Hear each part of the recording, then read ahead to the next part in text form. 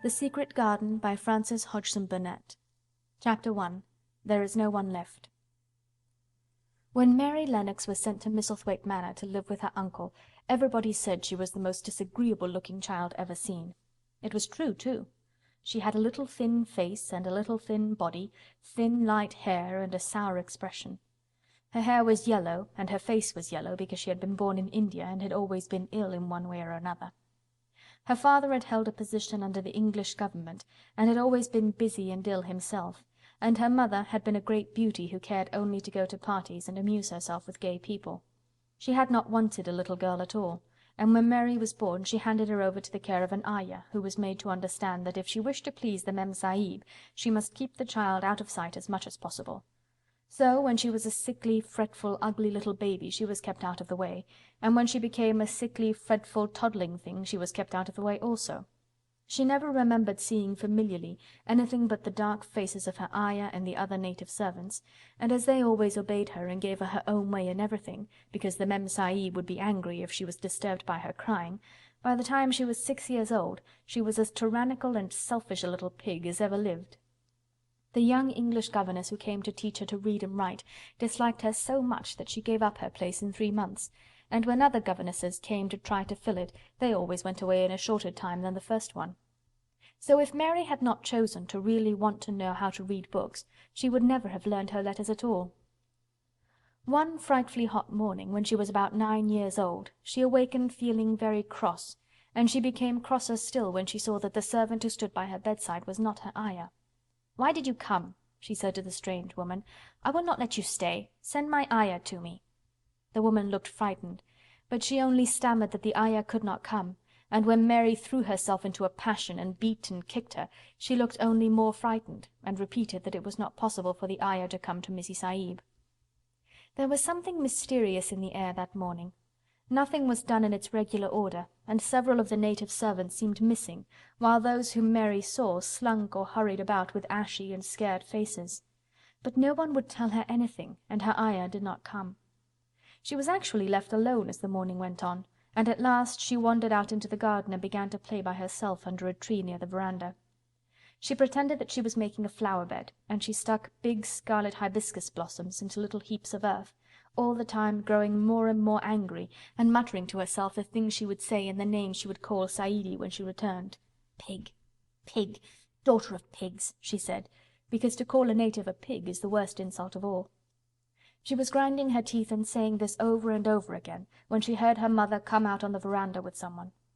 She was with a fair young man, and they stood talking together in low, strange voices. Mary knew the fair young man who looked like a boy. She had heard that he was a very young officer who had just come from England. The child stared at him, but she stared most at her mother. She always did this when she had a chance to see her, because the Mem Sahib, Mary used to call her that oftener than anything else, was such a tall, slim, pretty person, and wore such lovely clothes. Her hair was like curly silk, and she had a delicate little nose which seemed to be disdaining things, and she had large, laughing eyes. All her clothes were thin and floating, and Mary said they were full of lace. They looked fuller of lace than ever this morning, but her eyes were not laughing at all. They were large and scared, and lifted imploringly to the fair boy officer's face. "Is it so very bad? Oh, is it?" Mary heard her say. "Awfully," the young man answered in a trembling voice. "Awfully, Mrs. Lennox. You ought to have gone to the hills 2 weeks ago." The Mem Sahib wrung her hands. "Oh, I know I ought," she cried. "I only stayed to go to that silly dinner party. What a fool I was!" At that very moment such a loud sound of wailing broke out from the servants' quarters that she clutched the young man's arm, and Mary stood shivering from head to foot. The wailing grew wilder and wilder. "What is it? What is it?" Mrs. Lennox gasped. "Someone has died," answered the boy officer. "You did not say it had broken out among your servants." "I did not know," the Mem Sahib cried. "Come with me, come with me," and she turned and ran into the house. After that appalling things happened, and the mysteriousness of the morning was explained to Mary. The cholera had broken out in its most fatal form, and people were dying like flies. The ayah had been taken ill in the night, and it was because she had just died that the servants had wailed in the huts. Before the next day 3 other servants were dead, and others had run away in terror. There was panic on every side, and dying people in all the bungalows. During the confusion and bewilderment of the second day, Mary hid herself in the nursery and was forgotten by everyone. Nobody thought of her, nobody wanted her, and strange things happened of which she knew nothing. Mary alternately cried and slept through the hours. She only knew that people were ill, and that she heard mysterious and frightening sounds. Once she crept into the dining-room and found it empty, though a partly finished meal was on the table, and chairs and plates looked as if they had been hastily pushed back when the diners rose suddenly for some reason. The child ate some fruit and biscuits, and being thirsty, she drank a glass of wine which stood nearly filled. It was sweet, and she did not know how strong it was. Very soon it made her intensely drowsy, and she went back to her nursery and shut herself in again, frightened by cries she heard in the huts, and by the hurrying sound of feet. The wine made her so sleepy that she could scarcely keep her eyes open, and she lay down on her bed and knew nothing more for a long time. Many things happened during the hours in which she slept so heavily, but she was not disturbed by the wails and the sound of things being carried in and out of the bungalow. When she awakened, she lay and stared at the wall. The house was perfectly still. She had never known it to be so silent before.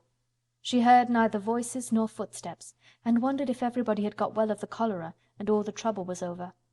She wondered also who would take care of her now her Ayah was dead. There would be a new Ayah, and perhaps she would know some new stories. Mary had been rather tired of the old ones. She did not cry because her nurse had died. She was not an affectionate child, and had never cared much for anyone. The noise and hurrying about and wailing over the cholera had frightened her, and she had been angry because no one seemed to remember that she was alive. Everyone was too panic-stricken to think of a little girl no one was fond of. When people had the cholera, it seemed that they remembered nothing but themselves. But if everyone had got well again, surely someone would remember and come to look for her. But no one came, and as she lay waiting, the house seemed to grow more and more silent. She heard something rustling on the matting, and when she looked down, she saw a little snake gliding along and watching her with eyes like jewels. She was not frightened, because he was a harmless little thing who would not hurt her, and he seemed in a hurry to get out of the room. He slipped under the door as she watched him. "How queer and quiet it is," she said. "It sounds as if there were no one in the bungalow but me and the snake." Almost the next minute she heard footsteps in the compound, and then on the veranda. They were men's footsteps, and the men entered the bungalow and talked in low voices. No one went to meet them or speak to them, and they seemed to open doors and look into rooms. "What desolation," she heard one say. "That pretty, pretty woman. I suppose the child, too. I heard there was a child, though no one ever saw her." Mary was standing in the middle of the nursery when they opened the door a few minutes later. She looked an ugly, cross little thing, and was frowning because she was beginning to be hungry and feel disgracefully neglected. The first man who came in was a large officer she had once seen talking to her father. He looked tired and troubled, but when he saw her he was so startled that he almost jumped back. "Barney!" he cried out. "There is a child here! A child alone! In a place like this! Mercy on us, who is she?" "I am Mary Lennox," the little girl said, drawing herself up stiffly. She thought the man was very rude to call her father's bungalow a place like this. "I fell asleep when everyone had the cholera, and I have only just wakened up. Why does nobody come?" "It is the child no one ever saw," exclaimed the man, turning to his companions. "She has actually been forgotten." "Why was I forgotten?" Mary said, stamping her foot. "Why does nobody come?" The young man, whose name was Barney, looked at her very sadly. Mary even thought she saw him wink his eyes as if to wink tears away. "Poor little kid," he said. "There's nobody left to come." It was in that strange and sudden way that Mary found out that she had neither father nor mother left, that they had died and been carried away in the night, and that the few native servants who had not died also had left the house as quickly as they could get out of it, none of them even remembering that there was a Missie Sahib. That was why the place was so quiet. It was true that there was no one in the bungalow but herself and the little rustling snake. End of Chapter 1. Chapter 2. Mistress Mary Quite Contrary. Mary had liked to look at her mother from a distance, and she had thought her very pretty, but as she knew very little of her, she could scarcely have been expected to love her, or to miss her very much when she was gone. She did not miss her at all, in fact, and as she was a self-absorbed child, she gave her entire thought to herself, as she had always done. If she had been older, she would no doubt have been very anxious at being left alone in the world, but she was very young, and as she had always been taken care of, she supposed she always would be. What she thought was that she would like to know if she was going to nice people, who would be polite to her and give her her own way, as her ayah and the other native servants had done. She knew that she was not going to stay at the English clergyman's house where she was taken at first. She did not want to stay. The English clergyman was poor, and he had 5 children nearly all the same age, and they wore shabby clothes and were always quarrelling and snatching toys from each other. Mary hated their untidy bungalow, and was so disagreeable to them that after the first day or two nobody would play with her. By the second day they had given her a nickname which made her furious. It was Basil who thought of it first. Basil was a little boy with impudent blue eyes and a turned-up nose, and Mary hated him. She was playing by herself under a tree, just as she had been playing the day the cholera broke out. She was making heaps of earth and paths for a garden, and Basil came and stood near to watch her. Presently he got rather interested, and suddenly made a suggestion. "Why don't you put a heap of stones there and pretend it is a rockery?" he said. "There in the middle," and he leaned over her to point. "Go away!" cried Mary. "I don't want boys. Go away!" For a moment Basil looked angry, and then he began to tease. He was always teasing his sisters. He danced round and round her and made faces and sang and laughed. "Mistress Mary, quite contrary, how does your garden grow? With silver bells and cockle shells and marigolds all in a row." He sang it until the other children heard and laughed too, and the crosser Mary got, the more they sang Mistress Mary quite contrary, and after that, as long as she stayed with them, they called her Mistress Mary quite contrary when they spoke of her to each other, and often when they spoke to her. "You're going to be sent home," Basil said to her, "at the end of the week, and we're glad of it." "I'm glad of it too," answered Mary. "Where is home?" "She doesn't know where home is," said Basil with 7-year-old scorn. "It's England, of course. Our grandmamma lives there, and our sister Mabel was sent to her last year. You're not going to your grandmamma. You have none. You are going to your uncle. His name is Mr. Archibald Craven." "I don't know anything about him," snapped Mary. "I know you don't," Basil answered. "You don't know anything. Girls never do. I heard father and mother talking about him. He lives in a great, big, desolate old house in the country, and no one goes near him. He's so cross he won't let them, and they wouldn't come if he would let them. He's a hunchback, and he's horrid." "I don't believe you," said Mary, and she turned her back and stuck her fingers in her ears because she would not listen any more.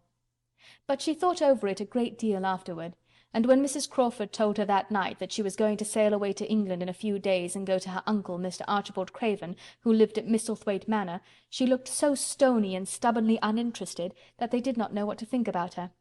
They tried to be kind to her, but she only turned her face away when Mrs. Crawford attempted to kiss her, and held herself stiffly when Mr. Crawford patted her shoulder. "She is such a plain child," Mrs. Crawford said pityingly afterward. "And her mother was such a pretty creature. She had a very pretty manner too, and Mary has the most unattractive ways I ever saw in a child. The children call her Mistress Mary quite contrary, and though it's naughty of them, one can't help understanding it." Perhaps if her mother had carried her pretty face and her pretty manners oftener into the nursery, Mary might have learned some pretty ways too. It is very sad, now the poor beautiful thing is gone, to remember that many people never even knew that she had a child at all. "I believe she scarcely ever looked at her," sighed Mrs. Crawford. "When her ayah was dead there was no one to give a thought to the little thing. Think of the servants running away and leaving her all alone in that deserted bungalow. Colonel McGrew said he nearly jumped out of his skin when he opened the door and found her standing by herself in the middle of the room." Mary made the long voyage to England under the care of an officer's wife, who was taking her children to leave them in a boarding school. She was very much absorbed in her own little boy and girl, and was rather glad to hand the child over to the woman Mr. Archibald Craven sent to meet her in London. The woman was his housekeeper at Misselthwaite Manor, and her name was Mrs. Medlock. She was a stout woman, with very red cheeks and sharp black eyes. She wore a very purple dress, a black silk mantle with jet fringe on it, and a black bonnet with purple velvet flowers which stuck up and trembled when she moved her head. Mary did not like her at all, but as she very seldom liked people, there was nothing remarkable in that. Besides which, it was very evident Mrs. Medlock did not think much of her. "My word, she's a plain little piece of goods," she said, "and we'd heard her mother was a beauty. She hasn't handed down much of it, has she, ma'am?" "Perhaps she will improve as she grows older," the officer's wife said good-naturedly. "If she were not so sallow and had a nicer expression, her features are rather good. Children alter so much." "She'll have to alter a good deal," answered Mrs. Medlock, "and there's nothing likely to improve children at Misselthwaite, if you ask me." They thought Mary was not listening because she was standing a little apart from them at the window of the private hotel they had gone to. She was watching the passing buses and cabs and people, but she heard quite well, and was made very curious about her uncle and the place he lived in. What sort of a place was it? And what would he be like? What was a hunchback? She had never seen one. Perhaps there were none in India. Since she had been living in other people's houses and had had no ayah, she had begun to feel lonely and to think queer thoughts which were new to her. She had begun to wonder why she had never seemed to belong to anyone, even when her mother and father had been alive. Other children seemed to belong to their fathers and mothers, but she had never seemed to really be anyone's little girl. She had had servants and food and clothes, but no one had taken any notice of her. She did not know that this was because she was a disagreeable child, but then of course she did not know she was disagreeable. She often thought that other people were, but she did not know that she was so herself. She thought Mrs. Medlock the most disagreeable person she had ever seen, with her common highly coloured face and her common fine bonnet. When the next day they set out on their journey to Yorkshire, she walked through the station to the railway carriage with her head up and trying to keep as far away from her as she could, because she did not want to seem to belong to her. It would have made her angry to think people imagined she was her little girl. But Mrs. Medlock was not in the least disturbed by her and her thoughts. She was the kind of woman who would stand no nonsense from young ones. At least, that is what she would have said if she had been asked. She had not wanted to go to London just when her sister Maria's daughter was going to be married, but she had a comfortable, well-paid place as housekeeper at Misselthwaite Manor, and the only way in which she could keep it was to do at once what Mr. Archibald Craven told her to do. She never dared even to ask a question. "Captain Lennox and his wife died of the cholera," Mr. Craven had said in his short, cold way. "Captain Lennox was my wife's brother, and I am their daughter's guardian. The child is to be brought here. You must go to London and bring her yourself." So she packed her small trunk and made the journey. Mary sat in the corner of the railway carriage and looked plain and fretful. She had nothing to read or to look at, and she had folded her thin little black-gloved hands in her lap. Her black dress made her look yellower than ever, and her limp, light hair straggled from under her black crape hat. "A more marred-looking young one I never saw in my life," Mrs. Medlock thought. Marred is a Yorkshire word, and means spoiled and pettish. She had never seen a child who sat so still without doing anything, and at last she got tired of watching her, and began to talk in a brisk, hard voice. "I suppose I may as well tell you something about where you are going," she said. "Do you know anything about your uncle?" "No," said Mary. "Never heard your father and mother talk about him?" "No," said Mary, frowning. She frowned because she remembered that her father and mother had never talked to her about anything in particular. Certainly they had never told her things. "Hm," muttered Mrs. Medlock, staring at her queer, unresponsive little face. She did not say any more for a few minutes, and then she began again.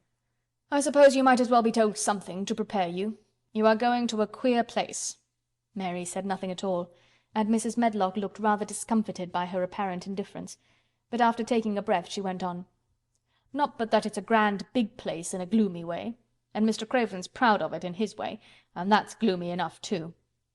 The house is 600 years old, and it's on the edge of the moor, and there's near 100 rooms in it, though most of them shut up and locked. And there's pictures and fine old furniture and things that's been there for ages, and there's a big park round it, and gardens and trees with branches trailing to the ground, some of them." She paused and took another breath. "But there's nothing else," she ended suddenly. Mary had begun to listen in spite of herself. It all sounded so unlike India, and anything new rather attracted her. But she did not intend to look as if she were interested. That was one of her unhappy, disagreeable ways. So she sat still. "Well," said Mrs. Medlock, "what do you think of it?" "Nothing," she answered. "I know nothing about such places." That made Mrs. Medlock laugh a short sort of laugh. "Heh," she said. "But you are like an old woman. Don't you care?" "It doesn't matter," said Mary, "whether I care or not." "You're right enough there," said Mrs. Medlock. "It doesn't. What you're to be kept at Misselthwaite Manor for I don't know, unless because it's the easiest way. He's not going to trouble himself about you, that's sure and certain. He never troubles himself about no one." She stopped herself as if she had just remembered something in time. "He's got a crooked back," she said. "That set him wrong. He was a sour young man and got no good of all his money and big place till he was married." Mary's eyes turned toward her in spite of her intention not to seem to care. She had never thought of the hunchbacks being married, and she was a trifle surprised.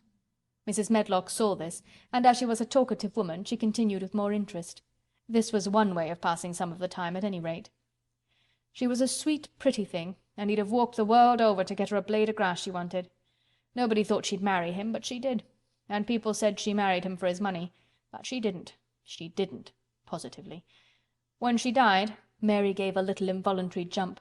"Oh, did she die?" she exclaimed quite without meaning to. She had just remembered a French fairy story she had once read called Riquet à la houppe. It had been about a poor hunchback and a beautiful princess, and it had made her suddenly sorry for Mr. Archibald Craven. "Yes, she died," Mrs. Medlock answered, "and it made him queerer than ever. He cares about nobody. He won't see people. Most of the time he goes away, and when he is at Misselthwaite he shuts himself up in the west wing and won't let anyone but Pitcher see him. Pitcher's an old fellow, but he took care of him when he was a child, and he knows his ways." It sounded like something in a book, and it did not make Mary feel cheerful. A house with 100 rooms, nearly all shut up, and with their doors locked. A house on the edge of a moor, whatsoever a moor was, sounded dreary. A man with a crooked back who shut himself up also. She stared out of the window with her lips pinched together, and it seemed quite natural that the rain should have begun to pour down in grey, slanting lines and splash and stream down the window panes. If the pretty wife had been alive, she might have made things cheerful by being something like her own mother, and by running in and out and going to parties as she had done in frocks full of lace. But she was not there any more. "You needn't expect to see him, because 10 to 1 you won't," said Mrs. Medlock. "And you mustn't expect that there will be people to talk to you. You'll have to play about and look after yourself. You'll be told what rooms you can go into and what rooms you're to keep out of. There's gardens enough. But when you're in the house, don't go wandering and poking about. Mr. Craven won't have it." "I shall not want to go poking about," said sour little Mary, and just as suddenly as she had begun to be rather sorry for Mr. Archibald Craven, she began to cease to be sorry, and to think he was unpleasant enough to deserve all that had happened to him. And she turned her face toward the streaming panes of the window of the railway carriage, and gazed out at the grey rainstorm which looked as if it would go on forever and ever. She watched it so long and steadily that the greyness grew heavier and heavier before her eyes, and she fell asleep. End of Chapter 2. Chapter 3. Across the Moor. She slept a long time, and when she awakened Mrs. Medlock had brought a lunch basket at one of the stations, and they had some chicken and cold beef and bread and butter and some hot tea. The rain seemed to be streaming down more heavily than ever, and everybody in the station wore wet and glistening waterproofs. The guard lighted the lamps in the carriage, and Mrs. Medlock cheered up very much over her tea and chicken and beef. She ate a great deal, and afterward fell asleep herself, and Mary sat and stared at her, and watched her fine bonnet slip on one side, until she herself fell asleep once more in the corner of the carriage, lulled by the splashing of the rain against the windows. It was quite dark when she awakened again. The train had stopped at a station, and Mrs. Medlock was shaking her. "You have had a sleep," she said. "It's time to open your eyes. We're at Thwaite Station, and we've got a long drive before us." Mary stood up and tried to keep her eyes open while Mrs. Medlock collected her parcels. The little girl did not offer to help her, because in India native servants always picked up or carried things, and it seemed quite proper that other people should wait on one. The station was a small one, and nobody but themselves seemed to be getting out of the train. The station-master spoke to Mrs. Medlock in a rough, good-natured way, pronouncing his words in a queer, broad fashion which Mary found out afterwards was Yorkshire. "I see thou's got back," he said, "and thou's brought the young un with thee." "Aye, that's her," answered Mrs. Medlock, speaking with a Yorkshire accent herself, and jerking her head over her shoulder toward Mary. "How's thy missus?" "Well enow. The carriage is waiting outside for thee." A brougham stood on the road before the little outside platform. Mary saw that it was a smart carriage, and that it was a smart footman who helped her in. His long waterproof coat and the waterproof covering of his hat were shining and dripping with rain, as everything was, the burly station-master included. When he shut the door, mounted the box with the coachman, and they drove off, the little girl found herself seated in a comfortably cushioned corner, but she was not inclined to go to sleep again. She sat and looked out of the window, curious to see something of the road over which she was being driven to the queer place Mrs. Medlock had spoken of. She was not at all a timid child, and she was not exactly frightened, but she felt that there was no knowing what might happen in a house with 100 rooms nearly all shut up, a house standing on the edge of a moor. "What is a moor?" she said suddenly to Mrs. Medlock. "Look out the window in about 10 minutes and you'll see," the woman answered. "We've got to drive 5 miles across Missel Moor before we get to the manor. You won't see much because it's a dark night, but you can see something." Mary asked no more questions, but waited in the darkness of her corner, keeping her eyes on the window. The carriage lamps cast rays of light a little distance ahead of them, and she caught glimpses of the things they passed. After they had left the station they had driven through a tiny village, and she had seen whitewashed cottages and the lights of a public house. Then they had passed a church and a vicarage, and a little shop window or so in a cottage with toys and sweets and odd things set out for sale. Then they were on the high road, and she saw hedges and trees. After that there seemed nothing different for a long time, or at least it seemed a long time to her. At last the horses began to go more slowly, as if they were climbing uphill, and presently there seemed to be no more hedges and no more trees. She could see nothing, in fact, but a dense darkness on either side. She leaned forward and pressed her face against the window just as the carriage gave a big jolt. We're on the moor now, sure enough," said Mrs. Medlock. The carriage lamps shed a yellow light on a rough-looking road which seemed to be cut through bushes and low-growing things, which ended in the great expanse of dark apparently spread out before and around them. A wind was rising and making a singular, wild, low, rushing sound. "It's not the sea, is it?" said Mary, looking round at her companion. "No, not it," answered Mrs. Medlock. "Nor it isn't fields nor mountains. It's just miles and miles and miles of wild land that nothing grows on but heather and gorse and broom, and nothing lives on but wild ponies and sheep." "I feel as if it might be the sea, if there were water on it," said Mary. "It sounds like the sea just now." "That's the wind blowing through the bushes," Mrs. Medlock said. "It's a wild, dreary enough place to my mind, though there's plenty that likes it, particularly when the heather's in bloom." On and on they drove through the darkness, and though the rain stopped, the wind rushed by and whistled and made strange sounds. The road went up and down, and several times the carriage passed over a little bridge beneath which water rushed very fast, with a great deal of noise. Mary felt as if the drive would never come to an end, and that the wide, bleak moor was a wide expanse of black ocean through which she was passing on a strip of dry land. "I don't like it," she said to herself. "I don't like it," and she pinched her thin lips more tightly together. The horses were climbing up a hilly piece of road when she first caught sight of a light. Mrs. Medlock saw it as soon as she did, and drew a long sigh of relief. I am glad to see that bit of light twinkling," she exclaimed. "It's the light in the lodge window. We shall get a good cup of tea after a bit, at all events." It was after a bit, as she said, for when the carriage passed through the park gates there was still 2 miles of avenue to drive through, and the trees, which nearly met overhead, made it seem as if they were driving through a long, dark vault. They drove out of the vault into a clear space, and stopped before an immensely long but low-built house, which seemed to ramble round a stone court. At first Mary thought that there were no lights at all in the windows, but as she got out of the carriage she saw that one room in a corner upstairs showed a dull glow. The entrance door was a huge one, made of massive, curiously shaped panels of oak, studded with big iron nails and bound with great iron bars. It opened into an enormous hall, which was so dimly lighted that the faces in the portraits on the walls and the figures in the suits of armor made Mary feel that she did not want to look at them. As she stood on the stone floor she looked a very small, odd little black figure, and she felt as small and lost and odd as she looked. A neat, thin old man stood near the manservant who opened the door for them.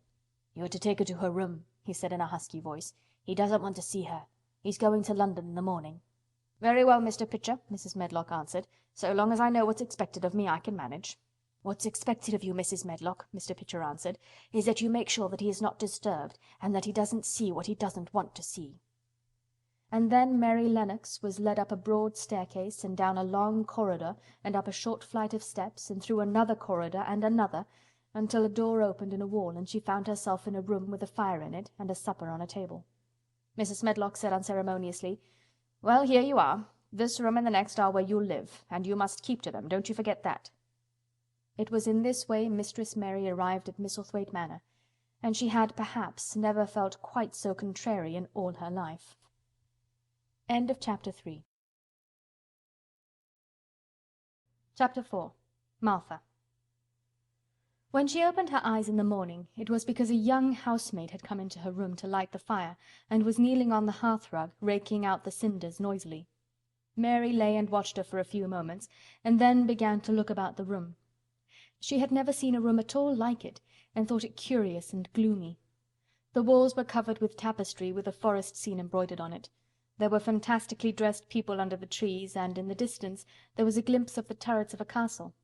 There were hunters and horses and dogs and ladies. Mary felt as if she were in the forest with them. Out of a deep window she could see a great climbing stretch of land which seemed to have no trees on it, and to look rather like an endless, dull, purplish sea. "What is that?" she said, pointing out of the window. Martha, the young housemaid, who had just risen to her feet, looked and pointed also. "That there?" she said. "Yes, that's the moor," with a good-natured grin. "Does tha like it?" "No," answered Mary, "I hate it." "That's because tha'rt not used to it," Martha said, going back to her hearth. "Tha thinks it's too big and bare now. But tha will like it." "Do you?" inquired Mary. "Aye, that I do," answered Martha, cheerfully polishing away at the grate. "I just love it. It's none bare. It's covered with growing things as smells sweet. It's fair lovely in spring and summer when the gorse and the broom and heather's in flower. It smells of honey, and there's such a lot of fresh air, and the sky looks so high, and the bees and skylarks make such a nice noise hummin' and singin'. I wouldn't live away from the moor for anything." Mary listened to her with a grave, puzzled expression. The native servants she had been used to in India were not in the least like this. They were obsequious and servile, and did not presume to talk to their masters as if they were their equals. They made salams and called them "protector of the poor" and names of that sort. Indian servants were commanded to do things, not asked. It was not the custom to say "please" and "thank you," and Mary had always slapped her Ayah in the face when she was angry. She wondered a little what this girl would do if one slapped her in the face. She was a round, rosy, good-natured looking creature, but she had a sturdy way which made Mistress Mary wonder if she might not even slap back, if the person who slapped her was only a little girl. "You are a strange servant," she said from her pillows, rather haughtily. Martha sat up on her heels, with her blacking brush in her hand, and laughed, without seeming the least out of temper. I know that," she said. "If there was a grand missus at Misselthwaite, I should never have been even one of the under housemaids. I might have been let to be scullery maid, but I'd never have been let upstairs. I'm too common, and I talk too much Yorkshire. But this is a funny house, for all that it's so grand. Seems like there's neither master nor mistress, 'cept Mr. Pitcher and Miss Medlock. Mr. Craven, he won't be troubled about anything when he's here, and he's nearly always away. Mrs. Medlock gave me the place out of kindness. She told me she could never have done it if Misselthwaite had been like other big houses." "Are you going to be my servant?" Mary asked, still in her imperious little Indian way. Martha began to rub her grate again. "I'm Mrs. Medlock's servant," she said stoutly, "and she's Mr. Craven's. But I'm to do the housemaid's work up here and wait on you a bit. But you won't need much waiting on." "Who is going to dress me?" demanded Mary. Martha sat up on her heels and stared. She spoke in broad Yorkshire in her amazement. "Canna thy dress thysen?" she said. "What do you mean? I don't understand your language," said Mary. I forgot," Martha said. "Mrs. Medlock told me I'd have to be careful or you wouldn't know what I was saying. I mean, can't you put on your own clothes?" "No," answered Mary quite indignantly. "I never did in my life. My Ayah dressed me, of course." "Well," said Martha, evidently not in the least aware that she was impudent, "it's time tha should learn. Tha cannot begin younger. It'll do thee good to wait on thysen a bit. My mother always said she couldn't see why grand people's children didn't turn out fair fools, what with nurses and being washed and dressed and took out to walk as if they was puppies." "It is different in India," said Mistress Mary disdainfully. She could scarcely stand this. But Martha was not at all crushed. "I can see it's different," she answered almost sympathetically. "I dare say it's because there's such a lot of blacks there instead of respectable white people. When I heard you was coming from India I thought you was a black too." Mary sat up in bed furious. "What?" she said. "What? You thought I was a native! You daughter of a pig!" Martha stared and looked hot. "Who are you calling names?" she said. "You needn't be so vexed. That's not the way for a young lady to talk. I've nothing against the blacks. When you read about 'em in tracts they're always very religious. You always read as a black's a man and a brother. I have never seen a black and I was fair pleased to think I was going to see one close. When I come in to light your fire this morning I crept up to your bed and pulled the cover back careful to look at you. And there you was," disappointedly, "no more black than me, for all you're so yeller." Mary did not even try to control her rage and humiliation. "You thought I was a native! You dared! You don't know anything about natives. They're not people, they're servants who must salaam to you. You know nothing about India. You know nothing about anything." She was in such a rage and felt so helpless before the girl's simple stare, and somehow she suddenly felt so horribly lonely and far away from everything she understood and which understood her, that she threw herself face downward on the pillows and burst into passionate sobbing. She sobbed so unrestrainedly that good-natured Yorkshire Martha was a little frightened and quite sorry for her. She went to the bed and bent over her. You mustn't cry like that there," she begged. "You mustn't for sure. I didn't know you'd be vexed. I don't know anything about anything, just like you said. I beg your pardon, miss, do stop crying." There was something comforting and really friendly in her queer Yorkshire speech and sturdy way, which had a good effect on Mary. She gradually ceased crying and became quiet. Martha looked relieved. "It's time for thee to get up now," she said. "Mrs. Medlock says I was to carry thy breakfast and tea and dinner into the room next to this. It's been made into a nursery for thee. I'll help thee on with thy clothes if thou'll get out of bed. If the buttons are at the back, thou cannot button them up thyself." When Mary at last decided to get up, the clothes Martha took from the wardrobe were not the ones she had worn when she arrived the night before with Mrs. Medlock. "Those are not mine," she said. "Mine are black." She looked the thick white wool coat and dress over, and added with cool approval, "Those are nicer than mine." "These are the ones thou must put on," Martha answered. "Mr. Craven ordered Mrs. Medlock to get 'em in London. He said, 'I won't have a child dressed in black wandering about like a lost soul,' he said. 'It'd make the place sadder than it is. Put colour on her.' Mother said she knew what he meant. Mother always knows what a body means. She doesn't hold with black herself." "I hate black things," said Mary. The dressing process was one which taught them both something.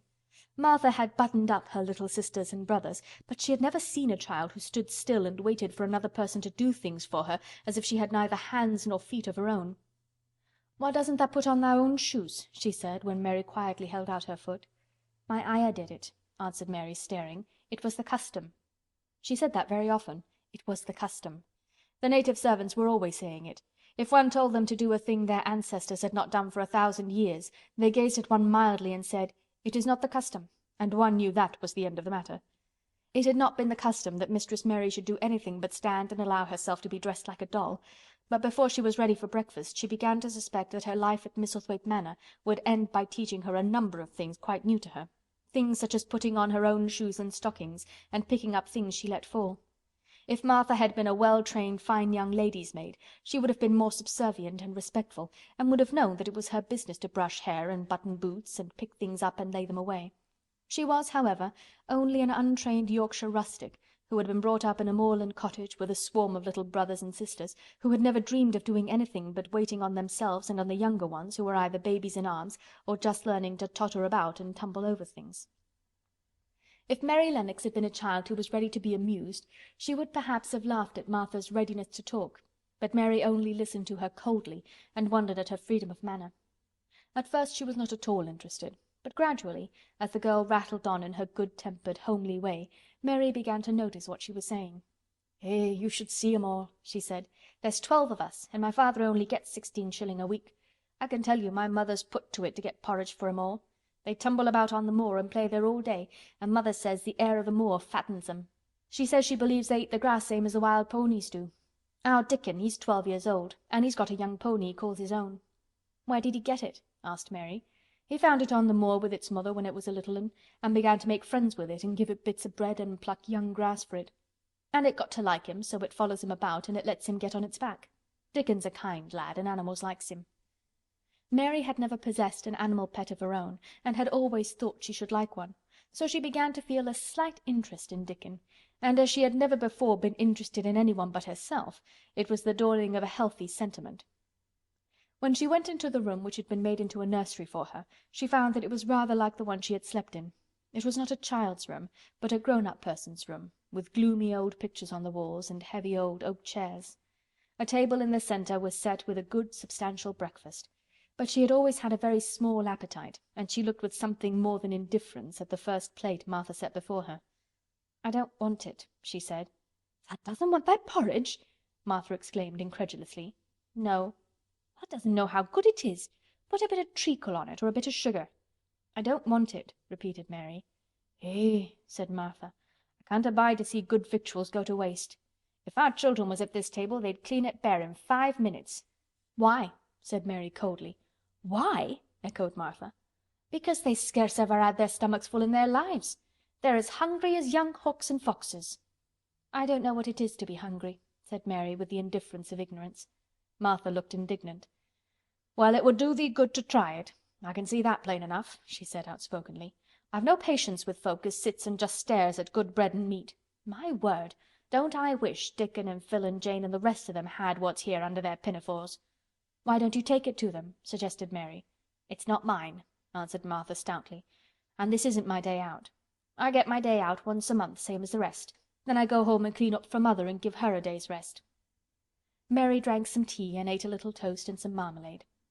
"You wrap up warm and run out and play, you," said Martha. "It'll do you good and give you some stomach for your meat." Mary went to the window. There were gardens and paths and big trees, but everything looked dull and wintry. "Out? Why should I go out on a day like this?" "Well, if tha doesn't go out tha'lt have to stay in. And what has tha got to do?" Mary glanced about her. There was nothing to do. When Mrs. Medlock had prepared the nursery, she had not thought of amusement. Perhaps it would be better to go out and see what the gardens were like. "Who will go with me?" she inquired. Martha stared. "You'll go by yourself," she answered. "You'll have to learn to play like other children does when they haven't got sisters and brothers. Our Dickon goes off on the moor by himself and plays for hours. That's how he made friends with the pony. He's got sheep on the moor that knows him, and birds as comes and eats out of his hand. However little there is to eat, he always saves a bit of his bread to coax his pets." It was really this mention of Dickon which made Mary decide to go out, though she was not aware of it. There would be birds outside, though they would not be ponies or sheep. They would be different from the birds in India, and it might amuse her to look at them. Martha found her coat and hat for her, and a pair of stout little boots, and she showed her way downstairs. "If thou goes round that way thou'll come to the gardens," she said, pointing to a gate in a wall of shrubbery. "There's lots of flowers in summer time, but there's nothing bloomin' now." She seemed to hesitate a second before she added, "One of the gardens is locked up. No one has been in it for 10 years." "Why?" asked Mary in spite of herself. Here was another locked door added to the 100 in the strange house. "Mr. Craven had it shut when his wife died so sudden. He won't let no one go inside. It was her garden. He locked the door and dug a hole and buried the key. There's Mrs. Medlock's bell ringing. I must run." After she had gone, Mary turned down the walk which led to the door in the shrubbery. She could not help thinking about the garden which no one had been into for 10 years. She wondered what it would look like, and whether there were any flowers still alive in it. When she had passed through the shrubbery gate, she found herself in great gardens with wide lawns and winding walks with clipped borders. There were trees and flower beds and evergreens clipped into strange shapes, and a large pool with an old grey fountain in its midst. But the flower beds were bare and wintry, and the fountain was not playing. This was not the garden which was shut up. How could a garden be shut up? You could always walk into a garden. She was just thinking this when she saw that, at the end of the path she was following, there seemed to be a long wall with ivy growing over it. She was not familiar enough with England to know that she was coming upon the kitchen gardens where the vegetables and fruit were growing. She went toward the wall and found that there was a green door in the ivy, and that it stood open. This was not the closed garden evidently, and she could go into it. She went through the door and found that it was a garden with walls all around it, and that it was only one of several walled gardens which seemed to open into one another. She saw another green door revealing bushes and pathways between beds containing winter vegetables. Fruit trees were trained flat against the wall, and over some of the beds there were glass frames. The place was bare and ugly enough, Mary thought, as she stood and stared about her. It might be nicer in summer when things were green, but there was nothing pretty about it now. Presently an old man with a spade over his shoulder walked through the door leading from the second garden. He looked startled when he saw Mary, and then touched his cap. He had a surly old face and did not seem at all pleased to see her, but then she was displeased with his garden and wore her quite contrary expression, and certainly did not seem at all pleased to see him. "What is this place?" she asked. "One of the kitchen gardens," he answered. "What is that?" said Mary, pointing through the other green door. "Another of 'em," shortly. "There's another on t'other side of the wall, and there's the orchard t'other side of that." "Can I go in them?" asked Mary. "If tha likes, but there's nowt to see." Mary made no response. She went down the path and through the second green door. There she found more walls and winter vegetables and glass frames, but in the second wall there was another green door, and it was not open. Perhaps it led into the garden which no one had seen for 10 years. As she was not at all a timid child, and always did what she wanted to do, Mary went to the green door and turned the handle. She hoped the door would not open, because she wanted to be sure she had found the mysterious garden, but it did open quite easily, and she walked through it and found herself in an orchard. There were walls all round it also, and trees trained against them, and there were bare fruit trees growing in the winter-browned grass, but there was no green door to be seen anywhere. Mary looked for it, and yet when she had entered the upper end of the garden she had noticed that the wall did not seem to end with the orchard, but to extend beyond it as if it enclosed a place at the other side.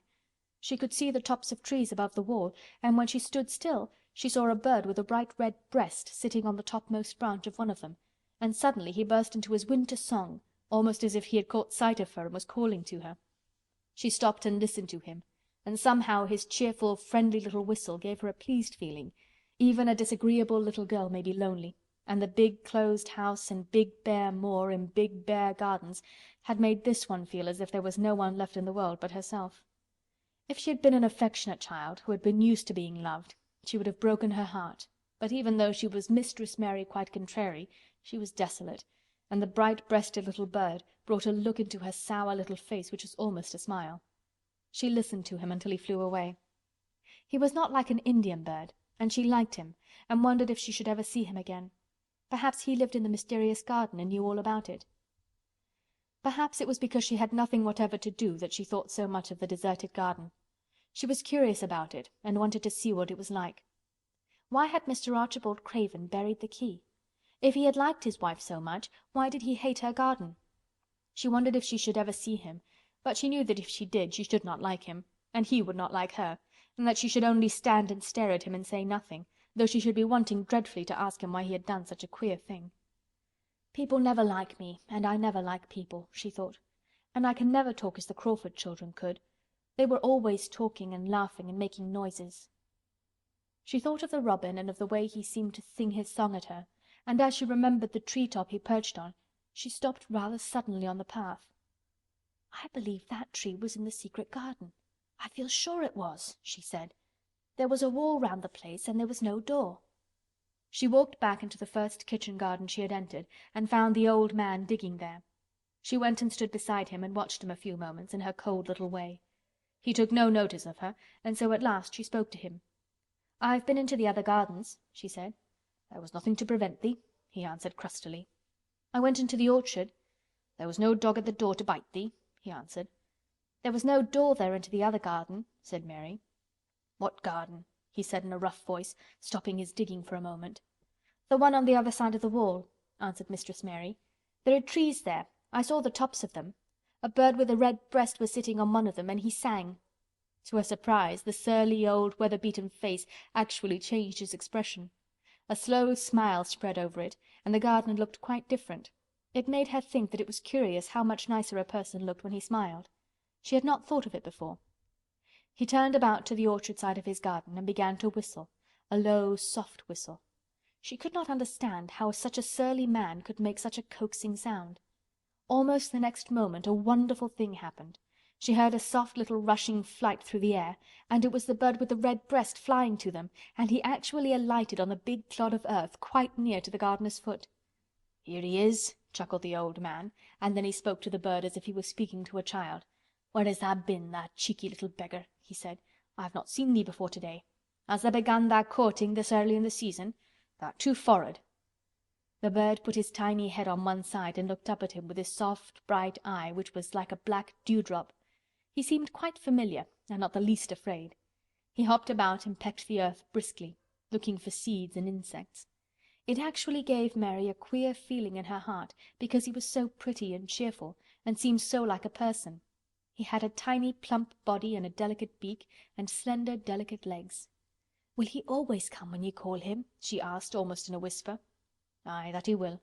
I've knowed him since he was a fledgling. He come out o' the nest into the garden, and when he first flew over the wall he was too weak to fly back for a few days, and we got friendly. When he went over the wall again the rest of the brood was gone, and he was lonely and he come back to me." "What kind of a bird is he?" Mary asked. "Doesn't tha know? He's a robin redbreast, and they're the friendliest, curiousest birds alive. They're almost as friendly as dogs, if you know how to get on with them. Watch him pecking about there and looking round at us now and again. He knows we're talking about him." It was the queerest thing in the world to see the old fellow. He looked at the plump little scarlet waistcoated bird as if he were both proud and fond of him. "He's a conceited one," he chuckled. "He likes to hear folk talk about him. And curious, bless me, there never was his like for curiosity and meddlin'. He's always comin' to see what I'm planting. He knows all the things Mester Craven never troubles hisself to find out. He's the head gardener, he is." The robin hopped about busily pecking the soil, and now and then stopped and looked at them a little. Mary thought his black dewdrop eyes gazed at her with great curiosity. It really seemed as if he were finding out all about her. The queer feeling in her heart increased. "Where did the rest of the brood fly to?" she asked. "There's no knowin'. The old ones turn 'em out of their nest and make 'em fly and they're scattered before you know it. This one was a knowin' one, and he knew he was lonely." Mistress Mary went a step nearer to the robin and looked at him very hard. "I'm lonely," she said. She had not known before that this was one of the things which made her feel sour and cross. She seemed to find it out when the robin looked at her and she looked at the robin. The old gardener pushed his cap back on his bald head and stared at her a minute. "Art thou the little wench from India?" he asked. Mary nodded. "Then no wonder thou'rt lonely. Thou'lt be lonelier before thou's done," he said. He began to dig again, driving his spade deep into the rich, black garden soil, while the robin hopped about very busily employed. "What is your name?" Mary inquired. He stood up to answer her. "Ben Weatherstaff," he answered, and then he added with a surly chuckle, "I'm lonely mysel', except when he's with me," and he jerked his thumb toward the robin. "He's the only friend I've got." "I have no friends at all," said Mary. "I never had. My Ayah didn't like me, and I never played with anyone." It is a Yorkshire habit to say what you think with blunt frankness, and old Ben Weatherstaff was a Yorkshire moorman. "Tha an' me are a good bit alike," he said. "We was wove out o' the same cloth. We're neither of us good lookin', and we're both of us as sour as we look. We've got the same nasty tempers, both of us, I'll warrant." This was plain speaking, and Mary Lennox had never heard the truth about herself in her life. Native servants always salaamed and submitted to you, whatever you did. She had never thought much about her looks, but she wondered if she was as unattractive as Ben Weatherstaff, and she also wondered if she looked as sour as he had looked before the robin came. She actually began to wonder also if she was nasty-tempered. She felt uncomfortable. Suddenly a clear, rippling little sound broke out near her and she turned round. She was standing a few feet from a young apple tree, and the robin had flown onto one of its branches and had burst out into a scrap of song. Ben Weatherstaff laughed outright. "What did he do that for?" asked Mary. "He's made up his mind to make friends with thee," replied Ben. "Dang me if he hasn't took a fancy to thee." "To me?" said Mary, and she moved toward the little tree softly and looked up. "Would you make friends with me?" she said to the robin, just as if she was speaking to a person. "Would you?" And she did not say it either in her hard little voice or in her imperious Indian voice, but in a tone so soft and eager and coaxing that Ben Weatherstaff was as surprised as she had been when she heard him whistle. "Why," he cried out, "tha said that as nice and human as if tha was a real child instead of a sharp old woman. Tha said it almost like Dickon talks to his wild things on the moor." "Do you know Dickon?" Mary asked, turning round rather in a hurry. "Everybody knows him. Dickon's wanderin' about everywhere. The very blackberries and heather bells knows him. I warrant the foxes show him where their cubs lies, and the skylarks doesn't hide their nests from him." Mary would have liked to ask some more questions. She was almost as curious about Dickon as she was about the deserted garden. But just that moment the robin, who had ended his song, gave a little shake of his wings, spread them and flew away. He had made his visit and had other things to do. "He has flown over the wall!" Mary cried out, watching him. "He has flown into the orchard! He has flown across the other wall, into the garden where there is no door." "He lives there," said old Ben. "He came out of the egg there. If he's courtin', he's making up to some young madam of a robin that lives 'mong the old rose trees there." "Rose trees?" said Mary. "Are there rose trees?" Ben Weatherstaff took up his spade again and began to dig. "There was 10 year ago," he mumbled. "I should like to see them," said Mary. "Where is the green door? There must be a door somewhere." Ben drove his spade deep and looked as uncompanionable as he had looked when she first saw him. "There was 10 year ago, but there isn't now," he said. "No door?" cried Mary. "There must be." "None as anyone can find, and none as is anyone's business. Don't you be a meddlesome wench and poke your nose where it's no cause to go. Here, I must get on with my work. Get you gone and play you. I've no more time." And he actually stopped digging, threw his spade over his shoulder and walked off, without even glancing at her or saying good-bye. End of Chapter 4. Chapter 5. The Cry in the Corridor. At first, each day which passed by for Mary Lennox was exactly like the others. Every morning she awoke in her tapestried room, and found Martha kneeling upon the hearth building her fire. Every morning she ate her breakfast in the nursery, which had nothing amusing in it, and after each breakfast she gazed out of the window across to the huge moor, which seemed to spread out on all sides and climb up to the sky, and after she had stared for a while, she realized that if she did not go out, she would have to stay in and do nothing, and so she went out. She did not know that this was the best thing she could have done, and she did not know that, when she began to walk quickly or even run along the paths and down the avenue, she was stirring her slow blood and making herself stronger by fighting with the wind which swept down from the moor. She ran only to make herself warm, and she hated the wind which rushed at her face and roared and held her back as if it were some giant she could not see. But the big breaths of rough fresh air blown over the heather filled her lungs with something which was good for her whole thin body, and whipped some red colour into her cheeks and brightened her dull eyes when she did not know anything about it.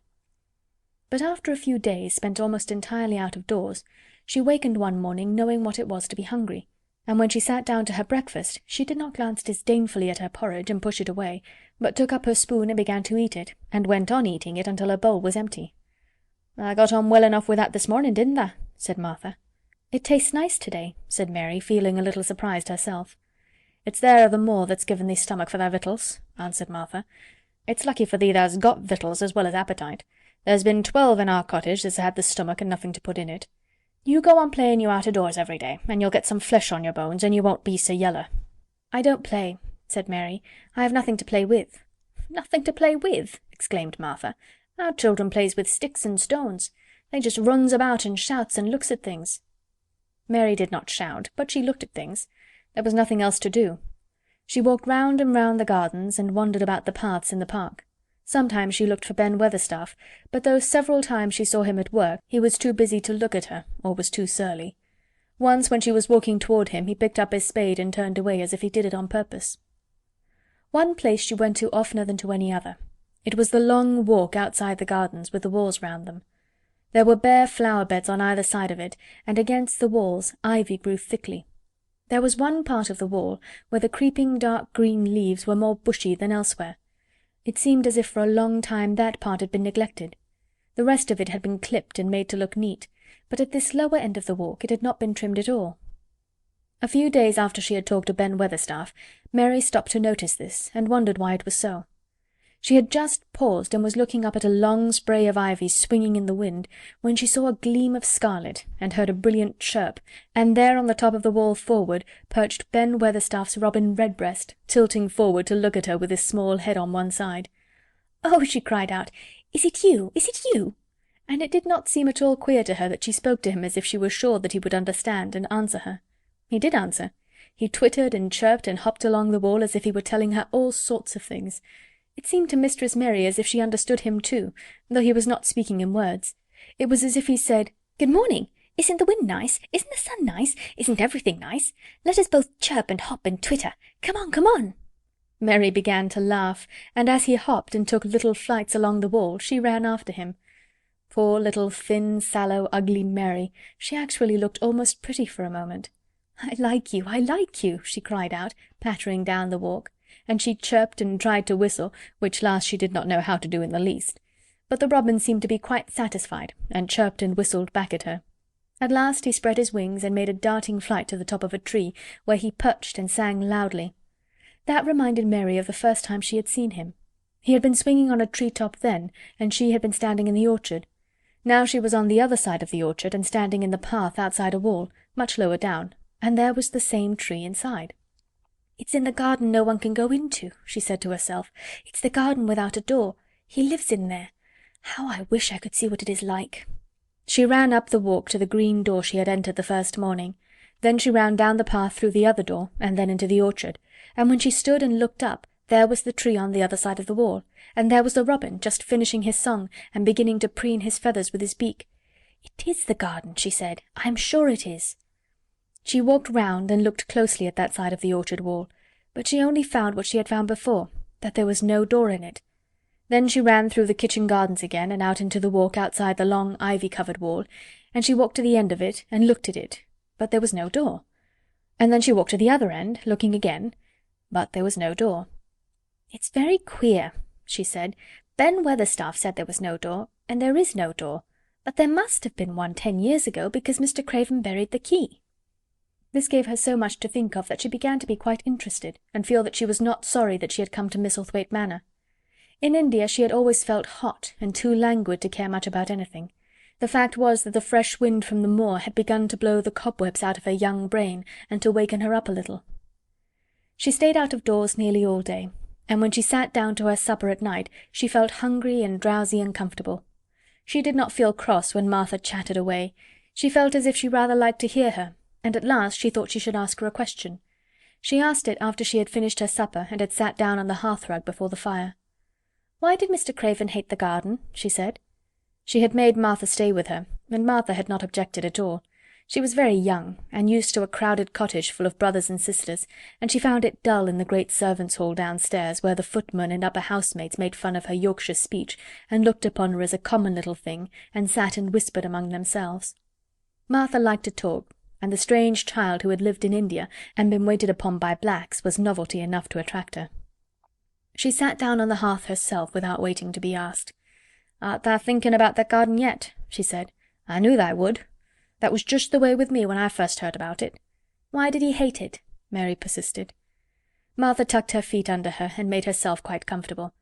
"Listen to the wind wuthering around the house," she said. "You could bear stand up on the moor if you was out on it tonight." Mary did not know what wuthering meant until she listened, and then she understood. It must mean that hollow, shuddering sort of roar which rushed round and round the house as if the giant no one could see were buffeting it and beating at the walls and windows to try to break in. But one knew he could not get in, and somehow it made one feel very safe and warm inside a room with a red coal fire. "But why did he hate it so?" she asked after she had listened. She intended to know if Martha did. Then Martha gave up her store of knowledge. "Mind," she said, "Mrs. Medlock said it's not to be talked about. There's lots of things in this place that's not to be talked over. That's Mr. Craven's orders. His troubles are none servant's business, he says. But for the garden he wouldn't be like he is. It was Mrs. Craven's garden that she had made when first they were married, and she just loved it, and they used to tend the flowers themselves, and none of the gardeners was ever let to go in. Him and her used to go in and shut the door and stay there hours and hours, reading and talking. And she was just a bit of a girl, and there was an old tree with a branch bent like a seat on it, and she made roses grow over it, and she used to sit there. But one day when she was sitting there, the branch broke, and she fell on the ground, and was hurt so bad that next day she died. The doctors thought he'd go out of his mind and die too. That's why he hates it. No one's ever gone in since, and he won't let anyone talk about it." Mary did not ask any more questions. She looked at the red fire and listened to the wind wuthering. It seemed to be wuthering louder than ever.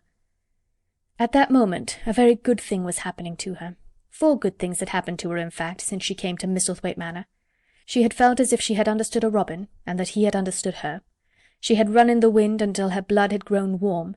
She had been healthily hungry for the first time in her life, and she had found out what it was to be sorry for someone. But as she was listening to the wind, she began to listen to something else. She did not know what it was, because at first she could scarcely distinguish it from the wind itself. It was a curious sound. It seemed almost as if a child were crying somewhere. Sometimes the wind sounded rather like a child crying, but presently Mistress Mary felt quite sure this sound was inside the house, not outside it. It was far away, but it was inside. She turned round and looked at Martha. "Do you hear anyone crying?" she said. Martha suddenly looked confused. "No," she answered. "It's the wind. Sometimes it sounds as if someone were lost on the moor and wailing. It's got all sorts of sounds." "But listen," said Mary. "It's in the house, down one of those long corridors." And at that very moment a door must have been opened somewhere downstairs, for a great rushing draught blew along the passage, and the door of the room they sat in was blown open with a crash, and as they both jumped to their feet, the light was blown out and the crying sound was swept down the far corridor so that it was to be heard more plainly than ever. "There," said Mary, "I told you so. It is someone crying, and it isn't a grown-up person." Martha ran and shut the door and turned the key.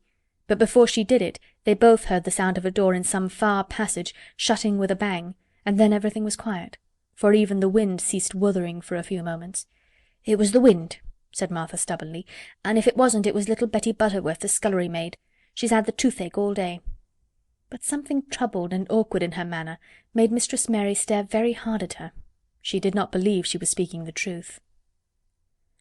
End of Chapter 5.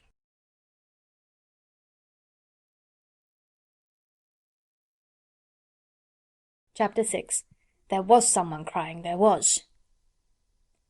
The next day the rain poured down in torrents again, and when Mary looked out of her window the moor was almost hidden by grey mist and cloud. There could be no going out today. "What do you do in your cottage when it rains like this?" she asked Martha. "Try to keep out from under each other's feet mostly," Martha answered. There does seem a lot of us then. Mother's a good-tempered woman, but she gets fair moithered. The biggest ones goes out in the cow-shed and plays there. Dickon, he doesn't mind the wet. He just goes out the same as if the sun was shining. He says he sees things on rainy days as doesn't show when it's fair weather.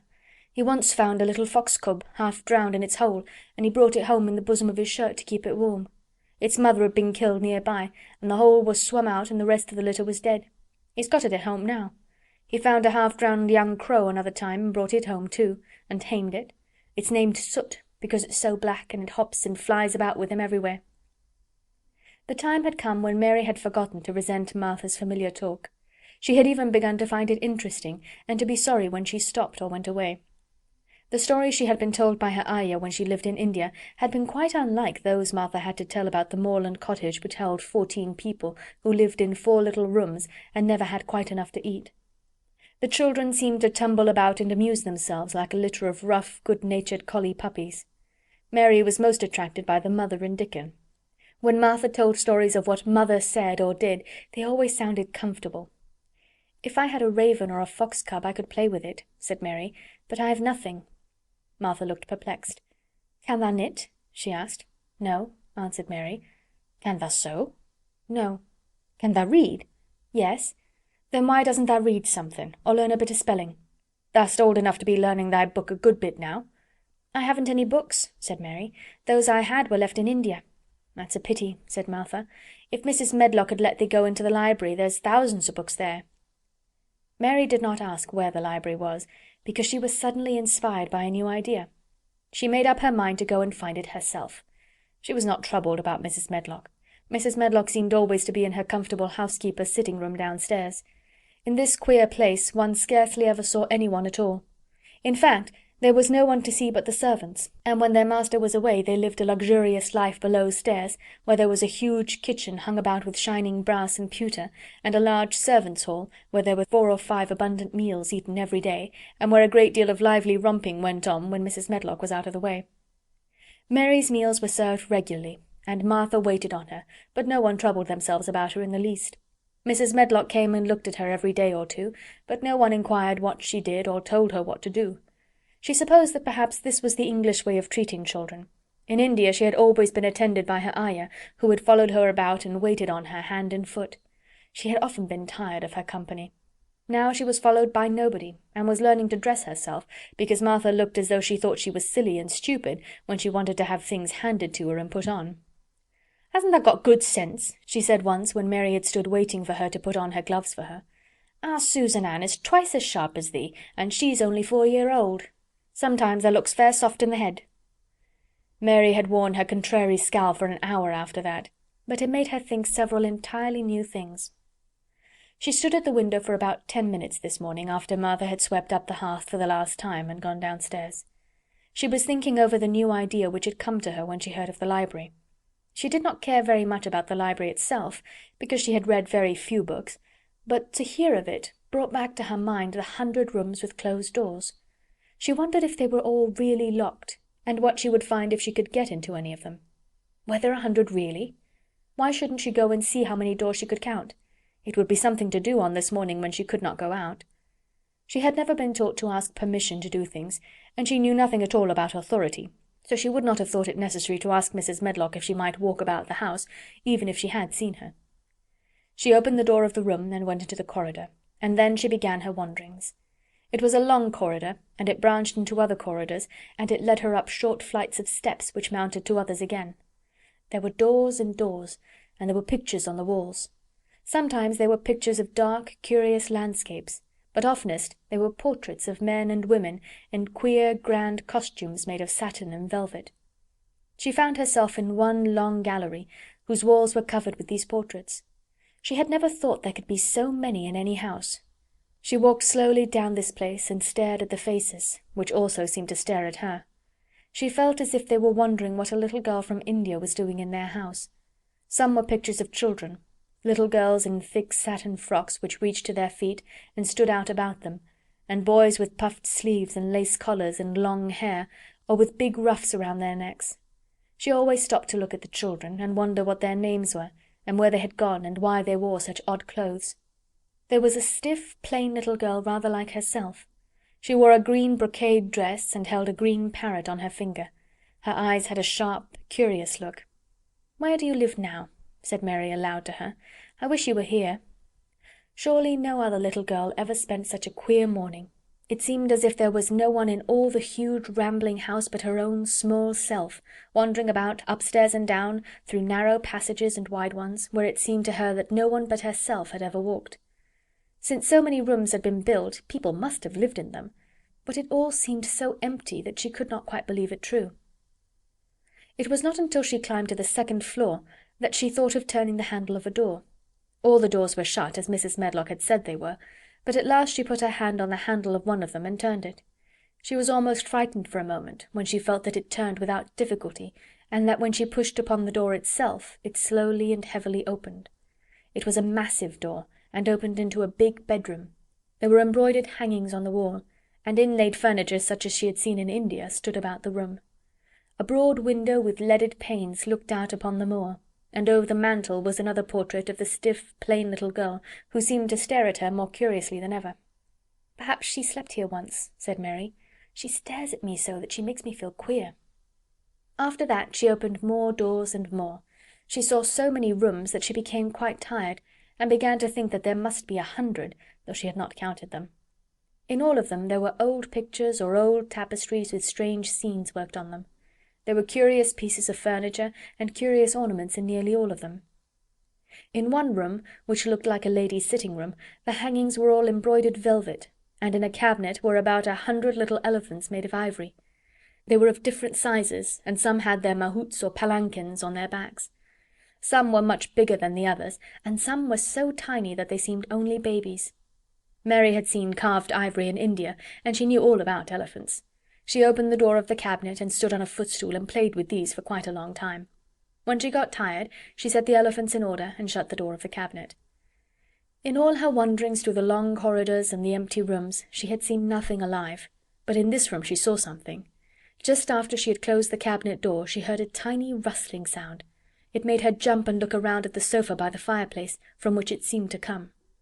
In the corner of the sofa there was a cushion, and in the velvet which covered it there was a hole, and out of the hole peeped a tiny head with a pair of frightened eyes in it. Mary crept softly across the room to look. The bright eyes belonged to a little grey mouse, and the mouse had eaten a hole into the cushion and made a comfortable nest there. 6 baby mice were cuddled up asleep near her.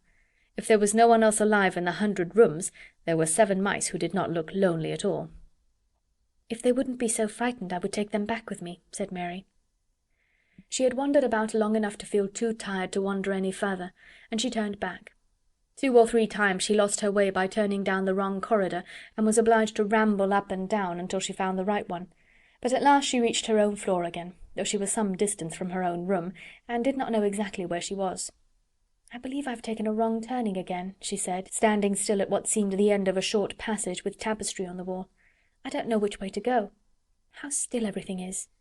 It was while she was standing here, and just after she had said this, that the stillness was broken by a sound.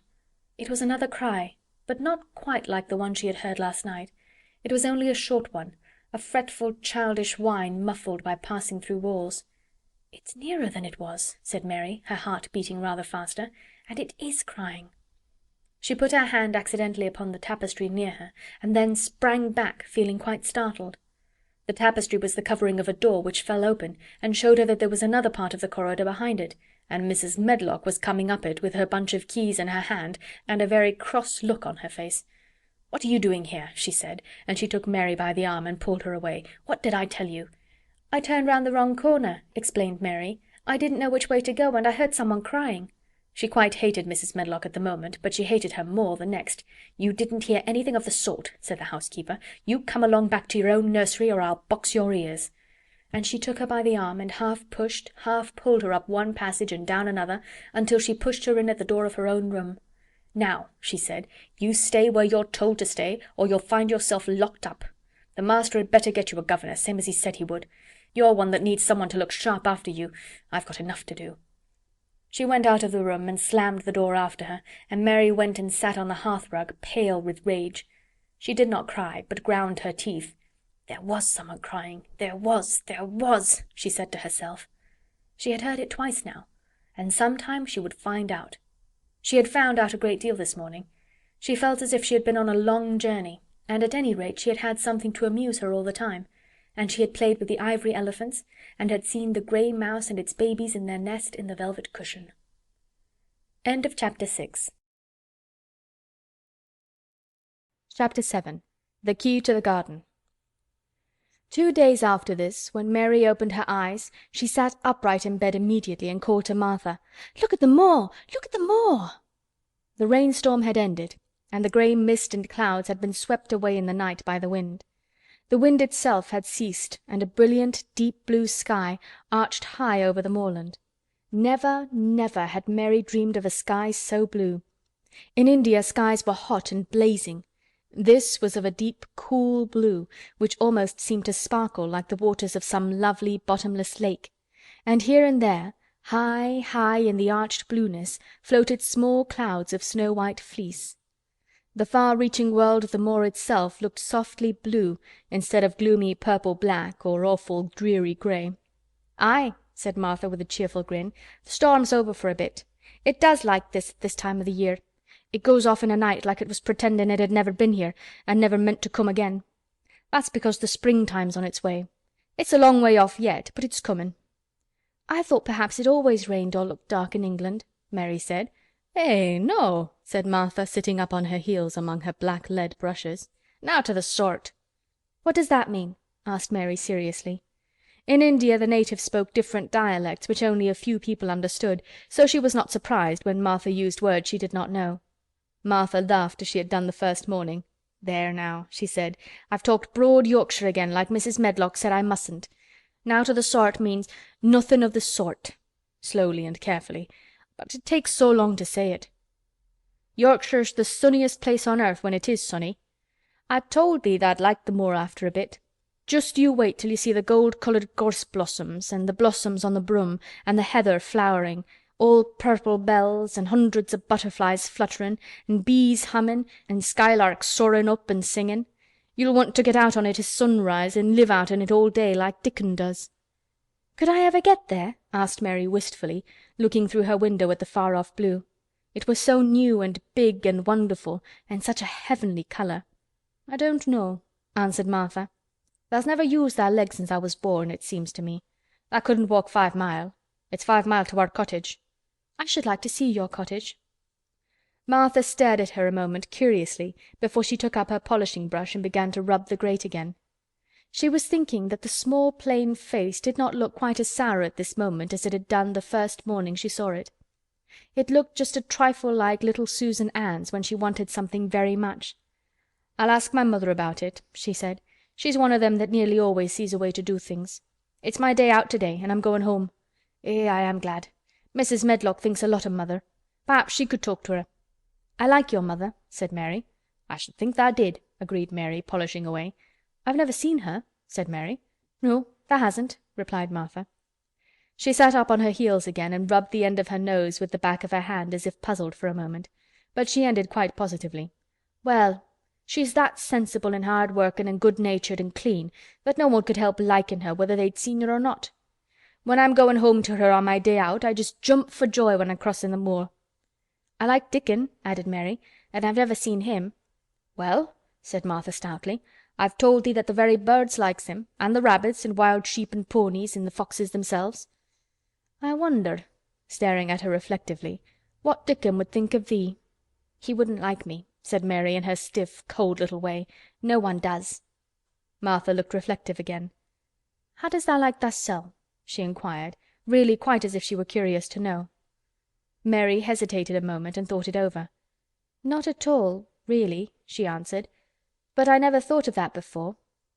Martha grinned a little as if at some homely recollection. "Mother said that to me once," she said. She was at her wash-tub and I was in a bad temper and talking ill of folk, and she turns round on me and says, 'Tha young vixen, tha. There tha stands sayin' tha doesn't like this one and tha doesn't like that one. How does tha like thasel?' That made me laugh and it brought me to my senses in a minute." She went away in high spirits as soon as she had given Mary her breakfast. She was going to walk 5 miles across the moor to the cottage, and she was going to help her mother with the washing and do the week's baking and enjoy herself thoroughly. Mary felt lonelier than ever when she knew she was no longer in the house. She went out into the garden as quickly as possible, and the first thing she did was to run round and round the fountain flower garden 10 times. She counted the times carefully, and when she had finished she felt in better spirits. The sunshine made the whole place look different. The high, deep blue sky arched over Misselthwaite as well as over the moor, and she kept lifting her face and looking up into it, trying to imagine what it would be like to lie down on one of the little snow-white clouds and float about. She went into the first kitchen garden and found Ben Weatherstaff working there with 2 other gardeners. The change in the weather seemed to have done him good. He spoke to her of his own accord. "Springtime's comin'," he said. "Cannot tha smell it?" Mary sniffed and thought she could. "I smell something nice and fresh and damp," she said. "That's the good rich earth," he answered, digging away. "It's in a good humor making ready to grow things. It's glad when plantin' time comes. It's dull in the winter when it's got nowt to do. In the flower gardens out there things will be stirrin' down below in the dark. The sun's warmin' 'em. You'll see bits o' green spikes stickin' out o' the black earth after a bit." "What will they be?" asked Mary. "Crocuses and snowdrops and daffydowndillys. Has tha never seen them?" "No. Everything is hot and wet and green after the rains in India," said Mary, "and I think things grow up in a night." "These won't grow up in a night," said Weatherstaff. "Tha'll have to wait for 'em. They'll poke up a bit higher here and push out a spike more there and uncurl a leaf this day and another that. You watch 'em." "I'm going to," answered Mary. Very soon she heard the soft rustling flight of wings again, and she knew at once that the robin had come again. He was very pert and lively, and hopped about so close to her feet and put his head on one side and looked at her so slyly that she asked Ben Weatherstaff a question. "Do you think he remembers me?" she said. "Remembers thee?" said Weatherstaff indignantly. "He knows every cabbage stump in the gardens, let alone the people. He's never seen a little wench here before, and he's bent on finding out all about thee. Tha's no need to try to hide anything from him." "Are things stirring down below in the dark in that garden where he lives?" Mary inquired. "What garden?" grunted Weatherstaff, becoming surly again. "The one where the old rose trees are." She could not help asking, because she wanted so much to know. "Are all the flowers dead, or do some of them come again in the summer? Are there ever any roses?" "Ask him," said Ben Weatherstaff, hunching his shoulders toward the robin. "He's the only one as knows. No one else has seen inside it for 10 year." 10 years was a long time, Mary thought. She had been born 10 years ago. She walked away slowly, thinking. She had begun to like the garden, just as she had begun to like the robin and Dickon and Martha's mother. She was beginning to like Martha too. That seemed a good many people to like, when you were not used to liking. She thought of the robin as one of the people. She went to her walk outside the long, ivy-covered wall over which she could see the tree-tops, and the second time she walked up and down the most interesting and exciting thing happened to her, and it was all through Ben Weatherstaff's robin. She heard a chirp and a twitter, and when she looked at the bare flower bed on her left, there he was, hopping about and pretending to peck things out of the earth to persuade her that he had not followed her. But she knew he had followed her, and the surprise so filled her with delight that she almost trembled a little. "You do remember me!" she cried out. "You do! You're prettier than anything else in the world." She chirped and talked and coaxed, and he hopped and flirted his tail and twittered. It was as if he were talking. His red waistcoat was like satin, and he puffed his tiny breast out and was so fine and so grand and so pretty that it was really as if he was showing her how important and like a human person a robin could be. Mistress Mary forgot that she had ever been contrary in her life when he allowed her to draw closer and closer to him, and bend down and talk and try to make something like robin sounds. Oh, to think that he should actually let her come as near to him as that! He knew nothing in the world would make her put out her hand toward him or startled him in the least tiniest way. He knew it because he was a real person, only nicer than any other person in the world. She was so happy that she scarcely dared to breathe. The flower bed was not quite bare. It was bare of flowers because the perennial plants had been cut down for their winter rest, but there were tall shrubs and low ones which grew together at the back of the bed, and as the robin hopped about under them she saw him hop over a small pile of freshly turned up earth. He stopped on it to look for a worm. The earth had been turned up because a dog had been trying to dig up a mole, and he had scratched quite a deep hole. Mary looked at it, not really knowing why the hole was there, and as she looked she saw something almost buried in the newly turned soil.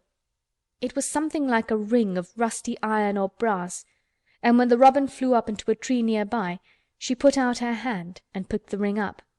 It was more than a ring, however. It was an old key which looked as if it had been buried a long time. Mistress Mary stood up and looked at it with an almost frightened face as it hung from her finger. "Perhaps it has been buried for 10 years," she said in a whisper. "Perhaps it is the key to the garden."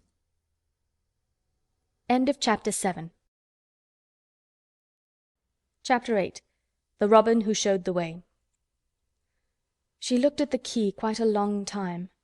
She turned it over and over and thought about it. As I have said before, she was not a child who had been trained to ask permission or consult her elders about things. All she thought about the key was that if it was the key to the closed garden, and she could find out where the door was, she could perhaps open it and see what was inside the walls and what had happened to the old rose trees. It was because it had been shut up so long that she wanted to see it. It seemed as if it must be different from other places, and that something strange must have happened to it during 10 years. Besides that, if she liked it, she could go into it every day and shut the door behind her, and she could make up some play of her own and play it quite alone, because nobody would ever know where she was, but would think the door was still locked and the key buried in the earth. The thought of that pleased her very much. Living, as it were, all by herself in a house with 100 mysteriously closed rooms, and having nothing whatever to do to amuse herself, had set her inactive brain to working, and was actually awakening her imagination. There is no doubt that the fresh, strong, pure air from the moor had a great deal to do with it. Just as it had given her an appetite, and fighting with the wind had stirred her blood, so the same things had stirred her mind. In India she had always been too hot and languid and weak to care much about anything, but in this place she was beginning to care and to want to do new things. Already she felt less contrary, though she did not know why. She put the key in her pocket and walked up and down her walk. No one but herself ever seemed to come there, so she could walk slowly and look at the wall, or rather at the ivy growing on it. The ivy was the baffling thing. Howsoever carefully she looked, she could see nothing but thickly growing, glossy, dark green leaves. She was very much disappointed. Something of her contrariness came back to her as she paced the walk and looked over it at the tree-tops inside. It seemed so silly, she said to herself, to be near it and not be able to get in. She took the key in her pocket when she went back to the house, and she made up her mind that she would always carry it with her when she went out, so that if she ever should find the hidden door, she would be ready. Mrs. Medlock had allowed Martha to sleep all night at the cottage, but she was back at her work in the morning with cheeks redder than ever and in the best of spirits. "I got up at 4 o'clock," she said. "It was pretty on the moor with the birds getting up and the rabbits scampering about and the sun rising. I didn't walk all the way. A man gave me a ride in his cart and I did enjoy myself." She was full of stories of the delights of her day out. Her mother had been glad to see her, and they had got the baking and washing all out of the way. She had even made each of the children a dough cake with a bit of brown sugar on it. "I had 'em all piping hot when they came in from playing on the moor. And the cottage all smelt of nice clean hot bacon, and there was a good fire, and they just shouted for joy. Our Dickon said our cottage was good enough for a king." In the evening they had all sat round the fire, and Martha and her mother had sewed patches on torn clothes and mended stockings, and Martha had told them about the little girl who had come from India and who had been waited on all her life by what Martha called blacks, until she didn't know how to put on her own stockings. "Eh, they did like to hear about you," said Martha. "They wanted to know all about the blacks and about the ship you came in. I couldn't tell 'em enough." Mary reflected a little. "I'll tell you a great deal more before your next day out," she said, "so that you will have more to talk about. I dare say they would like to hear about riding on elephants and camels, and about the officers going to hunt tigers." "My word! cried delighted Martha. "It would set 'em clean off their heads. Would tha really do that, miss? It would be same as a wild beast show like we heard they had in York once." "India's quite different from Yorkshire," said Mary slowly as she thought the matter over. "I never thought of that. Did Dickon and your mother like to hear you talk about me?" "Why, our Dickon's eyes nearly started out of his head, they got that round," answered Martha. "But mother, she was put out about your seemin' to be all by yourself like. She said, 'Hasn't Mr. Craven got no governess for her, nor no nurse?'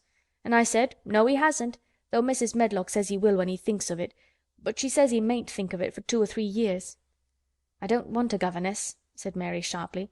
"But mother says you ought to be learnin' your book by this time, and you ought to have a woman to look after you, and she says, 'Now, Martha, you just think how you'd feel yourself in a big place like that, wanderin' about all alone and no mother.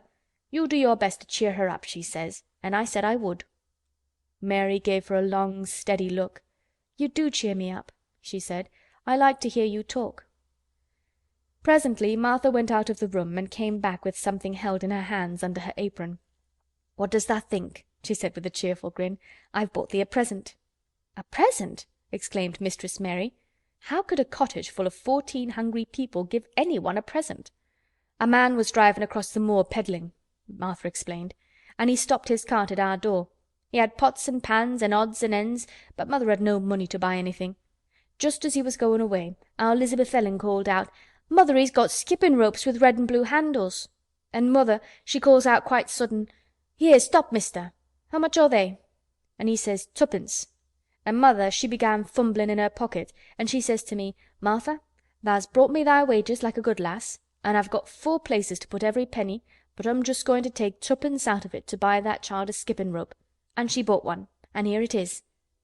She brought it out from under her apron and exhibited it quite proudly. It was a strong, slender rope with a striped red and blue handle at each end. But Mary Lennox had never seen a skipping rope before. She gazed at it with a mystified expression. "What is it for?" she asked curiously. "For?" cried out Martha. "Does thou mean that they've not got skipping ropes in India, for all they've got elephants and tigers and camels? No wonder most of 'em's black. This is what it's for. Just watch me." And she ran into the middle of the room, and taking a handle in each hand, began to skip and skip and skip, while Mary turned in her chair to stare at her, and the queer faces in the old portraits seemed to stare at her too, and wonder what on earth this common little cottager had the impudence to be doing under their very noses. But Martha did not even see them. The interest and curiosity in Mistress Mary's face delighted her, and she went on skipping and counted as she skipped until she had reached 100. "I could skip longer than that," she said when she stopped. "I've skipped as much as 500 when I was 12, but I wasn't as fat then as I am now, and I was in practice." Mary got up from her chair, beginning to feel excited herself. "It looks nice," she said. "Your mother is a kind woman. Do you think I could ever skip like that?" "You just try it," urged Martha, handing her the skipping rope. "You can't skip 100 at first, but if you practice you'll mount up. That's what mother said. She says, 'Nothin' will do her more good than skipping rope. It's the sensiblest toy a child can have. Let her play out in the fresh air skippin', and it'll stretch her legs and arms and give her some strength in 'em." It was plain that there was not a great deal of strength in Mistress Mary's arms and legs when she first began to skip. She was not very clever at it, but she liked it so much that she did not want to stop. "Put on tha things and run and skip out of doors," said Martha. "Mother said I must tell you to keep out of doors as much as you could, even when it rains a bit, so as tha'll wrap up warm." Mary put on her coat and hat and took her skipping rope over her arm. She opened the door to go out, and then suddenly thought of something, and turned back rather slowly. "Martha," she said, "they were your wages. It was your 2 pence, really. Thank you." She said it stiffly, because she was not used to thanking people, or noticing that they did things for her. "Thank you," she said, and held out her hand, because she did not know what else to do. Martha gave her hand a clumsy little shake, as if she was not accustomed to this sort of thing either. Then she laughed. "That a queered old womanish thing," she said. "If tha'd been our Elizabeth Ellen, tha'd have given me a kiss." Mary looked stiffer than ever. "Do you want me to kiss you?" Martha laughed again. "Nay, not me," she answered. "If tha was different, p'raps tha'd want to thysel'. But tha isn't. Run off outside and play with thy rope." Mistress Mary felt a little awkward as she went out of the room.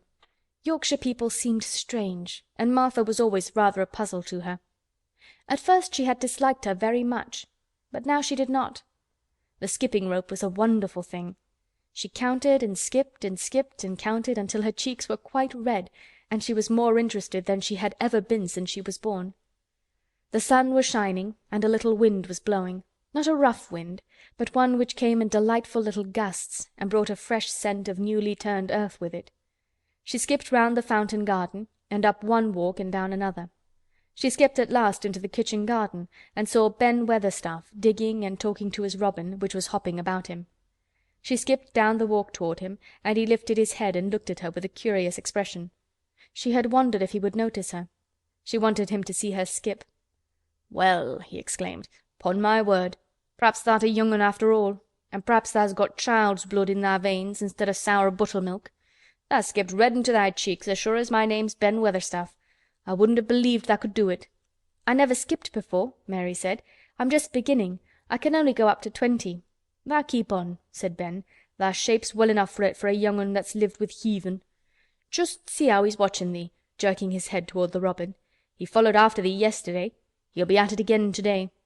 He'll be bound to find out what skippin' rope is. He's never seen one. Eh," shaking his head at the bird, "tha curiosity will be the death o' thee sometime if tha doesn't look sharp." Mary skipped round all the gardens and around the orchard, resting every few minutes. At length she went to her own special walk and made up her mind to try if she could skip the whole length of it. It was a good long skip, and she began slowly, but before she had gone halfway down the path she was so hot and breathless that she was obliged to stop. She did not mind much, because she had already counted up to 30. She stopped with a little laugh of pleasure, and there, lo and behold, was the robin swaying on a long branch of ivy. He had followed her, and he greeted her with a chirp. As Mary had skipped toward him, she felt something heavy in her pocket strike against her at each jump, and when she saw the robin she laughed again. "You showed me where the key was yesterday," she said. "You ought to show me the door today, but I don't believe you know." The robin flew from his swinging spray of ivy onto the top of the wall, and he opened his beak and sang a loud, lovely trill merely to show off. Nothing in the world is quite as adorably lovely as a robin when he shows off, and they are nearly always doing it. Mary Lennox had heard a great deal about magic in her Ayah's stories, and she always said that what happened almost at that moment was magic. One of the nice little gusts of wind rushed down the walk, and it was a stronger one than the rest. It was strong enough to wave the branches of the trees, and it was more than strong enough to sway the trailing sprays of untrimmed ivy hanging from the wall. Mary had stepped close to the robin, and suddenly the gust of wind swung aside some loose ivy trails, and more suddenly still she jumped toward it and caught it in her hand. This she did because she had seen something under it, a round knob which had been covered by the leaves hanging over it. It was the knob of a door. She put her hands under the leaves and began to pull and push them aside. Thick as the ivy hung, it nearly all was a loose and swinging curtain, though some had crept over wood and iron. Mary's heart began to thump and her hands to shake a little in her delight and excitement. The robin kept singing and twittering away and tilting his head on one side as if he were as excited as she was. What was this under her hands which was square and made of iron and which her fingers found a hole in? It was the lock of the door which had been closed 10 years, and she put her hand in her pocket, drew out the key, and found it fitted the keyhole. She put the key in and turned it. It took 2 hands to do it, but it did turn. And then she took a long breath and looked behind her up the long walk to see if anyone was coming. No one was coming. No one ever did come, it seemed. And she took another long breath because she could not help it, and she held back the swinging curtain of ivy and pushed back the door, which opened slowly, slowly. Then she slipped through it and shut it behind her, and stood with her back against it, looking about her and breathing quite fast with excitement and wonder and delight. She was standing inside the secret garden. End of Chapter 8. Chapter 9. The Strangest House Anyone Ever Lived In. It was the sweetest, most mysterious-looking place anyone could imagine. The high walls which shut it in were covered with the leafless stems of climbing roses, which were so thick that they were matted together. Mary Lennox knew they were roses because she had seen a great many roses in India. All the ground was covered with grass of a wintry brown, and out of it grew clumps of bushes which were surely rose bushes if they were alive. There were numbers of standard roses which had so spread their branches that they looked like little trees. There were other trees in the garden, and one of the things which made the place look strangest and loveliest was that climbing roses had run all over them and swung down long tendrils which made light swaying curtains, and here and there they caught at each other or at a far-reaching branch and had crept from one tree to another and made lovely bridges of themselves. There were neither leaves nor roses on them now, and Mary did not know whether they were dead or alive, but their thin grey or brown branches and sprays looked like a sort of hazy mantle spreading over everything, walls and trees and even brown grass where they had fallen from their fastenings and run along the ground. It was this hazy tangle from tree to tree which made it all look so mysterious. Mary had thought it must be different from other gardens which had not been left all by themselves so long, and indeed it was different from any other place she had ever seen in her life. "How still it is," she whispered. "How still." Then she waited a moment and listened at the stillness. The robin, who had flown to his tree-top, was still as all the rest. He did not even flutter his wings. He sat without stirring and looked at Mary. "No wonder it is still," she whispered again. "I am the first person who has spoken in here for 10 years." She moved away from the door, stepping as softly as if she were afraid of awakening someone. She was glad that there was grass under her feet and that her steps made no sounds. She walked under one of the fairy-like grey arches between the trees and looked up at the sprays and tendrils which formed them. "I wonder if they are all quite dead," she said. "Is it all a quite dead garden? I wish it wasn't."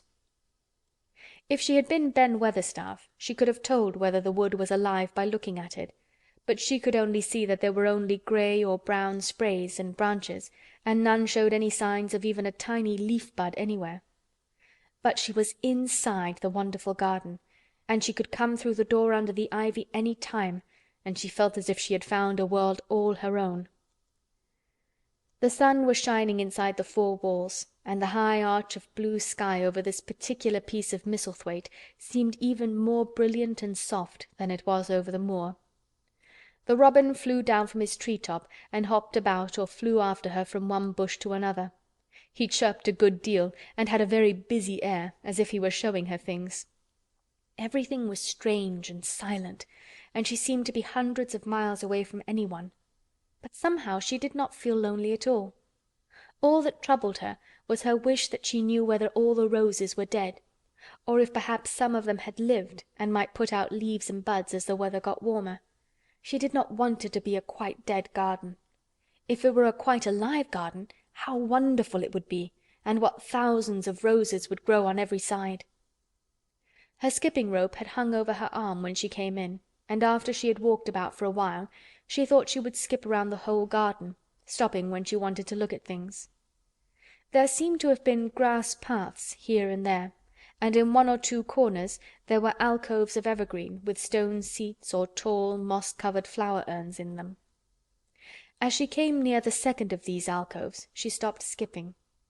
There had once been a flower bed in it, and she thought she saw something sticking out of the black earth, some sharp little pale green points. She remembered what Ben Weatherstaff had said, and she knelt down to look at them. "Yes, they are tiny growing things, and they might be crocuses or snowdrops or daffodils," she whispered. She bent very close to them and sniffed the fresh scent of the damp earth. She liked it very much. "Perhaps there are some other ones coming up in other places," she said. "I will go all over the garden and look." She did not skip, but walked. She went slowly and kept her eyes on the ground. She looked in the old border beds and among the grass, and after she had gone round, trying to miss nothing, she had found ever so many more sharp pale green points, and she had become quite excited again. "It isn't a quite dead garden," she cried out softly to herself. "Even if the roses are dead, there are other things alive." She did not know anything about gardening, but the grass seemed so thick in some of the places where the green points were pushing their way through that she thought they did not seem to have enough room to grow. She searched about until she found a rather sharp piece of wood, and knelt down and dug and weeded out the weeds and grass until she made nice little clear places around them. "Now they look as if they could breathe," she said, after she had finished with the first ones. "I'm going to do ever so many more. I'll do all I can see. If I haven't time today, I can come tomorrow." She went from place to place and dug and weeded and enjoyed herself so immensely that she was led on from bed to bed and into the grass under the trees. The exercise made her so warm that she first threw her coat off and then her hat, and without knowing it she was smiling down onto the grass and the pale green points all the time. The robin was tremendously busy. He was very much pleased to see gardening begun on his own estate. He had often wondered at Ben Weatherstaff. Where gardening is done, all sorts of delightful things to eat are turned up with the soil. Now here was this new kind of creature who was not half Ben's size and yet had the sense to come into his garden and begin at once. Mistress Mary worked in her garden until it was time to go to her midday dinner. In fact, she was rather late in remembering, and when she put on her coat and hat and picked up her skipping rope, she could not believe that she had been working 2 or 3 hours. She had been actually happy all the time, and dozens of the tiny pale green points were to be seen in cleared places, looking twice as cheerful as they had looked before, when the grass and weeds had been smothering them. "I shall come back this afternoon," she said, looking all round at her new kingdom, and speaking to the trees and the rose bushes as if they heard her. Then she ran lightly across the grass, pushed open the slow old door, and slipped through it under the ivy. She had such red cheeks and such bright eyes, and ate such a dinner, that Martha was delighted. "2 pieces o' meat and 2 helps o' rice puddin'," she said. "Eh, mother will be pleased when I tell her what the skippin' rope's done for thee." In the course of her digging with her pointed stick, Mistress Mary had found herself digging up a sort of white root rather like an onion. She had put it back in its place and patted the earth carefully down on it, and just now she wondered if Martha could tell her what it was. "Martha," she said, "what are those white roots that look like onions?" "They're bulbs," answered Martha. "Lots o' spring flowers grow from 'em. The very little ones are snowdrops and crocuses, and the big ones are narcissuses and jonquils and daffodowndillies. The biggest of all is lilies and purple flags. Eh, they are nice. Dickon's got a whole lot of 'em planted in our bit o' garden." "Does Dickon know all about them?" asked Mary, a new idea taking possession of her. "Our Dickon can make a flower grow out of a brick walk. Mother says he just whispers things out of the ground." "Do bulbs live a long time? Would they live years and years if no one helped them?" inquired Mary anxiously. "They're things as helps themselves," said Martha. "That's why poor folk can afford to have 'em. If you don't trouble 'em, most of 'em'll work away underground for a lifetime and spread out and have little uns. There's a place in the park woods here where there's snowdrops by thousands. They're the prettiest sight in Yorkshire when the spring comes. No one knows when they was first planted." "I wish the spring was here now," said Mary. "I want to see all the things that grow in England." She had finished her dinner and gone to her favorite seat on the hearthrug. I wish I had a little spade," she said. "Whatever does tha want a spade for?" asked Martha, laughing. "Art tha going to take to diggin'? I must tell mother that too." Mary looked at the fire and pondered a little. She must be careful if she meant to keep her secret kingdom. She wasn't doing any harm, but if Mr. Craven found out about the open door he would be fearfully angry and get a new key and lock it up forevermore. She really could not bear that. "This is such a big, lonely place," she said slowly, as if she were turning matters over in her mind. "The house is lonely, and the park is lonely, and the gardens are lonely. So many places seem shut up. I never did many things in India, but there were more people to look at, natives and soldiers marching by, and sometimes bands playing, and my ayah told me stories. There is no one to talk to here except you and Ben Weatherstaff, and you have to do your work, and Ben Weatherstaff won't speak to me often. I thought if I had a little spade I could dig somewhere as he does, and I might make a little garden if he would give me some seeds." Martha's face quite lighted up. "There now!" she exclaimed. "If that wasn't one of the things Mother said! She says, 'There's such a lot of room in that big place, why don't they give her a bit for herself, even if she doesn't plant nothing but parsley and radishes? She'd dig and rake away and be right happy down over it.' Them was the very words she said." "Were they?" said Mary. How many things she knows, doesn't she?" "Eh," said Martha. "It's like she says. A woman as brings up 12 children learns something beside her ABC. Children's as good as 'rithmetic to set you finding out things." "How much would a spade cost? A little one?" Mary asked. "Well," was Martha's reflective answer, "at Thwaite Village there's a shop or so, and I saw little garden sets with a spade and a rake and a fork all tied together for 2 shillings. And they were stout enough to work with too." "I've got more than that in my purse," said Mary. "Mrs. Morrison gave me 5 shillings and Mrs. Medlock gave me some money from Mr. Craven." "Did he remember thee that much?" exclaimed Martha. "Mrs. Medlock said I was to have a shilling a week to spend. She gives me one every Saturday. I didn't know what to spend it on." "My word, that's riches," said Martha. "Tha' can buy anything in the world tha' wants. The rent of our cottage is only 1 and 3pence and it's like pulling eye teeth to get it. Now I've just thought of something," putting her hands on her hips. "What?" said Mary eagerly. "In the shop at Thwaite they sell packages of flower seeds for a penny each, and our Dickon he knows which is the prettiest ones and how to make 'em grow. He walks over to Thwaite many a day just for the fun of it. Does tha know how to print letters?" suddenly. "I know how to write," Mary answered. Martha shook her head. "Our Dickon can only read printin'. If tha could print we could write a letter to him and ask him to go and buy the garden tools and the seeds at the same time." "Oh, you're a good girl!" Mary cried. "You are really. I didn't know you were so nice. I know I can print letters if I try. Let's ask Mrs. Medlock for a pen and ink and some paper." "I've got some of my own," said Martha. "I bought 'em so I could print a bit of a letter to Mother of a Sunday. I'll go and get it." She ran out of the room and Mary stood by the fire and twisted her thin little hands together with sheer pleasure. "If I have a spade," she whispered, "I can make the earth nice and soft and dig up weeds. If I have seeds and can make flowers grow, the garden won't be dead at all. It will come alive."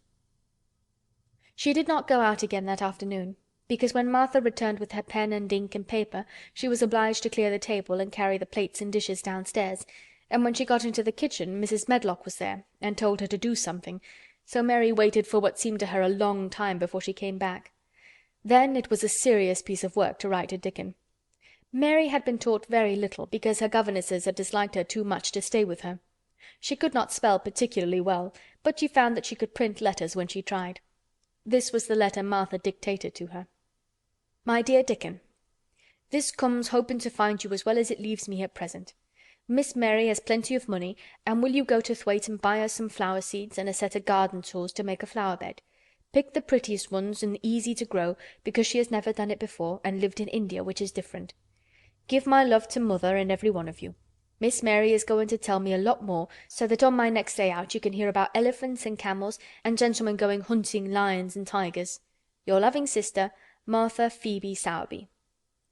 "We'll put the money in the envelope and I'll get the butcher boy to take it in his cart. He's a great friend of Dickon's," said Martha. "How shall I get the things when Dickon buys them?" "He'll bring 'em to you himself. He'll like to walk over this way." "Oh!" exclaimed Mary. "Then I shall see him. I never thought I should see Dickon." "Does thou want to see him?" asked Martha suddenly, for Mary had looked so pleased. "Yes, I do. I never saw a boy foxes and crows loved. I want to see him very much." Martha gave a little start as if she remembered something. "Now to think," she broke out, "to think o' me forgetting that there, and I thought I was going to tell you first thing this morning. I asked Mother and she said she'd ask Mrs. Medlock her own self." "Do you mean—" Mary began. "What I said Tuesday. Ask her if you might be driven over to our cottage some day and have a bit o' Mother's hot oat cake and butter and a glass o' milk." It seemed as if all the interesting things were happening in one day. To think of going over the moor in the daylight and when the sky was blue. To think of going into the cottage which held 12 children. "Does she think Mrs. Medlock would let me go?" she asked quite anxiously. "Aye, she thinks she would. She knows what a tidy woman Mother is and how clean she keeps the cottage." "If I went I should see your mother as well as Dickon," said Mary, thinking it over and liking the idea very much.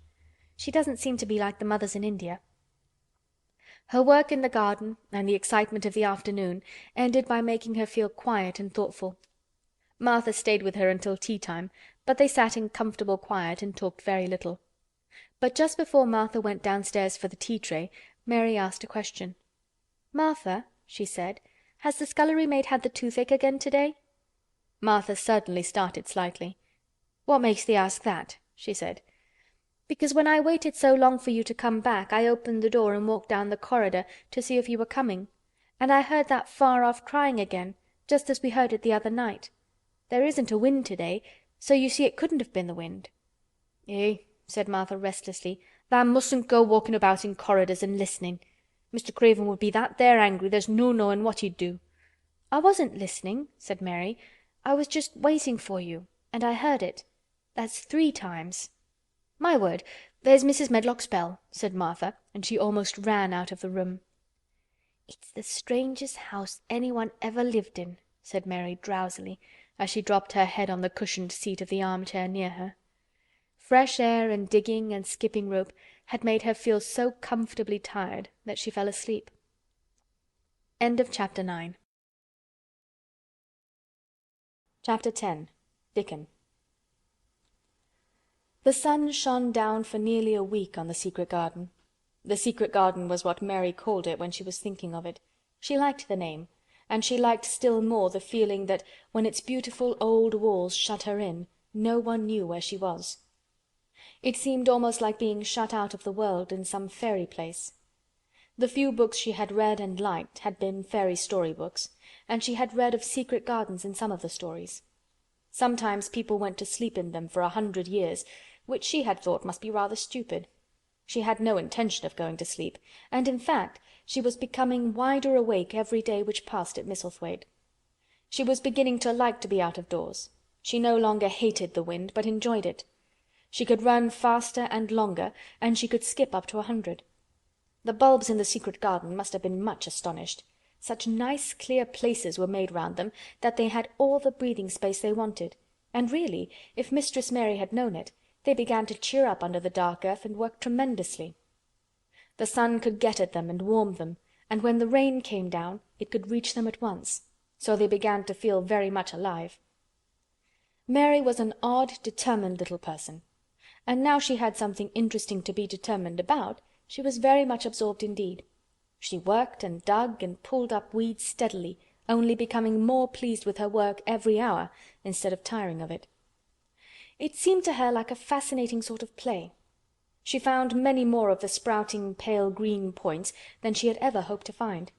They seemed to be starting up everywhere, and each day she was sure she found tiny new ones, some so tiny that they barely peeped above the earth. There were so many that she remembered what Martha had said about the snowdrops by the thousands, and about bulbs spreading and making new ones. These had been left to themselves for 10 years, and perhaps they had spread, like the snowdrops, into thousands. She wondered how long it would be before they showed that they were flowers.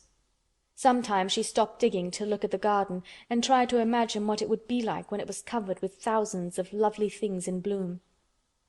During that week of sunshine she became more intimate with Ben Weatherstaff. She surprised him several times by seeming to start up beside him as if she sprang out of the earth. The truth was that she was afraid that he would pick up his tools and go away if he saw her coming, so she always walked toward him as silently as possible. But in fact he did not object to her as strongly as he had at first. Perhaps he was secretly rather flattered by her evident desire for his elderly company. Then, also, she was more civil than she had been.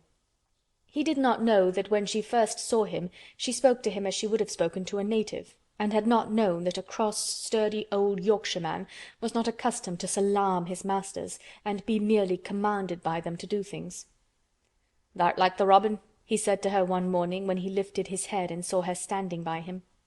"I never knows when I shall see thee, or which side thou'll come from." "He's friends with me now," said Mary. "That's like him," snapped Ben Weatherstaff. "Making up to the women folk just for vanity and flightiness. There's nothing he wouldn't do for the sake of showing off and flirting his tail feathers.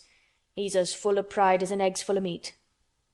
He very seldom talked much, and sometimes did not even answer Mary's questions except by a grunt, but this morning he said more than usual. He stood up and rested one hobnailed boot on the top of his spade while he looked her over. "How long has tha been here?" he jerked out. "I think it's about a month," she answered. "Tha's beginning to do Misselthwaite credit," he said. "Tha's a bit fatter than tha was, and tha's not quite so yeller. Tha looked like a young plucked crow when tha first came into this garden. Thinks I to myself, I never set eyes on an uglier, sour-faced young un." Mary was not vain, and as she had never thought much of her looks, she was not greatly disturbed. "I know I'm fatter," she said. "My stockings are getting tighter. They used to make wrinkles. There's the robin, Ben Weatherstaff." There indeed was the robin, and she thought he looked nicer than ever. His red waistcoat was as glossy as satin, and he flirted his wings and tail, and tilted his head, and hopped about with all sorts of lively graces. He seemed determined to make Ben Weatherstaff admire him, but Ben was sarcastic. "Aye, there tha'rt," he said. "Tha can put up with me for a bit sometimes when tha's got no one better. Tha's been reddening up thy waistcoat and polishing thy feathers this 2 weeks. I know what tha's up to. Tha's courting some bold young madam somewhere, telling thy lies to her about being the finest cock robin on MISSEL Moor and ready to fight all the rest of them." "Oh, look at him!" exclaimed Mary. The robin was evidently in a fascinating, bold mood. He hopped closer and closer and looked at Ben Weatherstaff more and more engagingly. He flew to the nearest currant bush and tilted his head and sang a little song right at him. "Tha thinks tha'll get over me by doing that," said Ben, wrinkling his face up in such a way that Mary felt sure he was trying not to look pleased. "Tha thinks no one can stand out against thee. That's what tha thinks." The robin spread his wings. Mary could scarcely believe her eyes. He flew right up to the handle of Ben Weatherstaff's spade and alighted on the top of it. Then the old man's face wrinkled itself slowly into a new expression. He stood still as if he were afraid to breathe, as if he would not have stirred for the world, lest his robin should start away. He spoke quite in a whisper. "Well, I'm danged," he said, as softly as if he were saying something quite different. "Tha does know how to get at a chap, tha does. Tha's fair unearthly, tha's so knowin'." And he stood without stirring, almost without drawing his breath, until the robin gave another flirt to his wings and flew away. Then he stood looking at the handle of the spade as if there might be magic in it, and then he began to dig again, and said nothing more for several minutes. But because he kept breaking into a slow grin now and then, Mary was not afraid to talk to him. "Have you a garden of your own?" she asked. "No, I'm a bachelder and lodge with Martin at the gate." "If you had one," said Mary, "what would you plant?" "Cabbages and taters and onions." "But if you wanted to make a flower garden," persisted Mary, "what would you plant?" "Bulbs and sweet-smelling things, but mostly roses." Mary's face lighted up. "Do you like roses?" she said. Ben Weatherstaff rooted up a weed and threw it aside before he answered. "Well, yes, I do. I was learned that by a young lady I was gardener to. She had a lot in a place she was fond of, and she loved 'em like they was children, or robins. I've seen her bend over and kiss 'em." He dragged out another weed and scowled at it. "That were as much as 10 year ago." "Where is she now?" asked Mary, much interested. "Heaven," he answered, and drove his spade deep into the soil, "'cordin' to what parson says." "What happened to the roses?" Mary asked again, more interested than ever. "They was left to themselves." Mary was becoming quite excited. "Did they quite die? Do roses quite die when they are left to themselves?" she ventured. "Well, I'd got to like 'em, and I liked her, and she liked 'em," Ben Weatherstaff admitted reluctantly. "Once or twice a year I'd go and work at 'em a bit, prune 'em and dig about the roots. They run wild, but they was in rich soil, so some of 'em lived." "When they have no leaves and look grey and brown and dry, how can you tell whether they are dead or alive?" inquired Mary. "Wait till the spring gets at 'em. Wait till the sun shines on the rain and the rain falls on the sunshine, and then tha'll find out." "How? How?" cried Mary, forgetting to be careful. "Look along the twigs and branches, and if tha see a bit of a brown lump swellin' here and there, watch it after the warm rain and see what happens." He stopped suddenly and looked curiously at her eager face. "Why does tha care so much about roses and such all of a sudden?" he demanded. Mistress Mary felt her face grow red. She was almost afraid to answer. I want to play that I have a garden of my own," she stammered. There is nothing for me to do. I have nothing, and no one." "Well," said Ben Weatherstaff slowly as he watched her, "that's true. Tha hasn't." He said it in such an odd way that Mary wondered if he was actually a little sorry for her. She had never felt sorry for herself. She had only felt tired and cross, because she disliked people and things so much. But now the world seemed to be changing and getting nicer. If no one found out about the secret garden, she should enjoy herself always. She stayed with him for 10 or 15 minutes longer, and asked him as many questions as she dared. He answered every one of them in his queer grunting way, and did not seem really cross, and did not pick up his spade and leave her. He said something about roses just as she was going away, and it reminded her of the ones he had said he had been fond of. "Do you go and see those other roses now?" she asked. "Not been this year. My rheumatics has made me too stiff in the joints." He said it in his grumbling voice, and then quite suddenly he seemed to get angry with her, though she did not see why he should. "Now look here," he said sharply, "don't tha' ask so many questions. Tha'rt the worst wench for asking questions I've ever come across. Get thee gone and play thee. I've done talking for today." And he said it so crossly that she knew there was not the least use in staying another minute. She went skipping slowly down the outside walk, thinking him over and saying to herself that, queer as it was, here was another person whom she liked, in spite of his crossness. She liked old Ben Weatherstaff. Yes, she did like him. She always wanted to try to make him talk to her. Also, she began to believe that he knew everything in the world about flowers. There was a laurel-hedged walk which curved round the secret garden and ended at a gate which opened into a wood in the park. She thought she would slip round this walk and look into the wood and see if there were any rabbits hopping about. She enjoyed the skipping very much, and when she reached the little gate, she opened it and went through, because she heard a low, peculiar whistling sound and wanted to find out what it was. It was a very strange thing indeed. She quite caught her breath as she stopped to look at it. A boy was sitting under a tree with his back against it, playing on a rough wooden pipe. He was a funny-looking boy about 12. He looked very clean, and his nose turned up, and his cheeks were as red as poppies, and never had Mistress Mary seen such round and such blue eyes in any boy's face. And on the trunk of the tree he leaned against, a brown squirrel was clinging and watching him, and from behind a bush near by a cock-pheasant was delicately stretching his neck to peep out, and quite near him were 2 rabbits sitting up and sniffing with tremulous noses, and it actually appeared as if they were all drawing near to watch him and listen to the strange, low little call his pipe seemed to make. When he saw Mary he held up his hand and spoke to her in a voice almost as low as, and rather like, his piping. "Don't tha' move," he said. "It'd flight 'em." Mary remained motionless. He stopped playing his pipe and began to rise from the ground. He moved so slowly that it scarcely seemed as though he were moving at all. But at last he stood on his feet, and then the squirrel scampered back up into the branches of his tree, the pheasant withdrew his head, and the rabbits dropped on all fours and began to hop away, though not at all as if they were frightened. "I'm Dickon," the boy said. "I know thou'rt Miss Mary." Then Mary realized that somehow she had known at first that he was Dickon. Who else could have been charming rabbits and pheasants as the natives charm snakes in India? He had a wide, red, curving mouth, and his smile spread all over his face.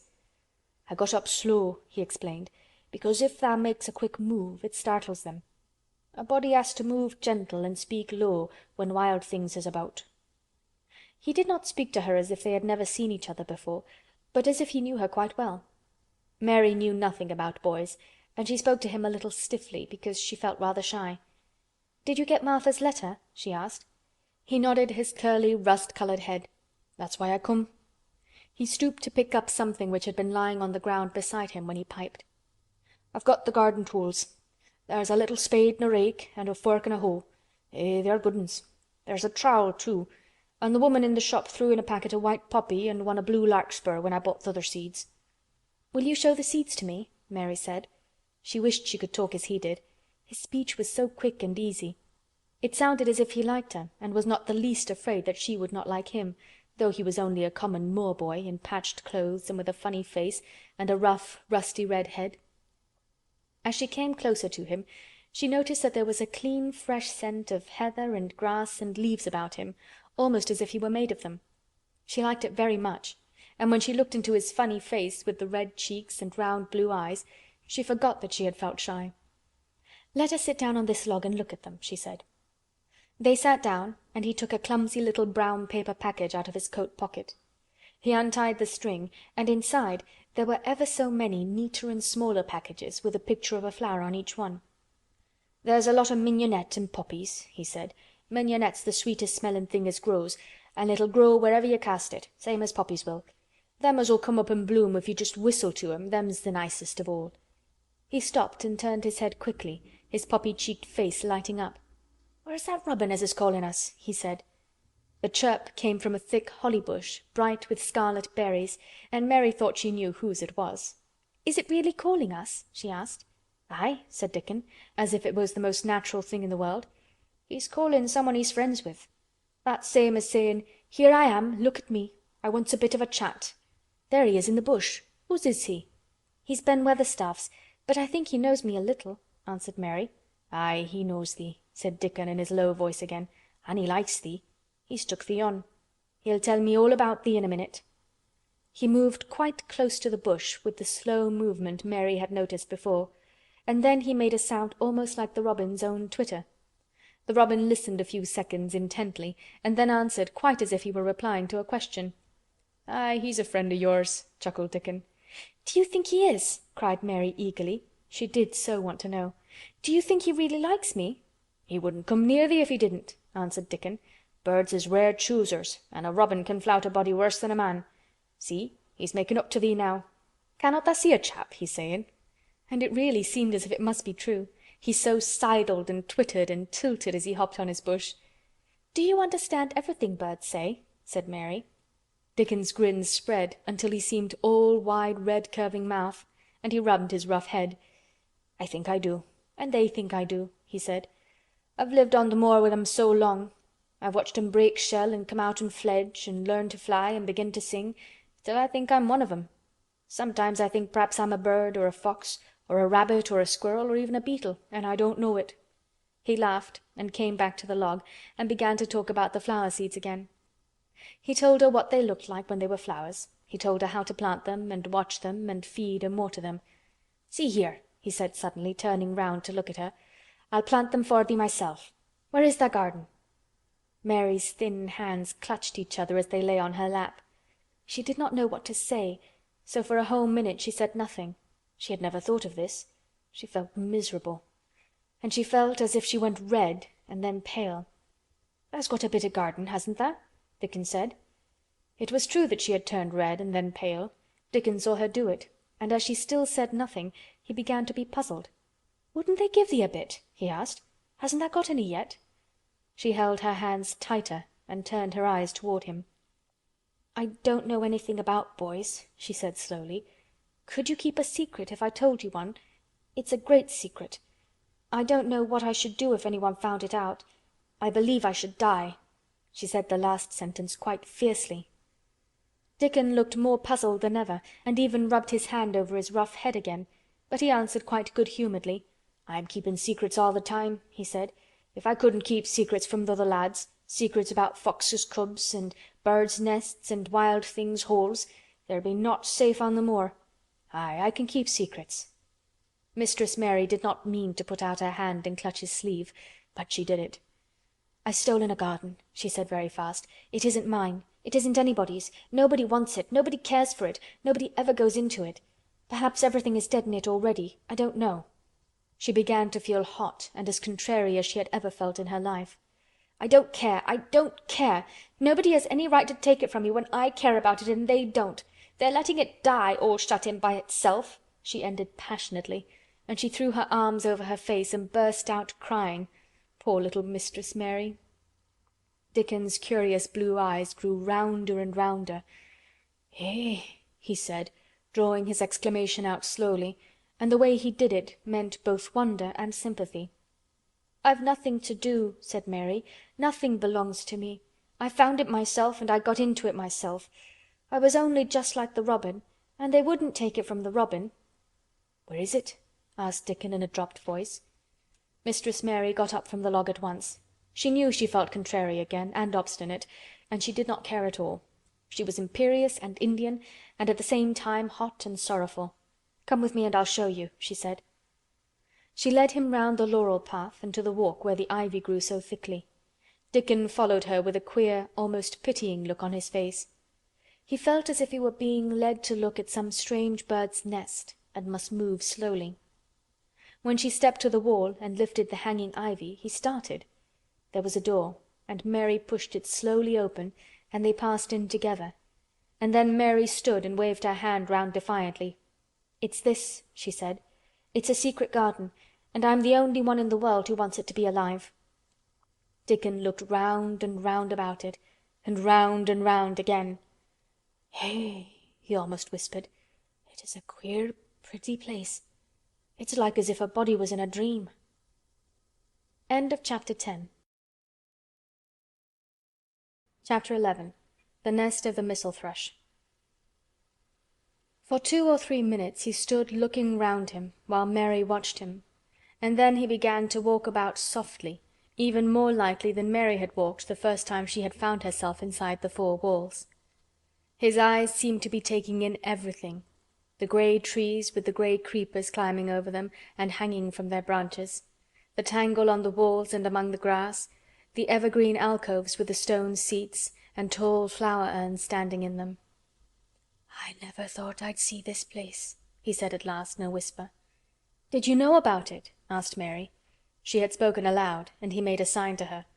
"We must talk low," he said, "or someone'll hear us, and wonder what's to do in here." "Oh, I forgot," said Mary, feeling frightened, and putting her hand quickly against her mouth. "Did you know about the garden?" she asked again, when she had recovered herself. Dickon nodded. "Martha told me there was one as no one ever went inside," he answered. "Us used to wonder what it was like." He stopped and looked round at the lovely grey tangle about him, and his eyes looked queerly happy. The nests as'll be here come springtime," he said. "It'd be the safest nestin' place in England. No one ever comin' near, and tangles o' trees and roses to build in. I wonder all the birds on the moor don't build here." Mistress Mary put her hand on his arm again without knowing it. "Will there be roses?" she whispered. "Can you tell? I thought perhaps they were all dead." No, not them. Not all of 'em," he answered. "Look here." He stepped over to the nearest tree, an old, old one with grey lichen all over its bark, but upholding a curtain of tangled sprays and branches. He took a thick knife out of his pocket and opened one of its blades.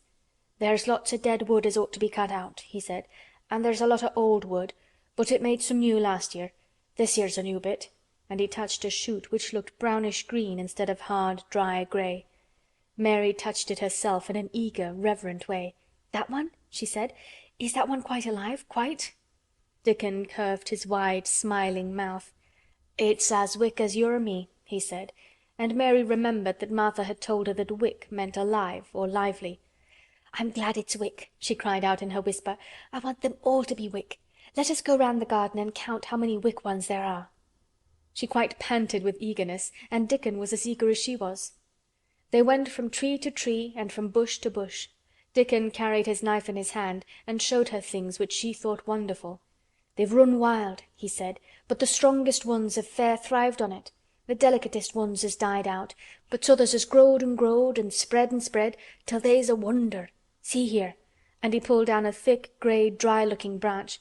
"A body might think this was dead wood, but I don't believe it is, down to the root. I'll cut it down low and see." He knelt and with his knife cut the lifeless-looking branch through, not far above the earth. "There," he said exultantly. "I told thee so. There's green in that wood yet. Look at it."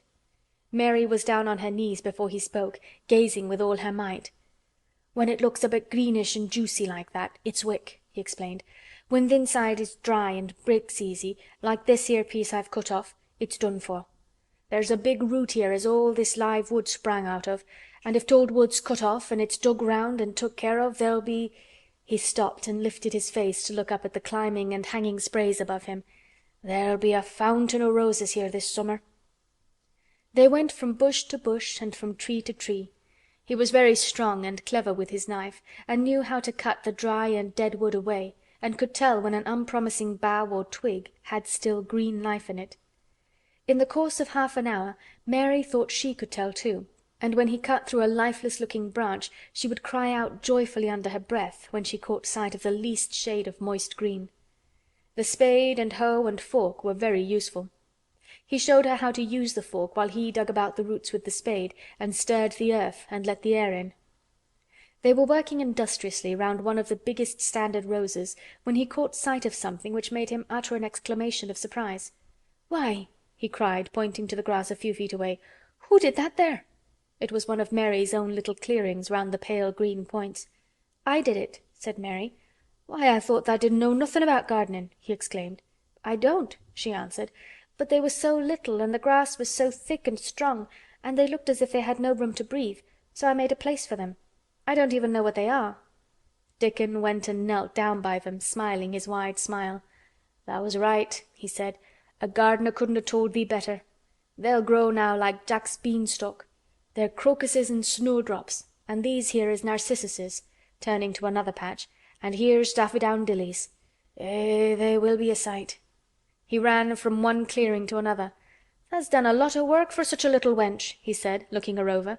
"I'm growing fatter," said Mary, "and I'm growing stronger. I used always to be tired, but when I dig I'm not tired at all. I like to smell the earth when it's turned up." "It's rare good for thee," he said, nodding his head wisely. "There's naught as nice as the smell o' good clean earth, except the smell of fresh growin' things when the rain falls on 'em. I get out on the moor many a day when it's rainin' and I lie under a bush and I listen to the soft swish o' drops on the heather and I just sniff and sniff.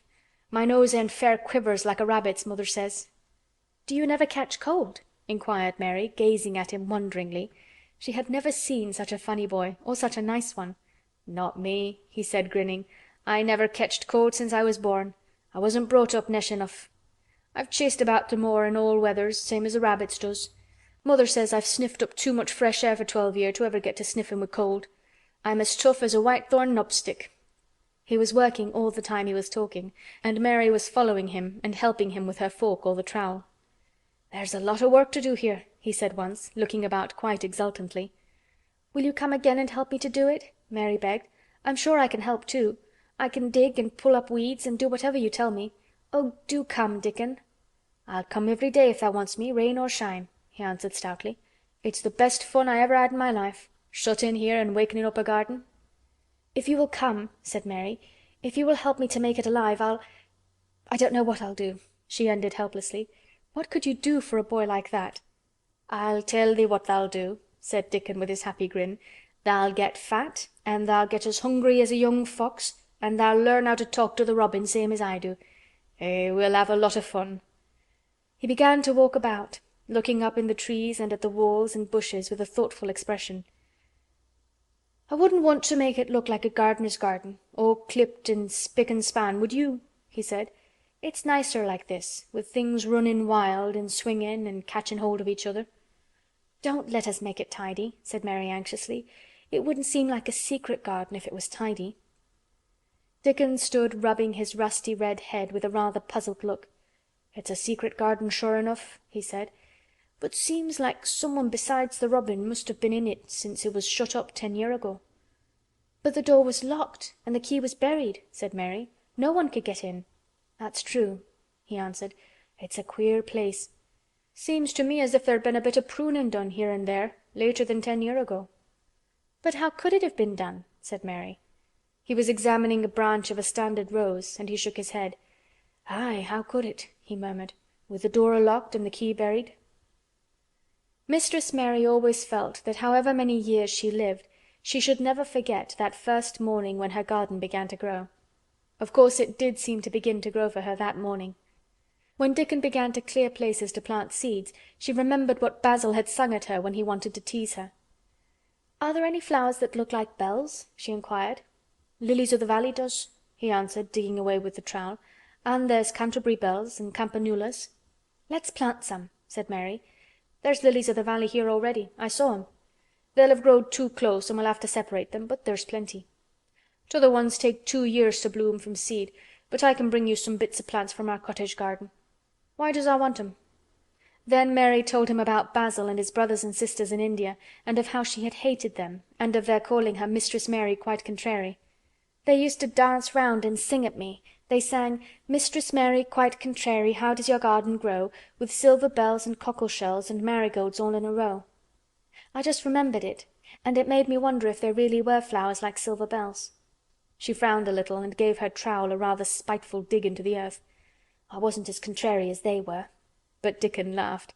"Eh," he said, and as he crumbled the rich black soil she saw that he was sniffing up the scent of it. "There doesn't seem to be no need for no one to be contrary when there's flowers and such like, and such lots of friendly wild things running about making homes for themselves, or building nests and singing and whistling, does there?" Mary, kneeling by him holding the seeds, looked at him and stopped frowning. "Dickon," she said, "you're as nice as Martha said you were. I like you, and you make the 5th person. I never thought I should like 5 people." Dickon sat up on his heels as Martha did when she was polishing the grate. He did look funny and delightful, Mary thought, with his round blue eyes and red cheeks and happy-looking turned-up nose. "Only 5 folk as tha likes," he said. "Who's t'other 4?"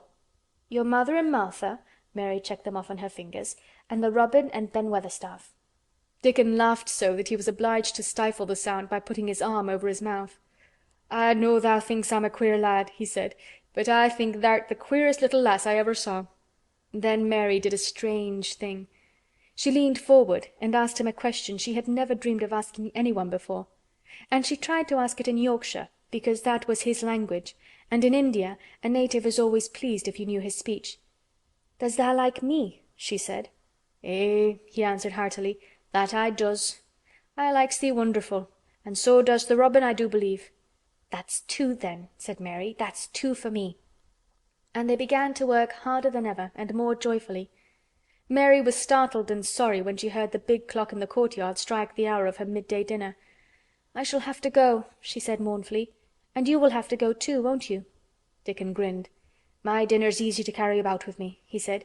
"Mother always lets me put a bit o' something in my pocket." He picked up his coat from the grass and brought out of a pocket a lumpy little bundle tied up in a quite clean, coarse blue and white handkerchief. It held 2 thick pieces of bread with a slice of something laid between them.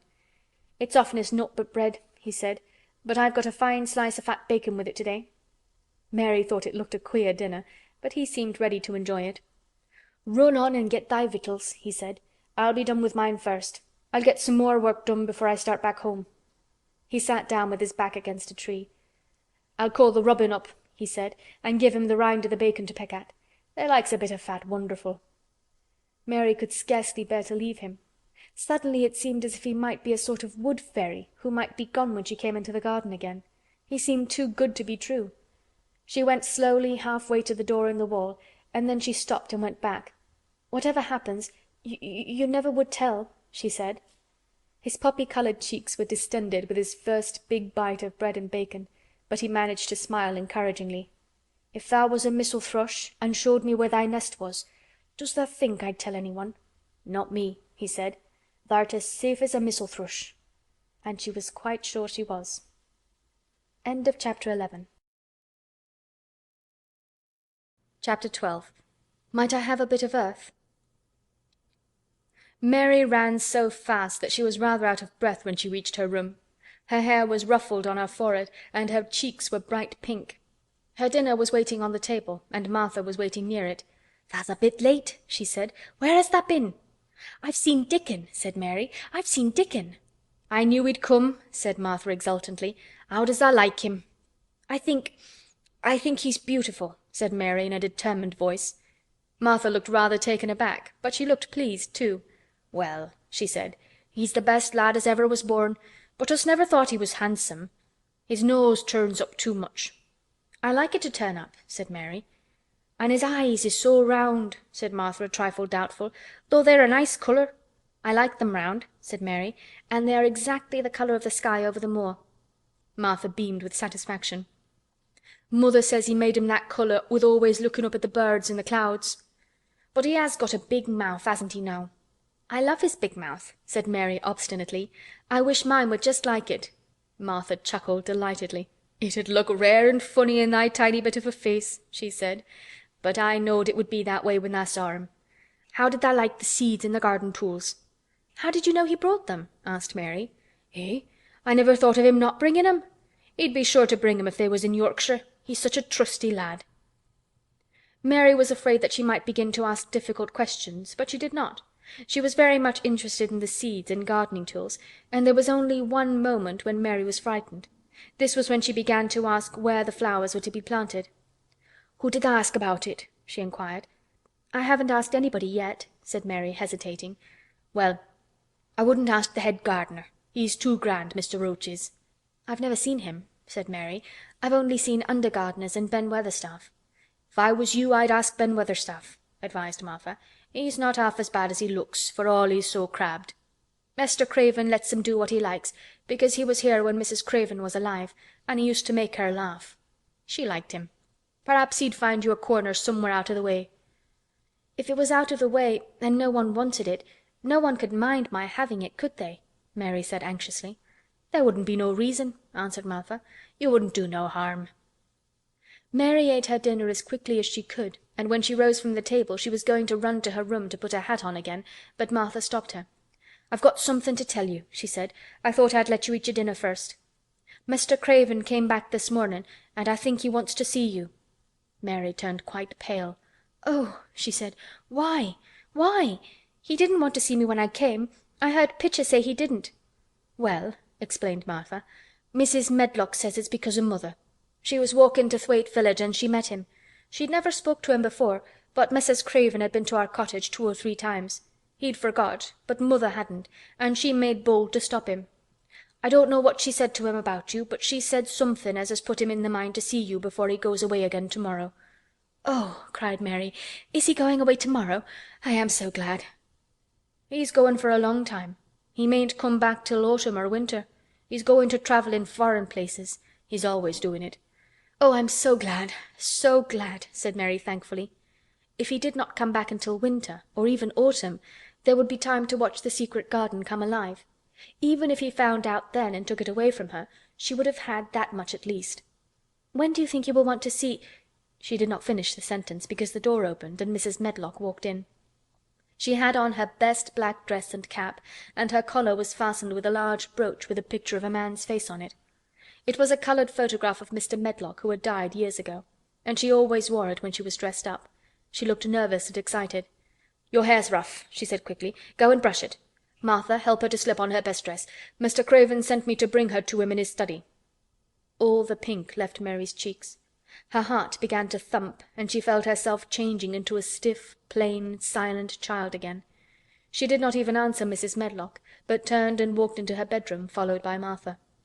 She said nothing while her dress was changed and her hair brushed, and after she was quite tidy she followed Mrs. Medlock down the corridors in silence.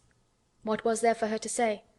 She was obliged to go and see Mr. Craven, and he would not like her, and she would not like him. She knew what he would think of her. She was taken to a part of the house she had not been into before. At last Mrs. Medlock knocked at a door, and when someone said, "Come in," they entered the room together. A man was sitting in an armchair before the fire, and Mrs. Medlock spoke to him. "This is Miss Mary, sir," he said. "You can go and leave her here.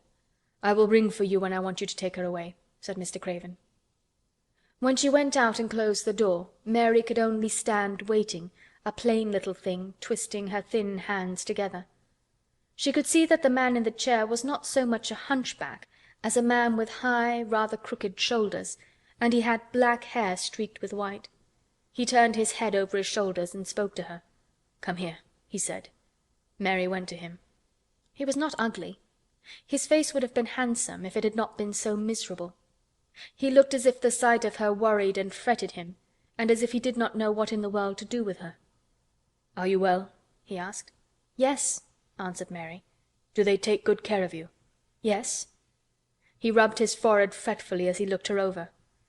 "You're very thin," he said. "I'm getting fatter," Mary answered in what she knew was her stiffest way. What an unhappy face he had! His black eyes seemed as if they scarcely saw her, as if they were seeing something else, and he could hardly keep his thoughts upon her. "I forgot you," he said. "How could I remember you? I intended to send you a governess or a nurse or someone of that sort, but I forgot." "Please," began Mary. "Please—" and then the lump in her throat choked her. "What do you want to say?" he inquired. I'm too big for a nurse," said Mary. "And please, please don't make me have a governess yet." He rubbed his forehead again and stared at her. "That was what the Sowerby woman said," he muttered absent-mindedly. Then Mary gathered a scrap of courage. "Is she "Is she Martha's mother?" she stammered. "Yes, I think so," he replied. "She knows about children," said Mary. "She has 12. She knows." He seemed to rouse himself. "What do you want to do?" "I want to play out of doors," Mary answered, hoping that her voice did not tremble. "I never liked it in India. It makes me hungry here, and I am getting fatter." He was watching. "Mrs. Sowerby said it would do you good." "Perhaps it will," he said. "She thought you had better get stronger before you had a governess." "It makes me feel strong when I play and the wind comes over the moor," argued Mary. "Where do you play?" he asked next. "Everywhere," gasped Mary. "Martha's mother sent me a skipping rope. I skip and run, and I look about to see if things are beginning to stick up out of the earth. I don't do any harm." "Don't look so frightened," he said in a worried voice. "You could not do any harm, a child like you. You may do what you like." Mary put her hand up to her throat because she was afraid he might see the excited lump which she felt jump into it. She came a step nearer to him. "May I?" she asked tremulously. Her anxious little face seemed to worry him more than ever. "Don't look so frightened," he exclaimed. "Of course you may. I am your guardian, though I am a poor one for any child. I cannot give you time or attention. I am too ill and wretched and distracted. But I wish you to be happy and comfortable. I don't know anything about children, but Mrs. Medlock is to see that you have all you need. I sent for you today because Mrs. Sowerby said I ought to see you. Her daughter had talked about you. She thought you needed fresh air and freedom and running about." "She knows all about children," Mary said again in spite of herself. "She ought to," said Mr. Craven. "I thought her rather bold to stop me in the moor, but she said Mrs. Craven had been kind to her." It seemed hard for him to speak his dead wife's name. "She is a respectable woman. Now I have seen you, I think she said sensible things. Play out of doors as much as you like. It's a big place and you may go where you like and amuse yourself as you like. Is there anything you want?" As if a sudden thought had struck him. "Do you want toys, books, dolls?" "Might I," quavered Mary, "might I have a bit of earth?" In her eagerness she did not realize how queer the words would sound, and that they were not the ones she had meant to say. Mr. Craven looked quite startled. "Earth?" he repeated. "What do you mean?" "To plant seeds in, to make things grow, to see them come alive," Mary faltered. He gazed at her a moment and then passed his hand quickly over his eyes. "Do you care about gardens so much?" he said slowly. "I didn't know about them in India," said Mary. "I was always ill and tired, and it was too hot. I sometimes made little beds in the sand and stuck flowers in them. But here it is different." Mr. Craven got up and began to walk slowly across the room. "A bit of earth," he said to himself, and Mary thought that somehow she must have reminded him of something. When he stopped and spoke to her, his dark eyes looked almost soft and kind. "You can have as much earth as you want," he said. "You remind me of someone else who loved the earth and things that grow. When you see a bit of earth you want," with something like a smile, "take it, child, and make it come alive." "May I take it from anywhere, if it's not wanted?" "Anywhere," he answered. "There, you must go now. I am tired." He touched the bell to call Mrs. Medlock. "Good-bye. I shall be away all summer." Mrs. Medlock came so quickly that Mary thought she must have been waiting in the corridor. "Mrs. Medlock," Mr. Craven said to her, "now I have seen the child, I understand what Mrs. Sowerby meant. She must be less delicate before she begins lessons. Give her simple, healthy food. Let her run wild in the garden. Don't look after her too much. She needs liberty and fresh air and romping about. Mrs. Sowerby is to come and see her now and then, and she may sometimes go to the cottage." Mrs. Medlock looked pleased. She was relieved to hear that she need not look after Mary too much. She had felt her a tiresome charge, and had, indeed, seen as little of her as she dared. In addition to this, she was fond of Martha's mother. "Thank you, sir," she said. "Susan Sowerby and me went to school together, and she's as sensible and good-hearted a woman as you'd find in a day's walk. I never had any children myself, and she's had 12, and there never was healthier or better ones. Miss Mary can get no harm from them. I'd always take Susan Sowerby's advice about children myself. She's what you might call healthy-minded, if you understand me." "I understand," Mr. Craven answered. "Take Miss Mary away now and send Pitcher to me." When Mrs. Medlock left her at the end of her own corridor, Mary flew back to her room. She found Martha waiting there. Martha had, in fact, hurried back after she had removed the dinner service. "I can have my garden," cried Mary. "I may have it where I like. I am not going to have a governess for a long time. Your mother is coming to see me, and I may go to your cottage. He says a little girl like me could not do any harm, and I may do what I like anywhere." "Eh?" said Martha delightedly. "That was nice of him, wasn't it?"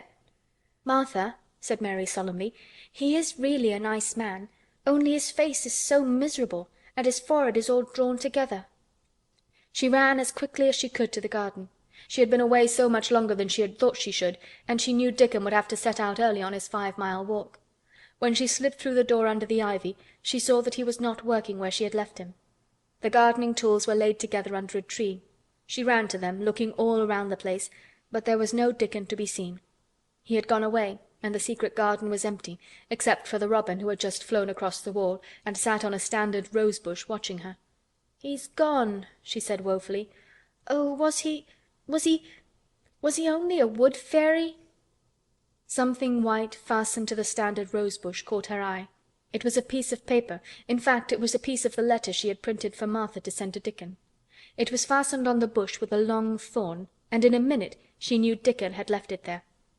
There were some roughly printed letters on it, and a sort of picture. At first she could not tell what it was. Then she saw it was meant for a nest with a bird sitting on it. Underneath were the printed letters, and they said, "I will come back." End of chapter 12. Chapter 13. I am Colin. Mary took the picture back to the house when she went to her supper, and she showed it to Martha. "Eh?" said Martha with great pride. "I never knew our Dickon was as clever as that. That there's a picture of a missel thrush on her nest, as large as life and twice as natural." Then Mary knew Dickon had meant the picture to be a message. He had meant that she might be sure he would keep her secret. Her garden was her nest, and she was like a missel thrush. Oh, how she did like that queer common boy! She hoped he would come back the very next day, and she fell asleep looking forward to the morning. But you never know what the weather will do in Yorkshire, particularly in the springtime. She was awakened in the night by the sound of rain beating with heavy drops against her window. It was pouring down in torrents, and the wind was wuthering round the corners and in the chimneys of the huge old house. Mary sat up in bed and felt miserable and angry. "The rain is as contrary as I ever was," she said. "It came because it knew I did not want it." She threw herself back on her pillow and buried her face. She did not cry, but she lay and hated the sound of the heavily beating rain. She hated the wind and its wuthering. She could not go to sleep again. The mournful sound kept her awake because she felt mournful herself. If she had felt happy, it would probably have lulled her to sleep. How it wuthered, and how the big raindrops poured down and beat against the pane. "It sounds just like a person lost on the moor and wandering on and on crying," she said. She had been lying awake turning from side to side for about an hour when suddenly something made her sit up in bed and turn her head toward the door, listening. She listened and she listened. "It isn't the wind now," she said in a loud whisper. "That isn't the wind. It is different. It is that crying I heard before." The door of her room was ajar, and the sound came down the corridor, a far-off faint sound of fretful crying. She listened for a few minutes, and each minute she became more and more sure. She felt as if she must find out what it was. It seemed even stranger than the secret garden and the buried key. Perhaps the fact that she was in a rebellious mood made her bold.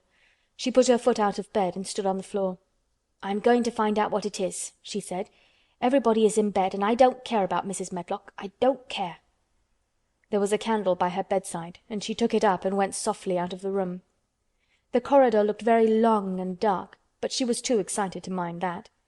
She thought she remembered the corner she must turn to find the short corridor with the door covered with tapestry, the one Mrs. Medlock had come through the day she lost herself. The sound had come up that passage. So she went on with her dim light, almost feeling her way, her heart beating so loud that she fancied she could hear it. The far-off faint crying went on and led her. Sometimes it stopped for a moment or so, and then began again. Was this the right corner to turn? She stopped and thought. Yes, it was. Down this passage and then to the left, and then up 2 broad steps, and then to the right again. Yes, there was the tapestry door. She pushed it open very gently and closed it behind her, and she stood in the corridor and could hear the crying quite plainly, though it was not loud. It was on the other side of the wall at her left, and a few yards farther on there was a door. She could see a glimmer of light coming from beneath it. The someone was crying in that room, and it was quite a young someone. So she walked to the door and pushed it open, and there she was, standing in the room. It was a big room, with ancient, handsome furniture in it. There was a low fire glowing faintly on the hearth, and a night-light burning by the side of a carved, four-posted bed hung with brocade, and on the bed was lying a boy, crying fretfully. Mary wondered if she was in a real place, or if she had fallen asleep again and was dreaming without knowing it. The boy had a sharp, delicate face the color of ivory, and he seemed to have eyes too big for it. He had also a lot of hair, which tumbled over his forehead in heavy locks and made his thin face seem smaller. He looked like a boy who had been ill, but he was crying more as if he were tired and cross than as if he were in pain. Mary stood near the door with her candle in her hand, holding her breath. Then she crept across the room, and as she drew nearer, the light attracted the boy's attention, and he turned his head on his pillow and stared at her, his grey eyes opening so wide that they seemed immense. "Who are you?" he said at last in a half-frightened whisper. "Are you a ghost?" "No, I am not," Mary answered, her own whisper sounding half-frightened. "Are you one?" He stared and stared and stared. Mary could not help noticing what strange eyes he had. They were agate grey, and they looked too big for his face because they had black lashes all round them. "No," he replied after waiting a moment or so. "I am Colin." "Who is Colin?" she faltered. "I'm Colin Craven. Who are you?" "I'm Mary Lennox. Mr. Craven is my uncle." "He is my father," said the boy. "Your father?" gasped Mary. "No one ever told me he had a boy. Why didn't they?"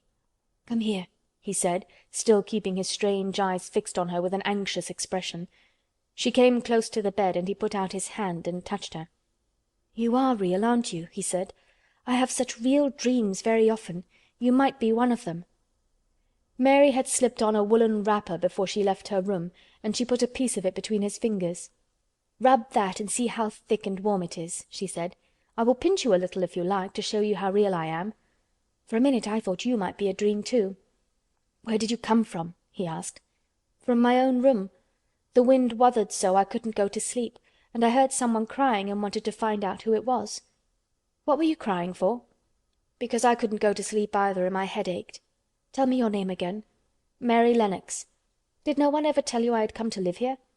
He was still fingering the fold of her wrapper, but he began to look a little more as if he believed in her reality. "No," he answered. "They daren't." "Why?" asked Mary. "Because I should have been afraid you would see me. I won't let people see me and talk me over." "Why?" Mary asked again, feeling more mystified every moment. "Because I am like this always, ill and having to lie down. My father won't let people talk me over either. The servants are not allowed to speak about me. If I live I may be a hunchback, but I shan't live. My father hates to think I may be like him." "What a queer house this is," Mary said. "What a queer house. Everything is a kind of secret. Rooms are locked up and gardens are locked up. And have you been locked up?" "No. I stay in this room because I don't want to be moved out of it. It tires me too much." "Does your father come and see you?" Mary ventured. "Sometimes. Generally when I am asleep. He doesn't want to see me." "Why?" Mary could not help asking again. A sort of angry shadow passed over the boy's face. "My mother died when I was born, and it makes him wretched to look at me. He thinks I don't know, but I've heard people talking. He almost hates me." "He hates the garden because she died," said Mary, half speaking to herself. "What garden?" the boy asked. "Oh, just a garden she used to like," Mary stammered. "Have you been here always?" "Nearly always. Sometimes I have been taken to places at the seaside, but I won't stay because people stare at me. I used to wear an iron thing to keep my back straight, but a grand doctor came from London to see me and said it was stupid. He told them to take it off and keep me out in the fresh air. I hate fresh air, and I don't want to go out." "I didn't when I first came here," said Mary. "Why do you keep looking at me like that?" "Because of the dreams that are so real," he answered rather fretfully. "Sometimes when I open my eyes I don't believe I'm awake." "We're both awake," said Mary. She glanced round the room with its high ceiling and shadowy corners and dim firelight. "It looks quite like a dream, and it's the middle of the night, and everybody in the house is asleep. Everybody but us. We are wide awake. I don't want it to be a dream," the boy said restlessly. Mary thought of something all at once. "If you don't like people to see you," she began, "do you want me to go away?" He still held the fold of her wrapper, and he gave it a little pull. "No," he said. "I should be sure you were a dream if you went. If you're real, sit down on that big footstool and talk. I want to hear about you." Mary put down her candle on the table near the bed and sat down on the cushioned stool. She did not want to go away at all. She wanted to stay in the mysterious, hidden-away room and talk to the mysterious boy. "What do you want me to tell you?" she said. He wanted to know how long she had been at Misselthwaite. He wanted to know which corridor her room was on. He wanted to know what she had been doing, if she disliked the moor as he disliked it, where she had lived before she came to Yorkshire. She answered all these questions and many more, and he lay back on his pillow and listened.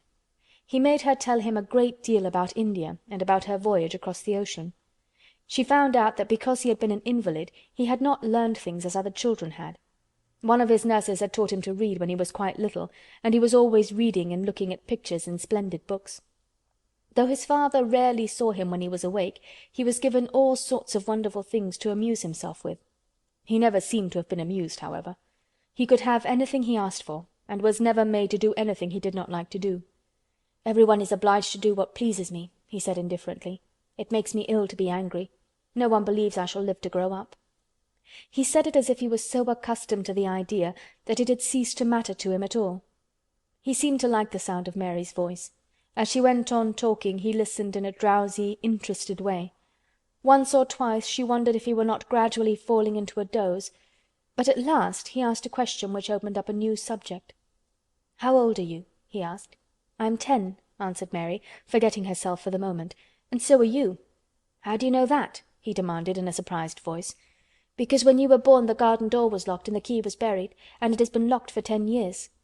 Colin half sat up, turning toward her, leaning on his elbows. "What garden door was locked? Who did it?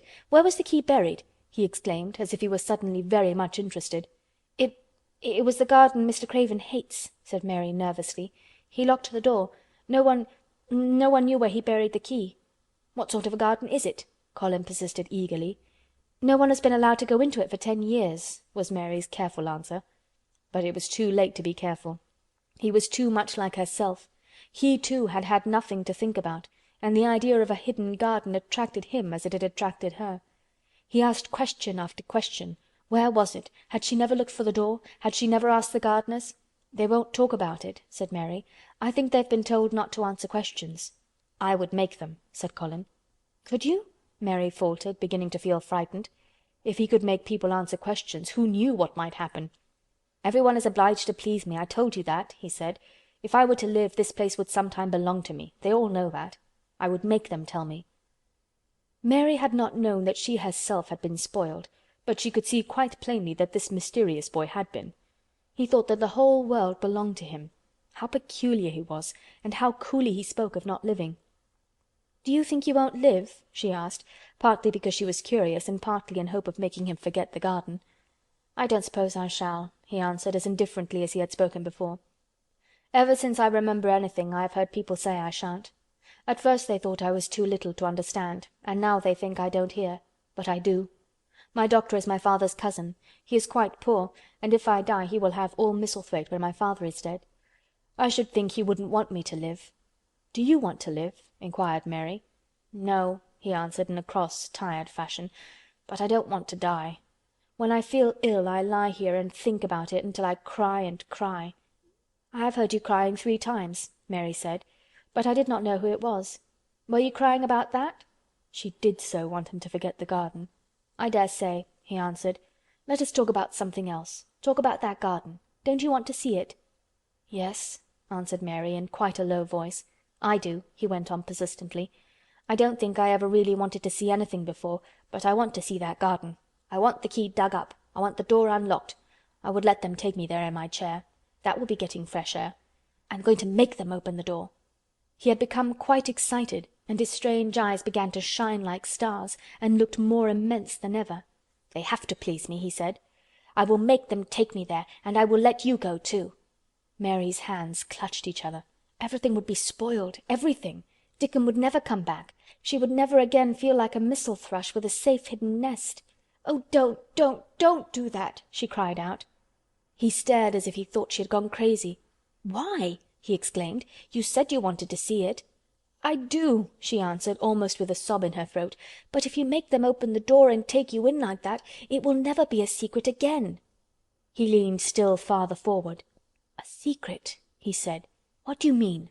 Tell me." Mary's words almost tumbled over one another. You see," she panted, "if no one knows but ourselves, if there was a door hidden somewhere under the ivy, if there was, and we could find it, and if we could slip through it together and shut it behind us, and no one knew anyone was inside, and we called it our garden, and pretended that we were missel thrushes and it was our nest, and if we played there almost every day and dug and planted seeds and made it all come alive—" "Is it dead?" he interrupted her. "It soon will be if no one cares for it," she went on. "The bulbs will live, but the roses—" He stopped her again, as excited as she was herself. "What are bulbs?" he put in quickly. "They're daffodils and lilies and snowdrops. They're working in the earth now, pushing up pale green points because the spring is coming." "Is the spring coming?" he said. "What is it like? You don't see it in rooms if you are ill." "It is the sun shining on the rain and the rain falling on the sunshine, and things pushing up and working under the earth," said Mary. "If the garden was a secret and we could get into it we could watch the things grow bigger every day and see how many roses are alive. Don't you see? Oh, don't you see how much nicer it would be if it was a secret?" He dropped back on his pillow and lay there with an odd expression on his face. "I never had a secret," he said, "except that one about not living to grow up. They don't know I know that, so it is a sort of secret. But I like this kind better."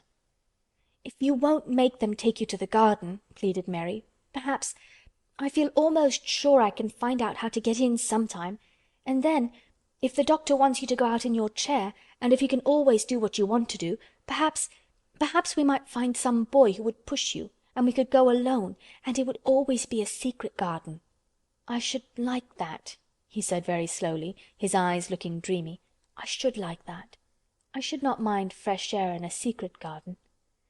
Mary began to recover her breath and feel safer because the idea of keeping the secret seemed to please him.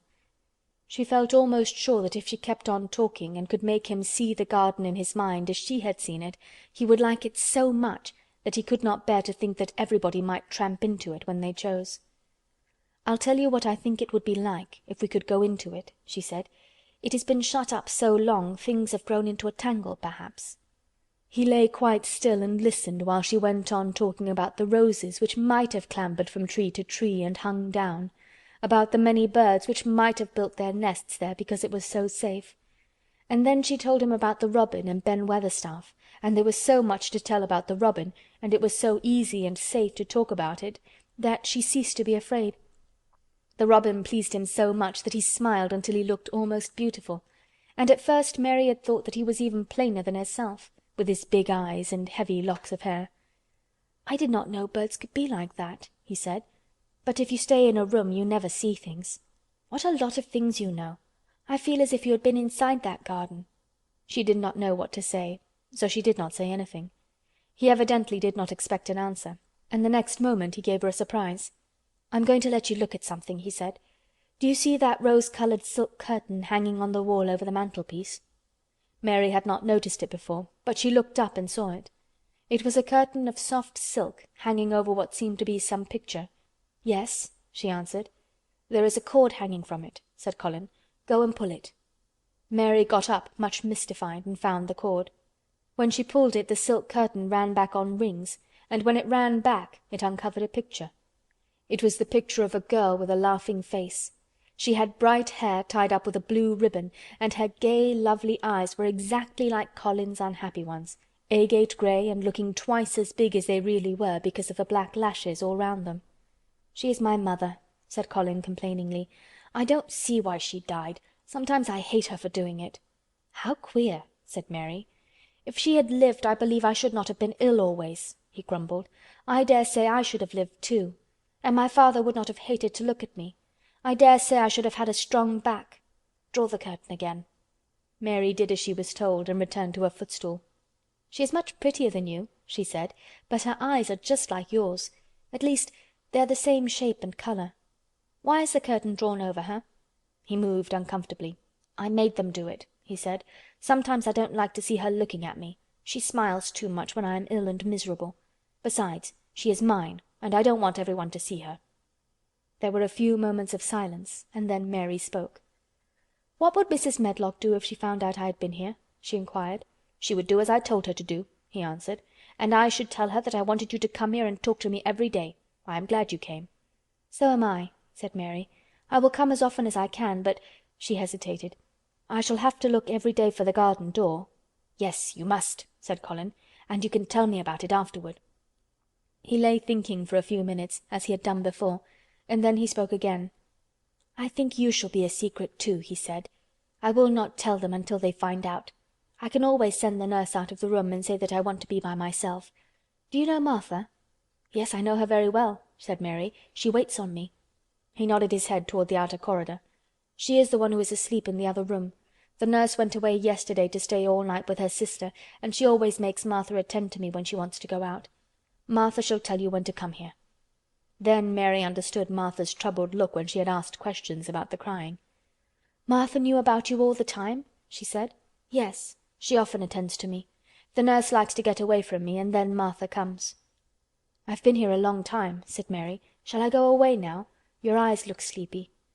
"I wish I could go to sleep before you leave me," he said rather shyly. "Shut your eyes," said Mary, drawing her footstool closer, "and I will do what my Ayah used to do in India. I will pat your hand and stroke it and sing something quite low." "I should like that, perhaps," he said drowsily. Somehow she was sorry for him and did not want him to lie awake, so she leaned against the bed and began to stroke and pat his hand and sing a very low little chanting song in Hindustani. "That is nice," he said, more drowsily still, and she went on chanting and stroking, but when she looked at him again, his black lashes were lying closed against his cheeks, for his eyes were shut and he was fast asleep. So she got up softly, took her candle, and crept away without making a sound. End of Chapter 13. Chapter 14. A Young Rajah. The moor was hidden in mist when the morning came, and the rain had not stopped pouring down. There could be no going out of doors. Martha was so busy that Mary had no opportunity of talking to her, but in the afternoon she asked her to come and sit with her in the nursery. She came bringing the stocking she was always knitting when she was doing nothing else. "What's the matter with thee?" she asked as soon as they sat down. "Thou looks as if tha'd something to say." "I have. I found out what the crying was," said Mary. Martha let her knitting drop on her knee and gazed at her with startled eyes. "Tha hasn't!" she exclaimed. "Never!" "I heard it in the night," Mary went on, "and I got up and went to see where it came from. It was Colin. I found him." Martha's face became red with fright. "Eh, Miss Mary," she said, half crying. "Tha shouldn't have done it. Tha shouldn't. Tha'll get me in trouble. I never told thee nothin' about him, but tha'll get me in trouble. I shall lose my place, and what'll mother do?" "You won't lose your place," said Mary. "He was glad I came. We talked and talked, and he said he was glad I came." "Was he?" cried Martha. "Art tha sure? Tha doesn't know what he's like when anything vexes him. He's a big lad to cry like a baby, but when he's in a passion he'll fair scream just to frighten us. He knows us daren't call our souls our own." "He wasn't vexed," said Mary. "I asked him if I should go away and he made me stay. He asked me questions and I sat on a big footstool and talked to him about India and about the robin and gardens. He wouldn't let me go. He let me see his mother's picture. Before I left him I sang him to sleep." Martha fairly gasped with amazement. "I can scarcely believe thee," she protested. "It's as if tha'd walked straight into a lion's den. If he'd been like he is most times he'd have throwed himself into one of his tantrums and roused the house. He won't let strangers look at him." "He let me look at him. I looked at him all the time and he looked at me. We stared," said Mary. "I don't know what to do," cried agitated Martha. "If Mrs. Medlock finds out she'll think I broke orders and told thee, and I shall be packed back to mother." "He is not going to tell Mrs. Medlock anything about it yet. It's to be a sort of secret just at first," said Mary firmly. "And he says everybody is obliged to do as he pleases." "Aye, that's true enough, the bad lad," sighed Martha, wiping her forehead with her apron. "He says Mrs. Medlock must, and he wants me to come and talk to him every day, and you are to tell me when he wants me." "Me?" said Martha. "I shall lose my place, I shall for sure." "You can't if you're doing what he wants you to do and everybody is ordered to obey him," Mary argued. "Does tha' mean to say," cried Martha with wide open eyes, "that he was nice to thee?" "I think he almost liked me," Mary answered. "Then tha' must have bewitched him," decided Martha, drawing a long breath. "Do you mean Magic?" inquired Mary. "I've heard about Magic in India, but I can't make it. I just went into his room and I was so surprised to see him I stood and stared. And then he turned round and stared at me. And he thought I was a ghost or a dream and I thought perhaps he was. And it was so queer being there alone together in the middle of the night and not knowing each other. And we began to ask each other questions. And then I asked him if I must go away and he said I must not." "The world's coming to an end," gasped Martha. "What is the matter with him?" asked Mary. "Nobody knows for sure and certain," said Martha. "Mr. Craven went off his head like when he was born. The doctor said he'd have to be put in asylum. It was because Mrs. Craven died, like I told you. He wouldn't set eyes on the baby. He just raved and said it'd be another hunchback like him and it had better die." "Is Colin a hunchback?" Mary asked. "He didn't look like one." "He isn't yet," said Martha. "But he began all wrong. Mother said that there was enough trouble and raging in the house to set any child wrong.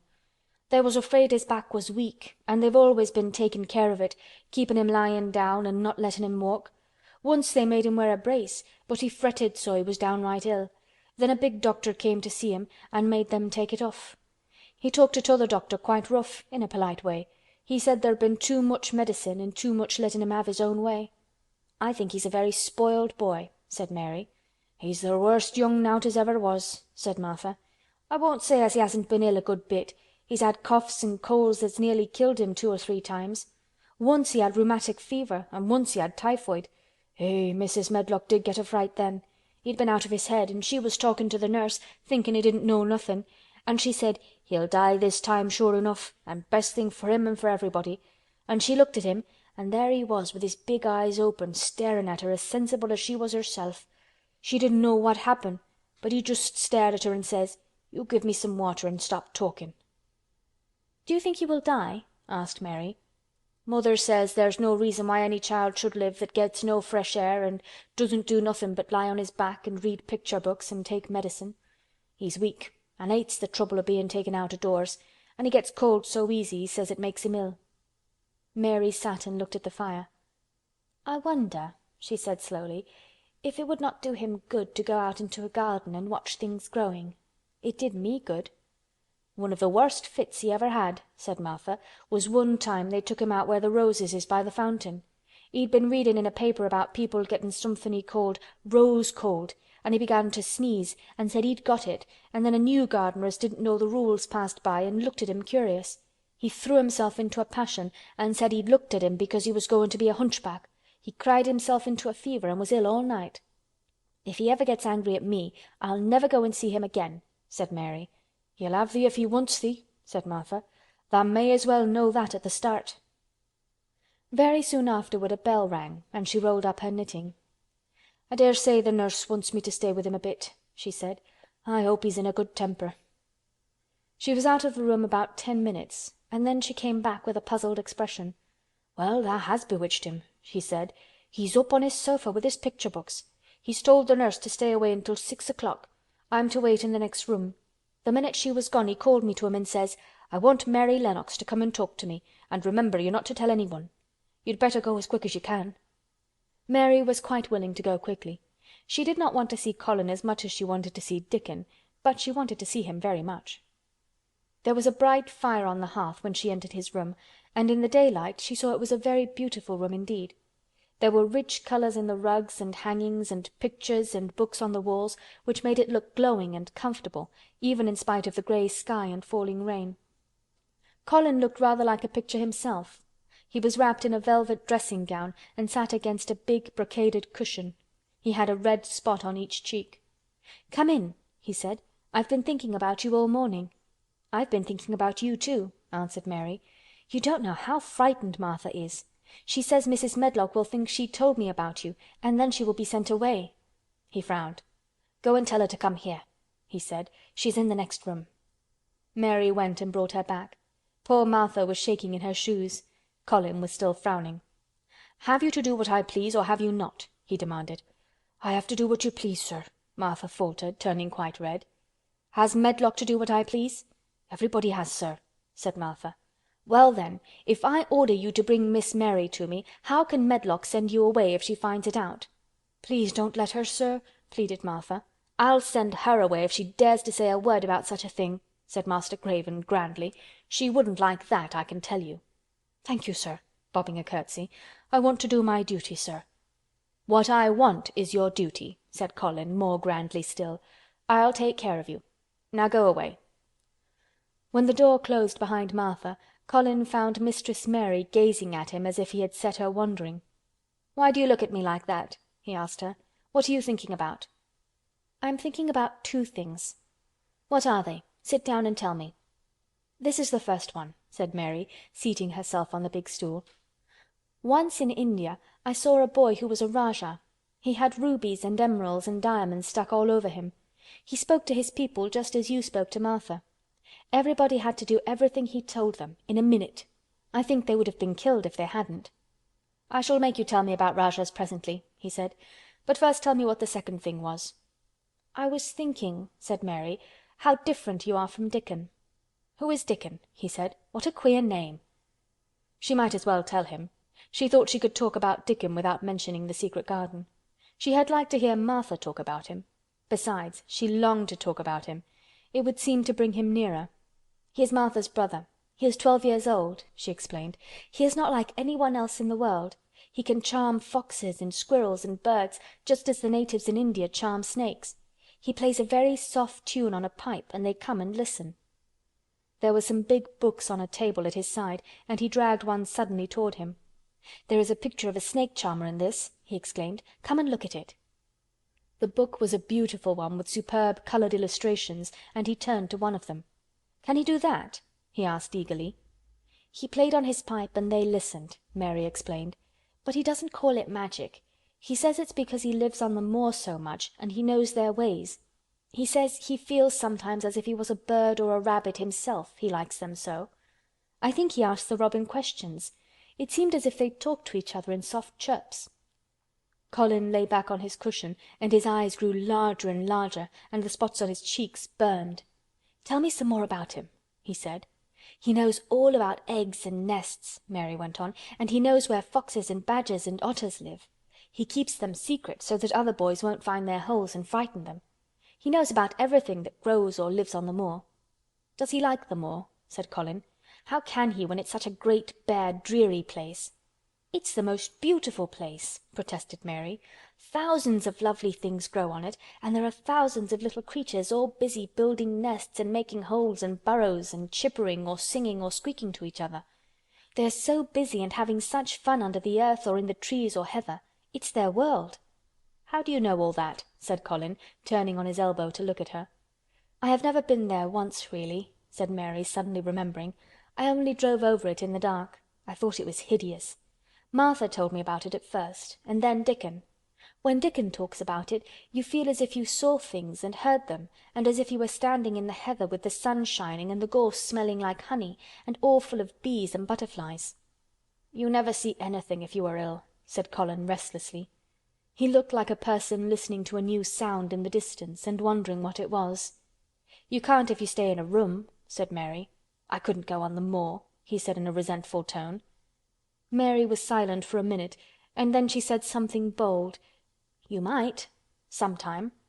He moved as if he was startled. "Go on the moor? How could I? I'm going to die." "How do you know?" said Mary unsympathetically. She didn't like the way he had of talking about dying. She did not feel very sympathetic. She felt rather as if he almost boasted about it. "Oh, I've heard it ever since I remember," he answered crossly. "They're always whispering about it and thinking I don't notice. They wish I would, too." Mistress Mary felt quite contrary. She pinched her lips together. "If they wished I would," she said, "I wouldn't. Who wishes you would?" "The servants. And of course Dr. Craven, because he would get Misselthwaite and be rich instead of poor. He daren't say so, but he always looks cheerful when I am worse. When I had typhoid fever his face got quite fat. I think my father wishes it too." "I don't believe he does," said Mary quite obstinately. That made Colin turn and look at her again. "Don't you?" he said. And then he lay back on his cushion and was still, as if he were thinking, and there was quite a long silence. Perhaps they were both of them thinking strange things children do not usually think. "I like the grand doctor from London because he made them take the iron thing off," said Mary at last. "Did he say you were going to die?" "No." "What did he say?" "He didn't whisper," Colin answered. "Perhaps he knew I hated whispering. I heard him say one thing quite aloud. He said, 'The lad might live if he would make up his mind to it. Put him in the humour.' It sounded as if he was in a temper." "I'll tell you who would put you in the humour, perhaps," said Mary, reflecting. She felt as if she would like this thing to be settled one way or the other. "I believe Dickon would. He's always talking about live things. He never talks about dead things or things that are ill. He's always looking up in the sky to watch birds flying, or looking down at the earth to see something growing. He has such round blue eyes, and they're so wide open with looking about, and he laughs such a big laugh with his wide mouth, and his cheeks are as red as cherries." She pulled her stool nearer to the sofa, and her expression quite changed at the remembrance of the wide curving mouth and wide open eyes. "See here," she said, "don't let us talk about dying. I don't like it. Let us talk about living. Let us talk about Dickon, and then we will look at your pictures." It was the best thing she could have said. To talk about Dickon meant to talk about the moor, and about the cottage and the 14 people who lived in it on 16 shillings a week, and the children who got fat on the moor grass like the wild ponies, and about Dickon's mother, and the skipping rope, and the moor with the sun on it, and about pale green points sticking up out of the black sod.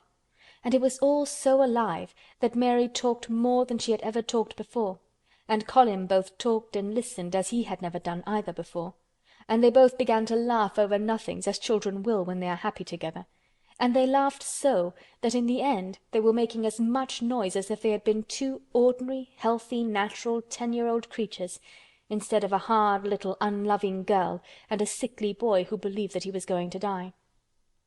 They enjoyed themselves so much that they forgot the pictures and they forgot about the time. They had been laughing quite loudly over Ben Weatherstaff and his robin, and Colin was actually sitting up as if he had forgotten about his weak back, when he suddenly remembered something.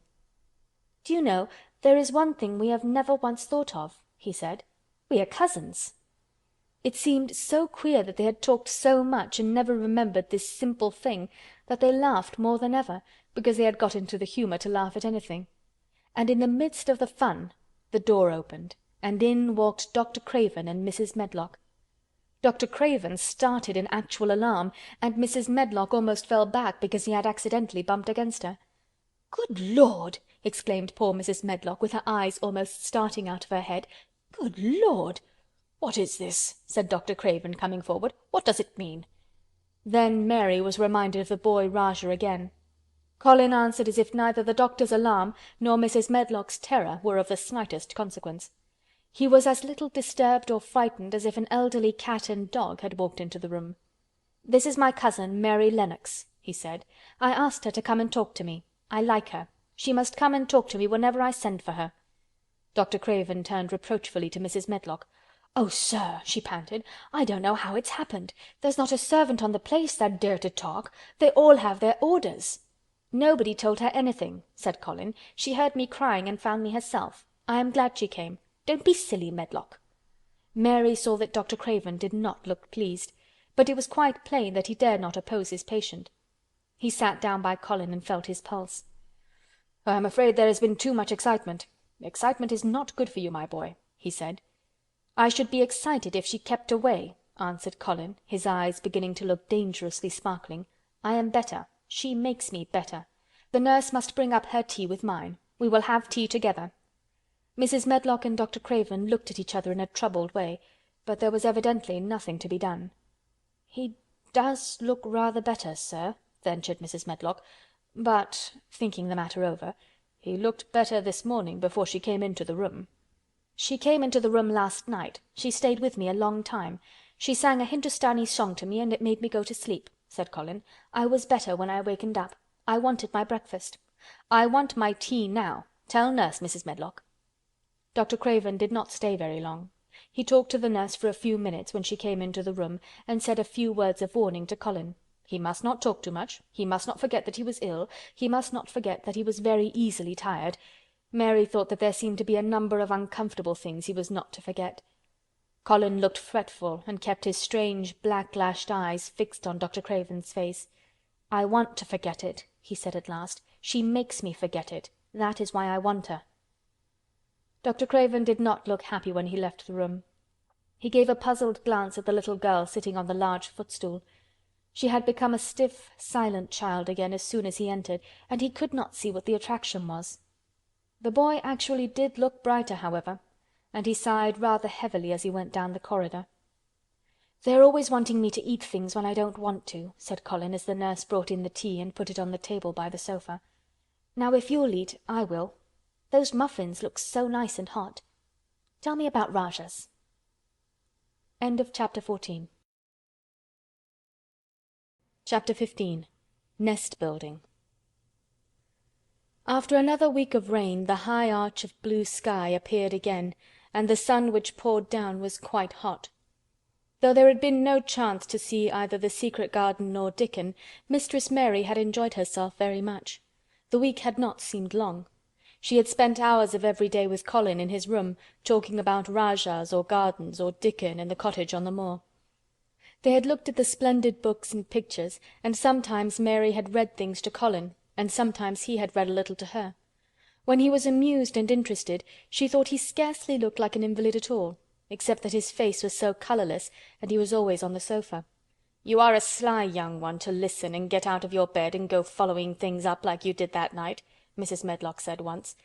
"But there's no saying it's not been a sort of blessing to the lot of us. He's not had a tantrum or a whining fit since you made friends. The nurse was just going to give up the case because she was so sick of him, but she says she doesn't mind staying now you've gone on duty with her," laughing a little. In her talks with Colin, Mary had tried to be very cautious about the secret garden. There were certain things she wanted to find out from him, but she felt that she must find them out without asking him direct questions.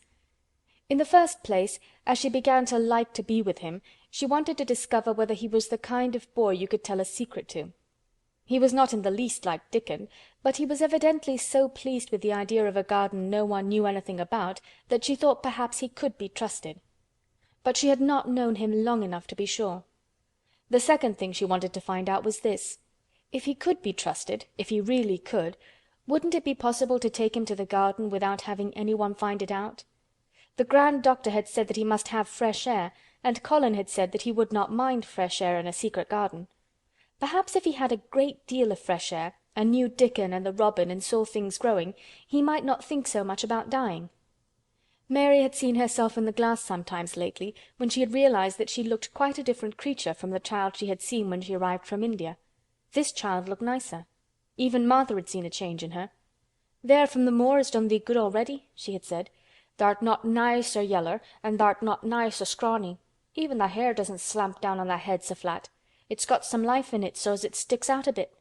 "It's like me," said Mary. "It's growing stronger and fatter. I'm sure there's more of it." "It looks it for sure," said Martha, ruffling it up a little round her face. "Thou'rt not half so ugly when it's that way and there's a bit o' red in thy cheeks."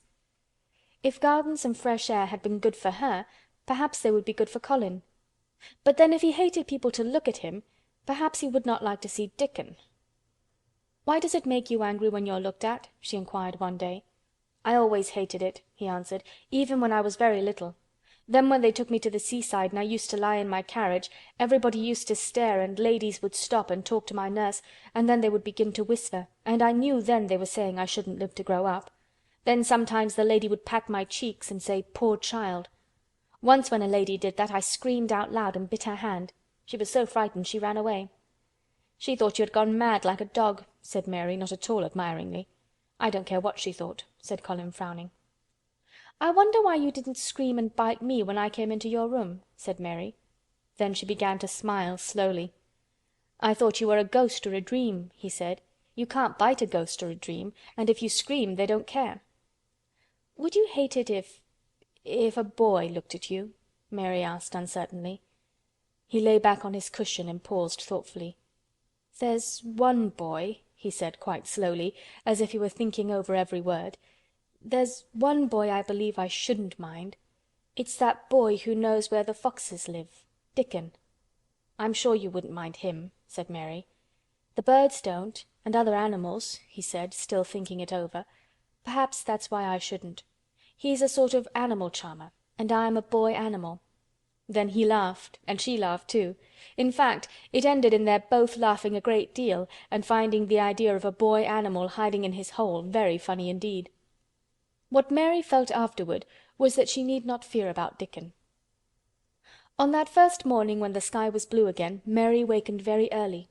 The sun was pouring in slanting rays through the blinds, and there was something so joyous in the sight of it that she jumped out of bed and ran to the window. She drew up the blinds and opened the window itself, and a great waft of fresh scented air blew in upon her. The moor was blue, and the whole world looked as if some magic had happened to it. There were tender little fluting sounds here and there and everywhere, as if scores of birds were beginning to tune up for a concert. Mary put her hand out of the window and held it in the sun. "It's warm, warm," she said. "It will make the green points push up and up and up, and it will make the bulbs and roots work and struggle with all their might under the earth." She kneeled down and leaned out of the window as far as she could, breathing big breaths and sniffing the air until she laughed because she remembered what Dickon's mother had said about the end of his nose quivering like a rabbit's. "It must be very early," she said. "The little clouds are all pink, and I've never seen the sky look like this. No one is up. I don't even hear the stable boys." A sudden thought made her scramble to her feet. "I can't wait. I'm going to see the garden." She had learned to dress herself by this time, and she put on her clothes in 5 minutes. She knew a small side door which she could unbolt herself, and she flew downstairs in her stocking feet and put on her shoes in the hall. She unchained and unbolted and unlocked, and when the door was open she sprang across the step with one bound, and there she was standing on the grass, which seemed to have turned green, and with the sun pouring down on her, and warm sweet wafts about her, and the fluting and twittering and singing coming from every bush and tree. She clasped her hands for pure joy and looked up in the sky, and it was so blue and pink and pearly and white and flooded with springtime light that she felt as if she must flute and sing aloud herself, and knew that thrushes and robins and skylarks could not possibly help it. She ran around the shrubs and paths towards the secret garden. "It is all different already," she said. "The grass is greener, and things are sticking up everywhere, and things are uncurling, and green buds of leaves are showing. This afternoon I am sure Dickon will come." The long warm rain had done strange things to the herbaceous beds which bordered the walk by the lower wall. There were things sprouting and pushing out from the roots of clumps of plants, and there were actually here and there glimpses of royal purple and yellow unfurling among the stems of crocuses. 6 months before, Mistress Mary would not have seen how the world was waking up, but now she missed nothing. When she had reached the place where the door hid itself under the ivy, she was startled by a curious loud sound. It was the caw-caw of a crow, and it came from the top of the wall, and when she looked up, there sat a big glossy-plumaged blue-black bird, looking down at her very wisely indeed. She had never seen a crow so close before, and he made her a little nervous. But the next moment he spread his wings and flapped away across the garden. She hoped he was not going to stay inside, and she pushed the door open, wondering if he would. When she got fairly into the garden, she saw that he did probably intend to stay, because he had alighted on a dwarf apple tree, and under the apple tree was lying a little reddish animal with a bushy tail, and both of them were watching the stooping body and rust-red head of Dickon, who was kneeling on the grass, working hard. Mary flew across the grass to him. "Oh, Dickon, Dickon!" she cried out. "How could you get here so early? How could you? The sun has only just got up." He got up himself, laughing and glowing and tousled, his eyes like a bit of the sky.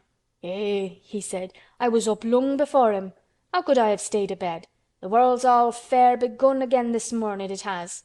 An' it's workin' and hummin' and scratchin' and pipin' and nest buildin' and breathin' out sense till you've got to be out in it, 'stead o' lyin' on your back.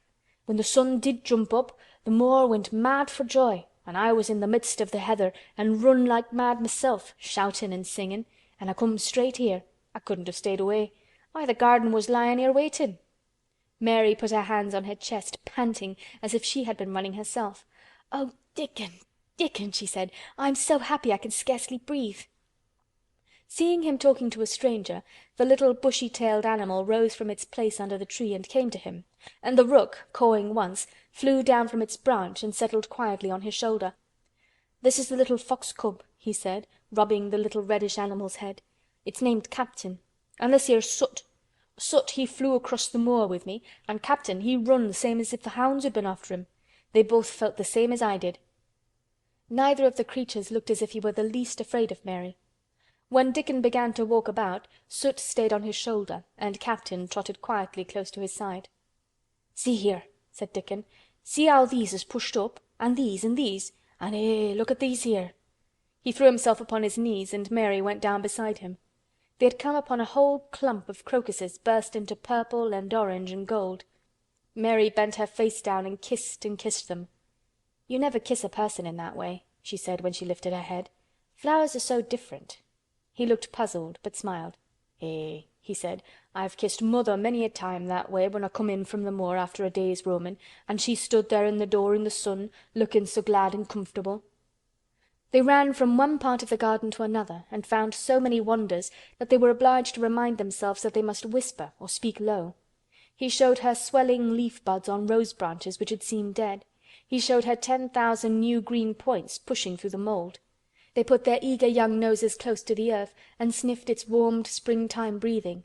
They dug and pulled and laughed low with rapture until Mistress Mary's hair was as tumbled as Dickon's, and her cheeks were almost as poppy red as his. There was every joy on earth in the secret garden that morning, and in the midst of them came a delight more delightful than all, because it was more wonderful. Swiftly something flew across the wall and darted through the trees to a close-grown corner, a little flare of red-breasted bird with something hanging from its beak. Dickon stood quite still and put his hand on Mary, almost as if they had suddenly found themselves laughing in a church. "We munnot stir," he whispered in broad Yorkshire. "We munnot scarce breathe. I knowed he was a mate huntin' when I seed him last. It's Ben Weatherstaff's robin. He's building his nest. He'll stay here if us don't fight him." They settled down softly upon the grass and sat there without moving. "Us mustn't seem as if us was watchin' him too close," said Dickon. "He'd be out with us for good if he got the notion us was interferin' now. He'll be a good bit different till all this is over. He's settin' up housekeepin'. He'll be shyer and readier to take things ill. He's got no time for visitin' and gossipin'. Us must keep still a bit and try to look as if us was grass and trees and bushes. Then, when he's got used to seein' us, I'll chirp a bit and he'll know us'll not be in his way." Mistress Mary was not at all sure that she knew, as Dickon seemed to, how to try to look like grass and trees and bushes. But he had said the queer thing as if it were the simplest and most natural thing in the world, and she felt it must be quite easy to him, and indeed she watched him for a few minutes carefully, wondering if it was possible for him to quietly turn green and put out branches and leaves. But he only sat wonderfully still, and when he spoke dropped his voice to such a softness that it was curious that she could hear him. But she could.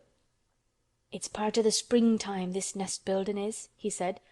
"I warrant it's been goin' on in the same way every year since the world was begun. They've got their way o' thinkin' and doin' things, and a body had better not meddle. You can lose a friend in springtime easier than any other season if you're too curious." "If we talk about him I can't help looking at him," Mary said as softly as possible. "We must talk of something else. There is something I want to tell you." "You'll like it better if us talks of something else," said Dickon. "What is it tha's got to tell me?" "Well, do you know about Colin?" she whispered. He turned his head to look at her. "What does tha know about him?" he asked. "I've seen him. I've been to talk to him every day this week. He wants me to come. He says I'm making him forget about being ill and dying," answered Mary. Dickon looked actually relieved as soon as the surprise died away from his round face. "I'm glad o' that," he exclaimed. "I'm right down glad. It makes me easier. I knowed I must say nothin' about him, and I don't like having to hide things." "Don't you like hiding the garden?" said Mary. "I'll never tell about it," he answered. "But I says to mother, 'Mother,' I says, 'I got a secret to keep. It's not a bad un, tha knows that. It's no worse than hiding where a bird's nest is. Tha doesn't mind it, does tha?'" Mary always wanted to hear about mother. "What did she say?" she asked, not at all afraid to hear. Dickon grinned sweet-temperedly. "It was just like her what she said," he answered. "She give my head a bit of a rub and laughed and she says, 'Eh, lad, tha can have all the secrets tha likes. I've knowed thee 12 year.'" "How did you know about Colin?" asked Mary. "Everybody as knowed about Mester Craven knowed there was a little lad as was like to be a cripple. and they knowed Mester Craven didn't like him to be talked about.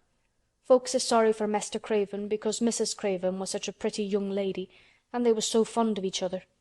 Mrs. Medlock stops in our cottage whenever she goes to Thwaite, and she doesn't mind talking to mother before us children because she knows us has been brought up to be trusty. How did tha find out about him? Martha was in fine trouble the last time she came home. She said tha'd heard him frettin' and tha was asking questions and she didn't know what to say." Mary told him her story about the midnight wuthering of the wind which had wakened her, and about the faint, far-off sounds of the complaining voice which had led her down the dark corridors with her candle, and had ended with her opening of the door of the dimly lighted room with the carven four-posted bed in the corner. When she described the small ivory-white face and the strange black-rimmed eyes, Dickon shook his head. "Them's just like his mother's eyes, only hers was always laughin', they say," he said. "They say as Mester Craven can't bear to see him when he's awake, and it's because his eyes is so like his mother's, and yet looks so different in his miserable bit of a face." "Do you think he wants to die?" whispered Mary. "No, but he wishes he'd never been born. Mother says that's the worst thing on earth for a child. Them as is not wanted scarce ever thrives. Mester Craven he'd buy anything as money could buy for the poor lad, but he'd like to forget as he's on earth. For one thing, he's afraid he'll look at him some day and find he's growed hunchback." "Colin's so afraid of it himself that he won't sit up," said Mary. "He says he's always thinking that if he should feel a lump coming he should go crazy and scream himself to death." He oughtn't to lie there thinking things like that," said Dickon. "No lad could get well as thought them sort of things." The fox was lying on the grass close by him, looking up to ask for a pat now and then, and Dickon bent down and rubbed his neck softly and thought a few minutes in silence. Presently he lifted his head and looked round the garden. "When first we got in here," he said, "it seemed like everything was grey. Look round now and tell me if thou doesn't see a difference." Mary looked and caught her breath a little. "Why," she cried, "the grey wall is changing. It's as if a green mist were creeping over it. It's almost like a green gauze veil." "Aye," said Dickon, "and it'll be greener and greener till the grey's all gone. Can tha guess what I was thinking?" "I know it was something nice," said Mary eagerly. "I believe it was something about Colin." "I was thinking that if he was out here he wouldn't be watchin' for lumps to grow on his back. He'd be watchin' for buds to break on the rose bushes, and he'd likely be healthier," explained Dickon. "I was wonderin' if us could ever get him in the humor to come out here and lie under the trees in his carriage." "I've been wondering that myself. I've thought of it almost every time I've talked to him," said Mary. "I've wondered if he could keep a secret, and I've wondered if we could bring him here without anyone seeing us. I thought perhaps you could push his carriage. The doctor said he must have fresh air, and if he wants us to take him out, no one dare disobey him. He won't go out for other people, and perhaps they will be glad if he will go out with us. He could order the gardeners to keep away so they wouldn't find out." Dickon was thinking very hard as he scratched Captain's back. "It'd be good for him, I'll warrant," he said. "Us'd not be thinking he'd better never been born. Us'd be just two children watchin' a garden grow, and he'd be another. Two lads and a little lass, just looking on at the springtime. I warrant it'd be better than doctor's stuff." "He's been lying in his room so long, and he's always been so afraid of his back that it has made him queer," said Mary. "He knows a good many things out of books, but he doesn't know anything else. He says he has been too ill to notice things, and he hates going out of doors and hates gardens and gardeners. But he likes to hear about this garden because it is a secret. I daren't tell him much, but he said he wanted to see it." "Us'll have him out here some time for sure," said Dickon. "I could push his carriage well enough. Has tha noticed how the robin and his mate has been workin' while we've been sittin' here? Look at him perched on that branch wonderin' where it'd be best to put that twig he's got in his beak." He made one of his low whistling calls, and the robin turned his head and looked at him inquiringly, still holding his twig.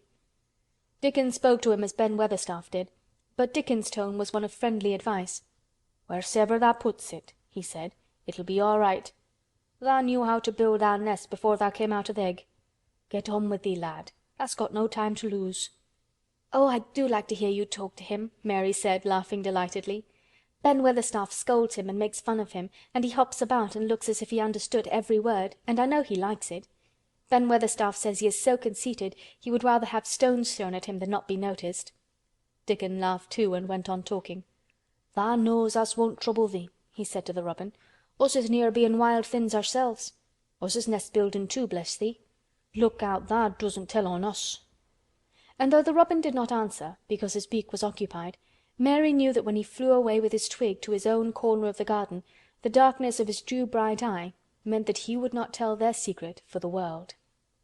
End of chapter 15. Chapter 16. "I won't," said Mary.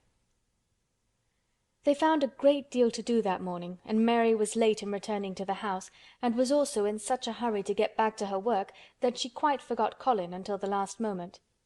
"Tell Colin that I can't come and see him yet," she said to Martha. "I'm very busy in the garden." Martha looked rather frightened. "Eh, Miss Mary," she said, "it may put him all out of humour when I tell him that."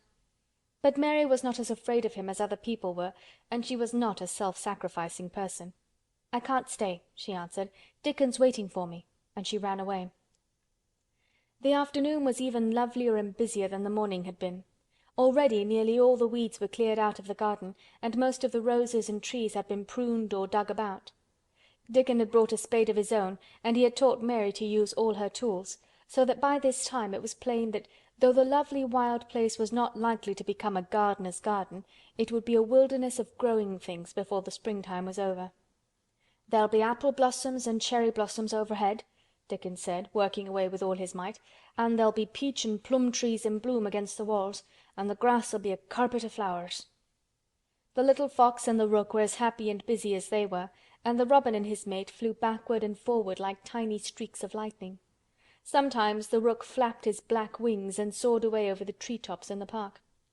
Each time he came back and perched near Dickon and cawed several times, as if he were relating his adventures, and Dickon talked to him just as he had talked to the robin.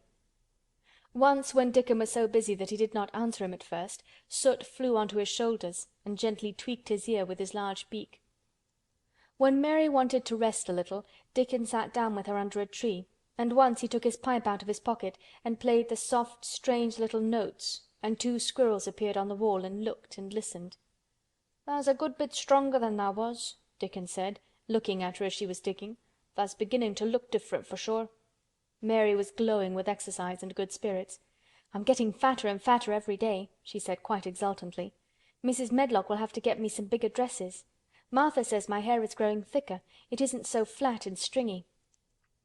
The sun was beginning to set and sending deep gold-colored rays slanting under the trees when they parted. "It'll be fine tomorrow," said Dickon. "I'll be at work by sunrise." "So will I," said Mary. She ran back to the house as quickly as her feet would carry her. She wanted to tell Colin about Dickon's fox cub and the rook, and about what the springtime had been doing. She felt sure he would like to hear. So it was not very pleasant when she opened the door of her room to see Martha standing waiting for her with a doleful face. "What is the matter?" she asked. "What did Colin say when you told him I couldn't come?" "Eh," said Martha, "I wish tha'd gone. He was nigh going into one of his tantrums. There's been a nice to do all afternoon to keep him quiet. He would watch the clock all the time." Mary's lips pinched themselves together. She was no more used to considering other people than Colin was, and she saw no reason why an ill-tempered boy should interfere with the thing she liked best. She knew nothing about the pitifulness of people who had been ill and nervous, and who did not know that they could control their tempers and need not make other people ill and nervous too. When she had had a headache in India, she had done her best to see that everybody else also had a headache, or something quite as bad. And she felt she was quite right, but of course now she felt that Colin was quite wrong. He was not on his sofa when she went into his room. He was lying flat on his back in bed, and he did not turn his head toward her as she came in. This was a bad beginning, and Mary marched up to him with her stiff manner. "Why didn't you get up?" she said. "I did get up this morning when I thought you were coming," he answered without looking at her. "I made them put me back in bed this afternoon. My back ached and my head ached and I was tired. Why didn't you come?" "I was working in the garden with Dickon," said Mary. Colin frowned and condescended to look at her. "I won't let that boy come here if you go and stay with him instead of coming to talk to me," he said. Mary flew into a fine passion. She could fly into a passion without making a noise. She just grew sour and obstinate and did not care what happened. "If you send Dickon away, I'll never come into this room again," she retorted. "You'll have to if I want you," said Colin. "I won't," said Mary. "I'll make you," said Colin. "They shall drag you in." "Shall they, Mr. Rajah?" said Mary fiercely. "They may drag me in, but they can't make me talk when they get me here. I'll sit and clench my teeth and never tell you one thing. I won't even look at you. I'll stare at the floor." They were a nice agreeable pair as they glared at each other. If they had been two little street boys they would have sprung at each other and had a rough and tumble fight. As it was, they did the next thing to it. "You are a selfish thing!" cried Colin. "What are you?" said Mary. "Selfish people always say that. Anyone is selfish who doesn't do what they want. You're more selfish than I am. You're the most selfish boy I ever saw." "I'm not," snapped Colin. "I'm not as selfish as your fine Dickon is. He keeps you playing in the dirt when he knows I am all by myself. He's selfish, if you like." Mary's eyes flashed fire. "He's nicer than any other boy that ever lived," she said. He's like an angel." It might sound rather silly to say that, but she did not care. "A nice angel!" Colin sneered ferociously. "He's a common cottage boy off the moor." "He's better than a common Rajah," retorted Mary. "He's 1,000 times better." Because she was the stronger of the two, she was beginning to get the better of him. The truth was that he had never had a fight with anyone like himself in his life, and upon the whole it was rather good for him, though neither he nor Mary knew anything about that. He turned his head on his pillow and shut his eyes, and a big tear was squeezed out and ran down his cheek. He was beginning to feel pathetic and sorry for himself, not for anyone else. "I'm not as selfish as you, because I'm always ill, and I'm sure there's a lump coming on my back," he said, "and I'm going to die besides." "You're not," contradicted Mary unsympathetically. He opened his eyes quite wide with indignation. He had never heard such a thing said before. He was at once furious and slightly pleased, if a person could be both at one time. "I'm not!" he cried. "I am! You know I am! Everybody says so." "I don't believe it," said Mary sourly. "You just say that to make people sorry. I believe you're proud of it. I don't believe it. If you were a nice boy it might be true, but you're too nasty." In spite of his invalid back, Colin sat up in bed in quite a healthy rage. "Get out of the room!" he shouted, and he caught hold of his pillow and threw it at her. He was not strong enough to throw it far, and it only fell at her feet, but Mary's face looked as pinched as a nutcracker. "I'm going," she said, "and I won't come back." She walked to the door, and when she reached it she turned round and spoke again. "I was going to tell you all sorts of nice things," she said. "Dickon brought his fox and his rook, and I was going to tell you all about them. Now I won't tell you a single thing." She marched out of the door and closed it behind her, and there, to her great astonishment, she found the trained nurse standing as if she had been listening, and more amazing still, she was laughing. She was a big, handsome young woman who ought not to have been a trained nurse at all, as she could not bear invalids, and she was always making excuses to leave Colin to Martha or anyone else who would take her place. Mary had never liked her, and she simply stood and gazed up at her as she stood giggling into her handkerchief. "What are you laughing at?" she asked her. "At you two young ones," said the nurse. "It's the best thing that could have happened to that sickly, pampered thing to have someone stand up to him that's as spoiled as himself." And she laughed into her handkerchief again. "If he'd had a young vixen of a sister to fight with, it would have been the saving of him." "Is he going to die?" "I don't know and I don't care," said the nurse. "Hysterics and temper are half what ails him." "What are hysterics?" asked Mary. "You'll find out if you work him into a tantrum after this. But at any rate you've given him something to have hysterics about, and I'm glad of it." Mary went back to her room, not feeling at all as she had felt when she had come in from the garden. She was cross and disappointed, but not at all sorry for Colin. She had looked forward to telling him a great many things, and she had meant to try to make up her mind whether it would be safe to trust him with the great secret. She had been beginning to think it would be, but now she had changed her mind entirely. She would never tell him, and he could stay in his room and never get any fresh air and die if he liked. It would serve him right. She felt so sour and unrelenting that for a few minutes she almost forgot about Dickon and the green veil creeping over the world and the soft wind blowing down from the moor. Martha was waiting for her, and the trouble in her face had been temporarily replaced by interest and curiosity. There was a wooden box on the table, and its cover had been removed and revealed that it was full of neat packages. "Mr. Craven sent it to you," said Martha. "It looks as if it had picture books in it." Mary remembered what he had asked her the day she had gone to his room. "Do you want anything? Dolls? Toys? Books?" She opened the package, wondering if he had sent a doll, and also wondering what she should do with it if he had. But he had not sent one. There were several beautiful books such as Colin had, and 2 of them were about gardens and were full of pictures. There were 2 or 3 games, and there was a beautiful little writing case with a gold monogram on it and a gold pen and inkstand. Everything was so nice that her pleasure began to crowd her anger out of her mind. She had not expected him to remember her at all, and her hard little heart grew quite warm. "I can write better than I can print," she said, "and the first thing I shall write with that pen will be a letter to tell him I am much obliged." If she had been friends with Colin, she would have run to show him her presents at once, and they would have looked at the pictures and read some of the gardening books, and perhaps tried playing the games, and he would have enjoyed himself so much he would never once have thought he was going to die, or have put his hand on his spine to see if there was a lump coming. He had a way of doing that which she could not bear. It gave her an uncomfortable, frightened feeling, because he always looked so frightened himself. He said that even if he felt quite a little lump some day, he should know his hunch had begun to grow. Something he had heard Mrs. Medlock whispering to the nurse had given him the idea, and he had thought over it in secret until it was quite firmly fixed in his mind. Mrs. Medlock had said his father's back had begun to show its crookedness in that way when he was a child. He had never told anyone but Mary that most of his tantrums, as they called them, grew out of his hysterical, hidden fear. Mary had been sorry for him when he had told her. "He always began to think about it when he was cross or tired," she said to herself, "and he has been cross today. Perhaps he has been thinking about it all afternoon."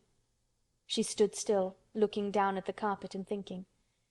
"I said I would never go back again," she hesitated, knitting her brows, "but perhaps, just perhaps, I will go and see if he wants me in the morning. Perhaps he'll try to throw his pillow at me again, but I think I'll go." End of chapter 16. Chapter 17. A Tantrum. She had got up very early in the morning and had worked hard in the garden, and she was tired and sleepy, so as soon as Martha had brought her supper and she had eaten it, she was glad to go to bed.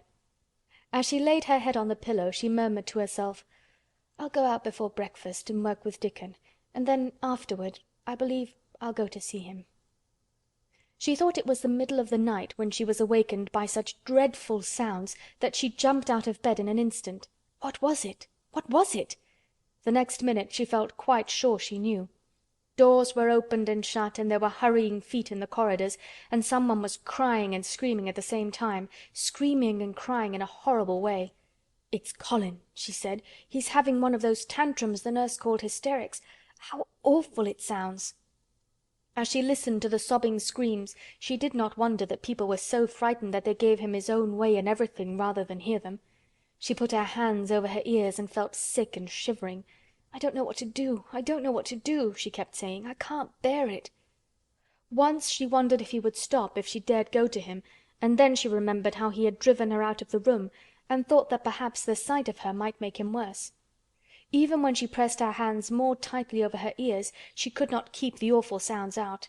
She hated them so and was so terrified by them that suddenly they began to make her angry, and she felt as if she should like to fly into a tantrum herself and frighten him as he was frightening her. She was not used to anyone's tempers but her own. She took her hands from her ears and sprang up and stamped her foot. "He ought to be stopped! Somebody ought to make him stop! Somebody ought to beat him!" she cried out. Just then she heard feet almost running down the corridor, and her door opened and the nurse came in. She was not laughing now by any means. She even looked rather pale. "He's worked himself into hysterics," she said in a great hurry. "He'll do himself harm. No one can do anything with him. You come and try like a good child. He likes you." "He turned me out of the room this morning," said Mary, stamping her foot with excitement. The stamp rather pleased the nurse. The truth was that she had been afraid she might find Mary crying and hiding her head under the bedclothes. "That's right," she said. "You're in the right humor. You go and scold him. Give him something new to think of. Do go, child, as quick as ever you can." It was not until afterward that Mary realized that the thing had been funny as well as dreadful. That it was funny that all the grown-up people were so frightened that they came to a little girl, just because they guessed she was almost as bad as Colin himself. She flew along the corridor, and the nearer she got to the screams, the higher her temper mounted. She felt quite wicked by the time she reached the door. She slapped it open with her hand and ran across the room to the four-posted bed. "You stop!" she almost shouted. "You stop! I hate you! Everybody hates you! I wish everybody would run out of the house and let you scream yourself to death! You will scream yourself to death in a minute, and I wish you would!" A nice, sympathetic child could neither have thought nor said such things, but it just happened that the shock of hearing them was the best possible thing for this hysterical boy whom no one had ever dared to restrain or contradict. He had been lying on his face, beating his pillow with his hands, and he actually almost jumped around, he turned so quickly at the sound of the furious little voice. His face looked dreadful, white and red and swollen, and he was gasping and choking, but savage little Mary did not care an atom. "If you scream another scream," she said, "I'll scream too, and I can scream louder than you can, and I'll frighten you! I'll frighten you!" He actually had stopped screaming because she had startled him so. The scream which had been coming almost choked him. The tears were streaming down his face and he shook all over. "I can't stop," he gasped and stopped. I can't." "You can!" shouted Mary. "Half that ails you is hysterics and temper. Just hysterics, hysterics, hysterics!" And she stamped each time she said it. "I felt the lump. I felt it," choked out Colin. "I knew I should. I shall have a hunch on my back and then I shall die."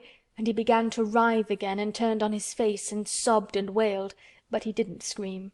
"You didn't feel a lump," contradicted Mary fiercely. "If you did, it was only a hysterical lump. Hysterics makes lumps. There's nothing the matter with your horrid back, nothing but hysterics.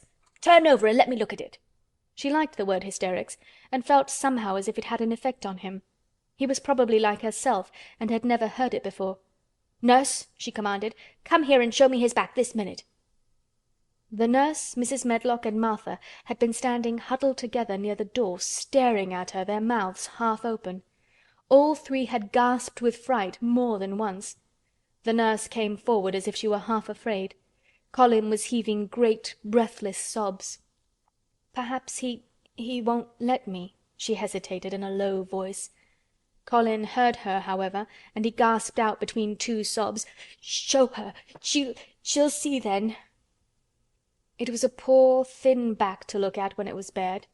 Every rib could be counted, and every joint of the spine, though Mistress Mary did not count them as she bent over and examined them with a solemn, savage little face. She looked so sour and old-fashioned that the nurse turned her head aside to hide the twitching of her mouth. There was just a minute's silence, for even Colin tried to hold his breath, while Mary looked up and down his spine and down and up, as intently as if she had been the great doctor from London. "There's not a single lump there," she said at last. "There's not a lump as big as a pin, except backbone lumps, and you can only feel them because you're thin. I've got backbone lumps myself, and they used to stick out as much as yours do, until I began to get fatter, and I'm not fat enough yet to hide them. There's not a lump as big as a pin. If you ever say there is again, I shall laugh." No one but Colin himself knew what effect those crossly spoken childish words had on him. If he had ever had anyone to talk to about his secret terrors, if he had ever dared to let himself ask questions, if he had had childish companions and had not lain on his back in the huge closed house, breathing an atmosphere heavy with the fears of people who were most of them ignorant and tired of him, he would have found out that most of his fright and illness was created by himself. But he had lain and thought of himself and his aches and weariness for hours and days and months and years. And now that an angry, unsympathetic little girl insisted obstinately that he was not as ill as he thought he was, he actually felt as if she might be speaking the truth. "I didn't know," ventured the nurse, "that he thought he had a lump on his spine. His back is weak because he won't try to sit up. I could have told him there was no lump there." Colin gulped and turned his face a little to look at her. "Could you?" he said pathetically. "Yes, sir." "There," said Mary, and she gulped too. Colin turned on his face again, and but for his long-drawn broken breaths, which were the dying down of his storm of sobbing, he lay still for a minute, though great tears streamed down his face and wet the pillow. Actually, the tears meant that a curious great relief had come to him. Presently he turned and looked at the nurse again, and strangely enough, he was not like a Rajah at all as he spoke to her. "Do you think I could live to grow up?" he said. The nurse was neither clever nor soft-hearted, but she could repeat some of the London doctor's words. "You probably will if you do what you are told to do and not give way to your temper and stay out a great deal in the fresh air." Colin's tantrum had passed, and he was weak and worn out with crying, and this perhaps made him feel gentle. He put out his hand a little toward Mary. and I am glad to say that, her own tantrum having passed, she was softened too, and met him half-way with her hand, so that it was a sort of making up. "I'll go out with you, Mary," he said.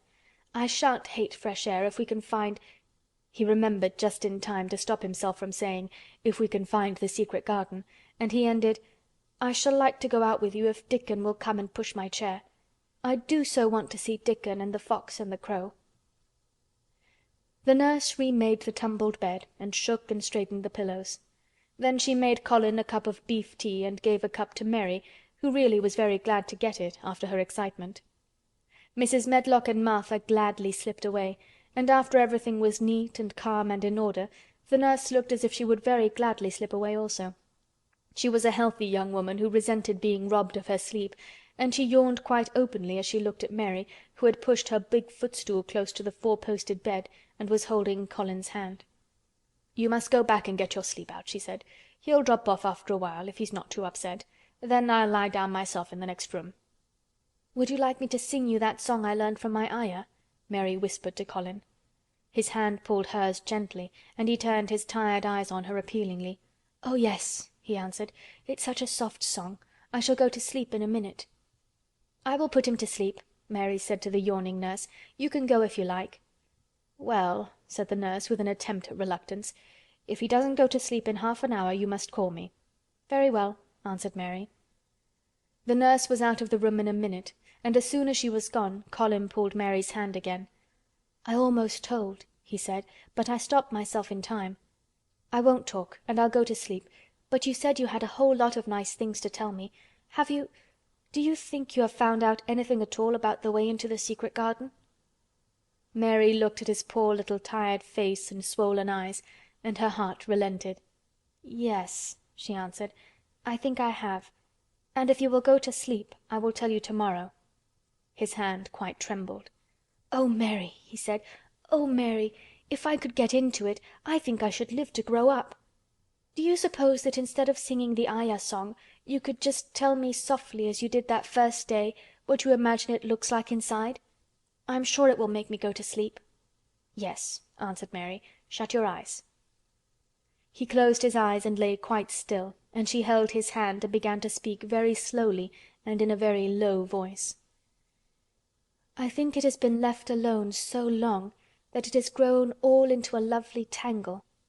I think the roses have climbed and climbed and climbed until they hang from the branches and walls and creep over the ground, almost like a strange gray mist.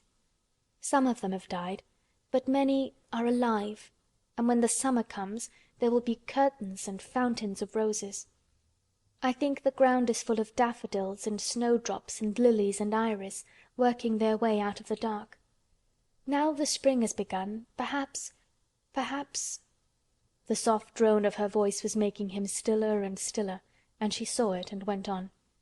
"Perhaps they are coming up through the grass. Perhaps there are clusters of purple crocuses and gold ones even now. Perhaps the leaves are beginning to break out and uncurl, and perhaps the gray is changing and a green gauze veil is creeping and creeping over everything, and the birds are coming to look at it because it is so safe and still. And perhaps, very softly and slowly indeed, the robin has found a mate and is building a nest." And Colin was asleep. End of Chapter 17. Chapter 18. Thou Munnot Waste No Time. Of course Mary did not awaken early the next morning. She slept late because she was tired, and when Martha brought her breakfast she told her that though Colin was quite quiet, he was ill and feverish as he always was after he had worn himself out with a fit of crying. Mary ate her breakfast slowly as she listened. "He says he wishes thou would please go and see him as soon as thou can," Martha says. "It's queer what a fancy he's took to thee. Tha did give it him last night for sure, didn't tha? Nobody else would have dared to do it. Eh, poor lad, he's been spoiled till salt won't save him. Mother says as the two worst things as can happen to a child is never to have his own way or always to have it. She doesn't know which is the worst. Tha was in a fine temper thyself too. But he says to me when I went into his room, 'Please ask Miss Mary if she'll please come and talk to me.' Think o' him saying 'please.' Will you go, miss?" "I'll run and see Dickon first," said Mary. "No, I'll go and see Colin first and tell him— I know what I'll tell him," with a sudden inspiration. She had her hat on when she appeared in Colin's room, and for a second he looked disappointed. He was in bed. His face was pitifully white and there were dark circles round his eyes. "I'm glad you came," he said. "My head aches and I ache all over because I'm so tired. Are you going somewhere?" Mary went and leaned against his bed. "I won't be long," she said. "I'm going to Dickon, but I'll come back. Colin, it's something about the garden." His whole face brightened and a little color came into it. "Oh, is it?" he cried out. "I dreamed about it all night. I heard you say something about grey changing into green, and I dreamed I was standing in a place all filled with trembling little green leaves, and there were birds on nests everywhere, and they looked so soft and still. I'll lie and think about it until you come back." In 5 minutes Mary was with Dickon in their garden. The fox and the crow were with him again, and this time he had brought 2 tame squirrels. "I came over on the pony this morning," he said. He is a good little chap, Jump is. I brought these 2 in my pockets. This here one is called Nut, and this here other one is called Shell." When he said Nut, one squirrel leaped onto his right shoulder, and when he said Shell, the other one leaped onto his left shoulder.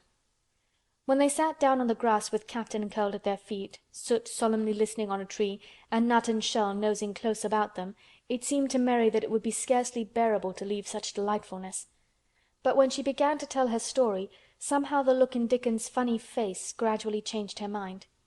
She could see he felt sorrier for Colin than she did. He looked up at the sky and all about him. "Just listen to them birds. The world seems full of 'em, all whistling and piping," he said. "Look at 'em darting about and hearken at 'em calling to each other. Come springtime seems like as if all the world's calling. The leaves is uncurling so you can see 'em, and my word, the nice smell there is about," sniffing with his happy turned-up nose. "And that poor lad lying shut up and seeing so little that he gets to thinking of things that sets him screaming. My, we mun get him out here.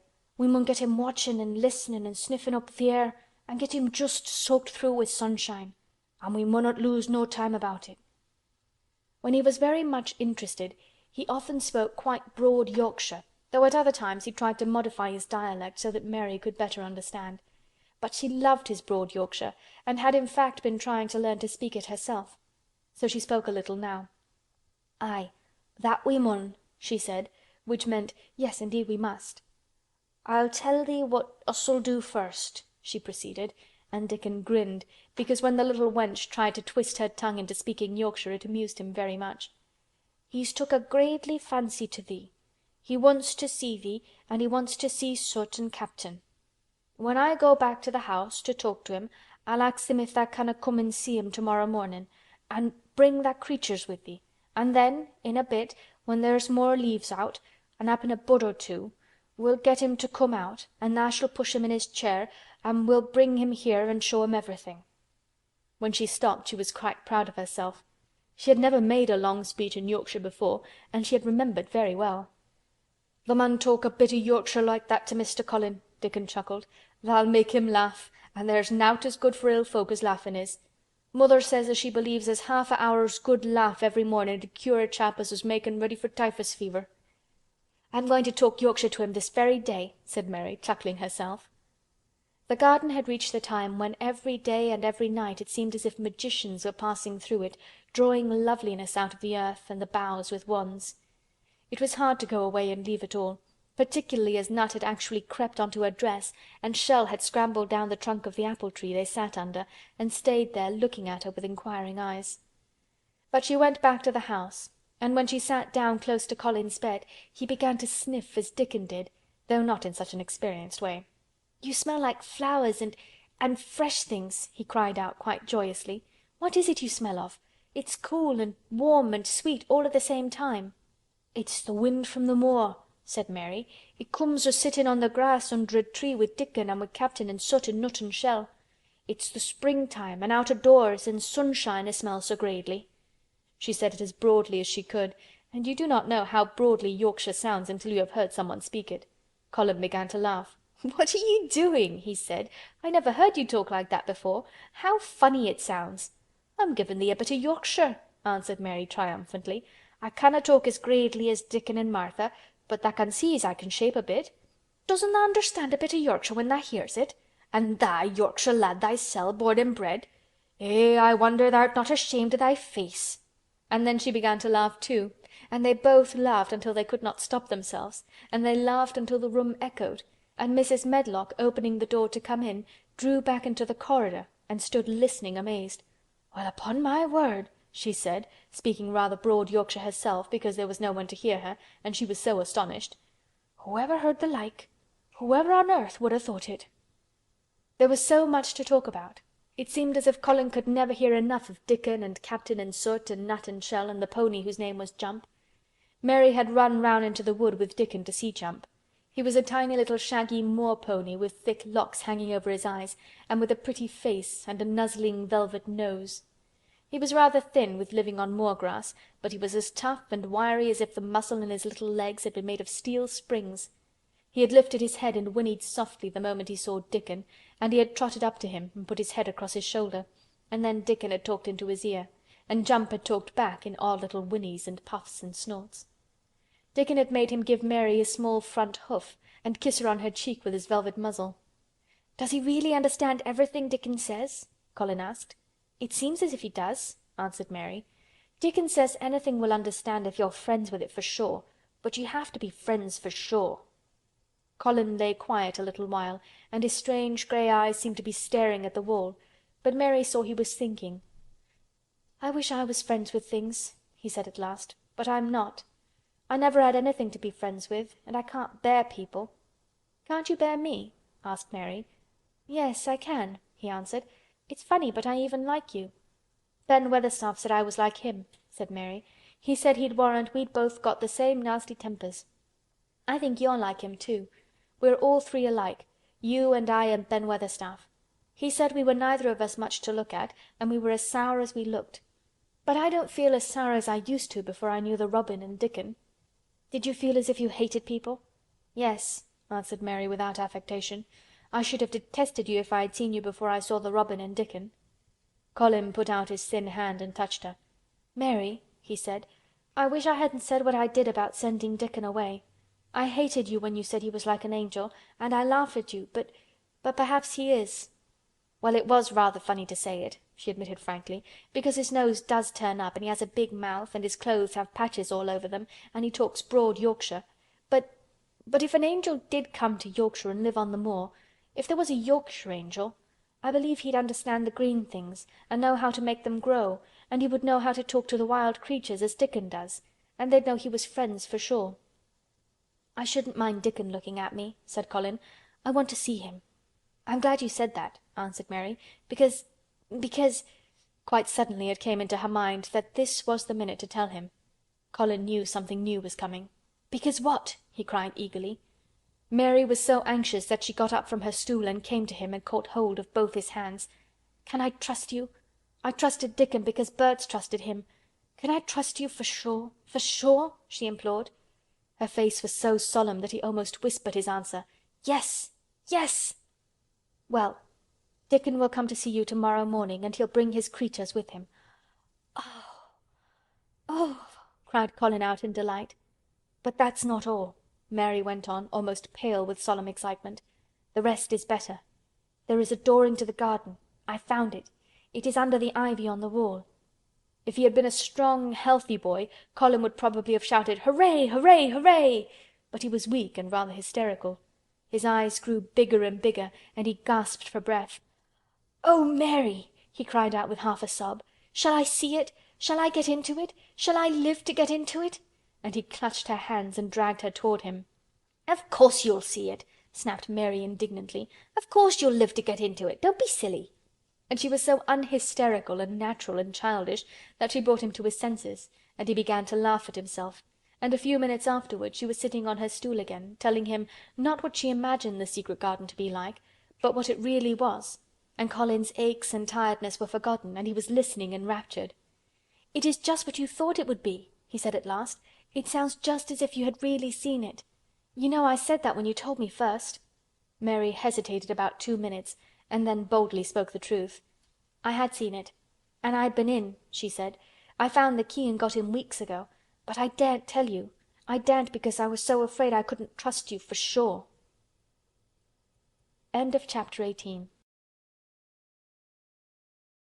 Chapter 19. It has come. Of course Dr. Craven had been sent for the morning after Colin had had his tantrum. He was always sent for at once when such a thing occurred, and he always found, when he arrived, a white, shaken boy lying on his bed, sulky and still so hysterical that he was ready to break into fresh sobbing at the least word. In fact, Dr. Craven dreaded and detested the difficulties of these visits. On this occasion he was away from Misselthwaite Manor until afternoon. "How is he?" he asked Mrs. Medlock rather irritably when he arrived. "He will break a blood vessel in one of those fits some day. The boy is half insane with hysteria and self-indulgence." "Well, sir," answered Mrs. Medlock, "you'll scarcely believe your eyes when you see him. That plain, sour-faced child that's almost as bad as himself has just bewitched him. How she's done it there's no telling. The Lord knows she's nothing to look at, and you scarcely ever hear her speak. But she did what none of us dared do. She just flew at him like a little cat last night, and stamped her feet and ordered him to stop screaming, and somehow she startled him so that he actually did stop. And this afternoon, well, just come up and see, sir. It's past crediting." The scene which Dr. Craven beheld when he entered his patient's room was indeed rather astonishing to him. As Mrs. Medlock opened the door, he heard laughing and chattering. Colin was on his sofa in his dressing-gown, and he was sitting up quite straight, looking at a picture in one of the garden books, and talking to the plain child, who at that moment could scarcely be called plain at all, because her face was so glowing with enjoyment. "Those long spires of blue ones, we'll have a lot of those," Colin was announcing. "They're called delphiniums." "Dickon says they're larkspurs made big and grand," cried Mistress Mary. "There are clumps there already." Then they saw Dr. Craven and stopped. Mary became quite still, and Colin looked fretful. "I am sorry to hear you were ill last night, my boy," Dr. Craven said a trifle nervously. He was rather a nervous man. "I am better now, much better," Colin answered, rather like a Rajah. "I am going out in my chair in a day or two, if it is fine. I want some fresh air." Dr. Craven sat down by him and felt his pulse, and looked at him curiously. "It must be a very fine day," he said, "and you must be very careful not to tire yourself." "Fresh air won't tire me," said the young Rajah. As there had been occasions when this same young gentleman had shrieked aloud with rage and had insisted that fresh air would give him cold and kill him, it is not to be wondered at that his doctor felt somewhat startled. "I thought you did not like fresh air," he said. "I don't when I am by myself," replied the Rajah, "but my cousin is going out with me." "And the nurse, of course," suggested Dr. Craven. "No, I will not have the nurse," so magnificently that Mary could not help remembering how the young native prince had looked with his diamonds and emeralds and pearls stuck all over him, and the great rubies on the small dark hand he had waved to command his servants to approach with salams and receive his orders. "My cousin knows how to take care of me. I am always better when she is with me. She made me better last night. A very strong boy I know will push my carriage." Dr. Craven felt rather alarmed. If this tiresome hysterical boy should chance to get well, he himself would lose all chance of inheriting Misselthwaite. But he was not an unscrupulous man, though he was a weak one, and he did not intend to let him run into actual danger. "He must be a strong and a steady boy," he said, "and I must know something about him. Who is he? What is his name?" "It's Dickon," Mary spoke up suddenly. She felt somehow that everybody who knew the moor must know Dickon, and she was right too. She saw that in a moment Dr. Craven's serious face relaxed into a relieved smile. "Oh, Dickon," he said. "If it is Dickon you will be safe enough. He's as strong as a moor pony, is Dickon." "And he's trusty," said Mary. "He's the trustiest lad in Yorkshire." She had been talking Yorkshire to Colin, and she forgot herself. "Did Dickon teach you that?" asked Dr. Craven, laughing outright. "I'm learning it as if it was French," said Mary rather coldly. "It's like a native dialect in India. Very clever people try to learn them. I like it, and so does Colin." "Well, well," he said, "if it amuses you, perhaps it won't do you any harm. Did you take your bromide last night, Colin?" "No," Colin answered. "I wouldn't take it at first, and after Mary made me quiet she talked me to sleep in a low voice about the spring creeping into a garden." "That sounds soothing," said Dr. Craven, more perplexed than ever, and glancing sideways at Mistress Mary sitting on her stool and looking down silently at the carpet.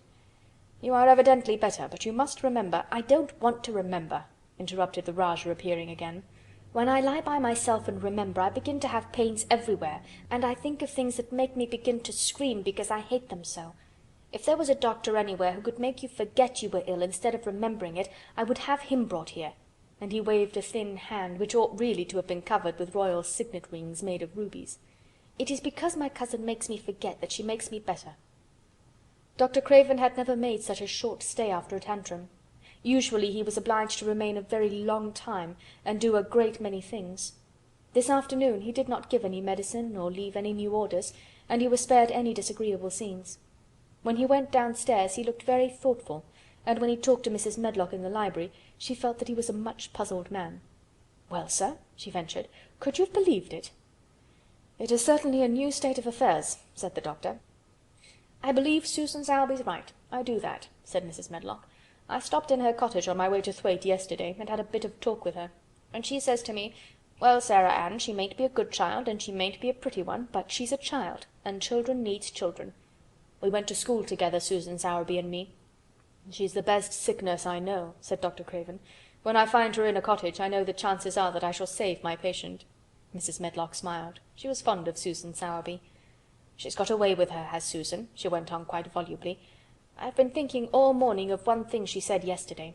She says, 'Once when I was giving the children a bit of preach after they'd been fighting, I says to them all, "Where I was at school, my geography told us the world was shaped like an orange, and I found out before I was 10 that the whole orange doesn't belong to nobody. No one owns more than his bit of a quarter, and there's times it seems like there's not enough quarters to go round. But don't you, none of you, think as you own the whole orange, or you'll find out you're mistaken, and you won't find it out without hard knocks. What children learns from children, she says, is that there's no sense in grabbing at the whole orange, peel and all. If you do, you'll likely not even get the pips, and them's too bitter to eat." "She's a shrewd woman," said Dr. Craven, putting on his coat. "Well, she's got a way of saying things," ended Mrs. Medlock, much pleased. "Sometimes I've said to her, 'Susan, if you was a different woman and didn't talk such broad Yorkshire, I've seen the times when I should have said you was clever.'" That night Colin slept without once awakening, and when he opened his eyes in the morning he lay still and smiled without knowing it. Smiled because he felt so curiously comfortable. It was actually nice to be awake, and he turned over and stretched his limbs luxuriously. He felt as if tight strings which had held him had loosened themselves and let him go. He did not know that Dr. Craven would have said that his nerves had relaxed and rested themselves. Instead of lying and staring at the wall and wishing he had not awakened, his mind was full of the plans he and Mary had made yesterday, of pictures of the garden, and of Dickon and his wild creatures. It was so nice to have things to think about. And he had not been awake more than 10 minutes when he heard feet running along the corridor, and Mary was at the door. The next minute she was in the room and had run across to his bed, bringing with her a waft of fresh air full of the scent of the morning. "You've been out! You've been out! There's that nice smell of leaves!" he cried. She had been running, and her hair was loose and blown, and she was bright with the air and pink-cheeked, though he could not see it. "It's so beautiful," she said, a little breathless with her speed. "You never saw anything so beautiful. It has come. I thought it had come that other morning, but it was only coming. It is here now. It has come. The spring. Dickon says so." "Has it?" cried Colin, and though he really knew nothing about it, he felt his heart beat. He actually sat up in bed. "Open the window," he added, laughing half with joyful excitement and half at his own fancy. "Perhaps we may hear golden trumpets." And though he laughed, Mary was at the window in a moment, and in a moment more it was opened wide, and freshness and softness and scents and bird-songs were pouring through. "That's fresh air," she said. "Lie on your back and draw in long breaths of it. That's what Dickon does when he's lying on the moor. He says he feels it in his veins, and it makes him strong, and he feels as if he could live forever and ever. Breathe it and breathe it." She was only repeating what Dickon had told her, but she caught Colin's fancy. "Forever and ever. Does it make him feel like that?" he said, and he did as she told him, drawing in long, deep breaths over and over again, until he felt something quite new and delightful was happening to him. Mary was at his bedside again. "Things are crowding up out of the earth," she ran on in a hurry, "and there are flowers uncurling and buds on everything, and the green veil has covered nearly all the grey, and the birds are in such a hurry about their nests for fear they may be too late that some of them are even fighting for places in the secret garden. And the rose bushes look as wick can be, and there are primroses in the lanes and woods, and the seeds we planted are up, and Dickon has brought the fox and the crow and the squirrels and a newborn lamb." And then she paused for breath. The new-born lamb Dickon had found 3 days before lying by its dead mother among the gorse bushes on the moor. It was not the first motherless lamb he had found, and he knew what to do with it. He had taken it to the cottage, wrapped in his jacket, and he had let it lie near the fire, and had fed it with warm milk. It was a soft thing, with a darling, silly baby face, and legs rather long for its body. Dickon had carried it over the moor in his arms, and its feeding bottle was in his pocket with a squirrel, and when Mary had sat under a tree with its limp warmness huddled on her lap, she had felt as if she were too full of strange joy to speak. A lamb! A lamb! A living lamb who lay on your lap like a baby! She was describing it with great joy, and Colin was listening and drawing in long breaths of air when the nurse entered. She started a little at the sight of the open window. She had sat stifling in the room many a warm day because her patient was sure that open windows gave people cold. "Are you sure you're not chilly, Master Colin?" she inquired. "No," was the answer.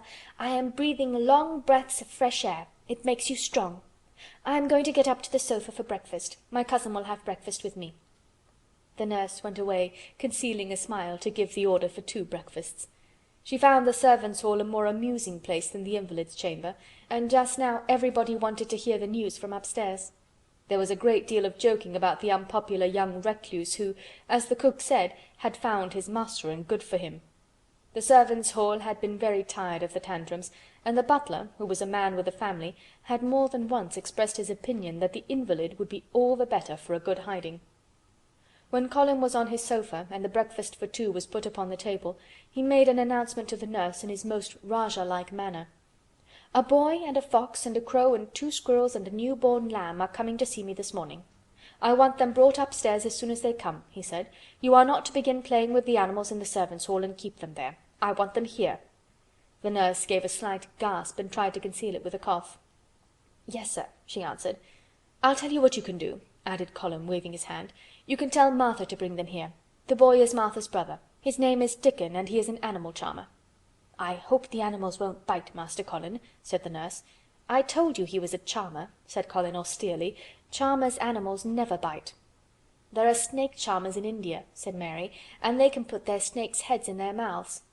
"Goodness!" shuddered the nurse. They ate their breakfast with the morning air pouring in upon them.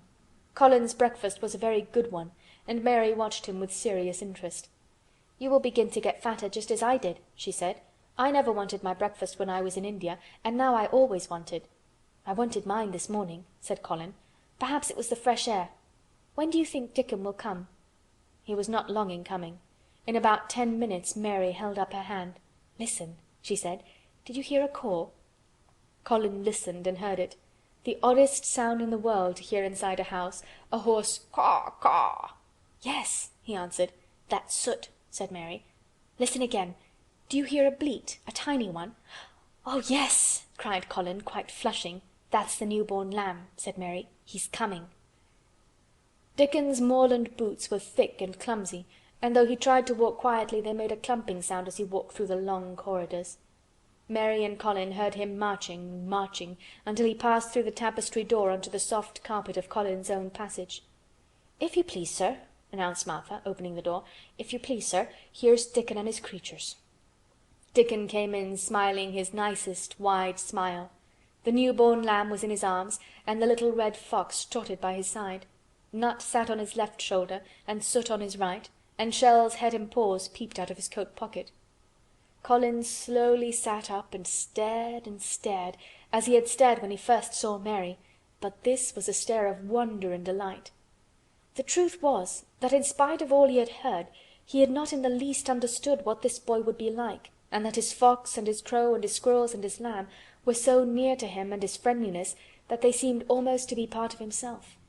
Colin had never talked to a boy in his life, and he was so overwhelmed by his own pleasure and curiosity that he did not even think of speaking. But Dickon did not feel the least shy or awkward. He had not felt embarrassed because the crow had not known his language and had only stared and had not spoken to him the first time they met. Creatures were always like that until they found out about you. He walked over to Colin's sofa and put the new-born lamb quietly on his lap, and immediately the little creature turned to the warm velvet dressing-gown and began to nuzzle and nuzzle into its folds and butt its tight curled head with soft impatience against his side. Of course, no boy could have helped speaking then. "What is it doing?" cried Colin. "What does it want?" "It wants its mother," said Dickon, smiling more and more. "I brought it to thee a bit hungry because I knowed tha'd like to see it feed."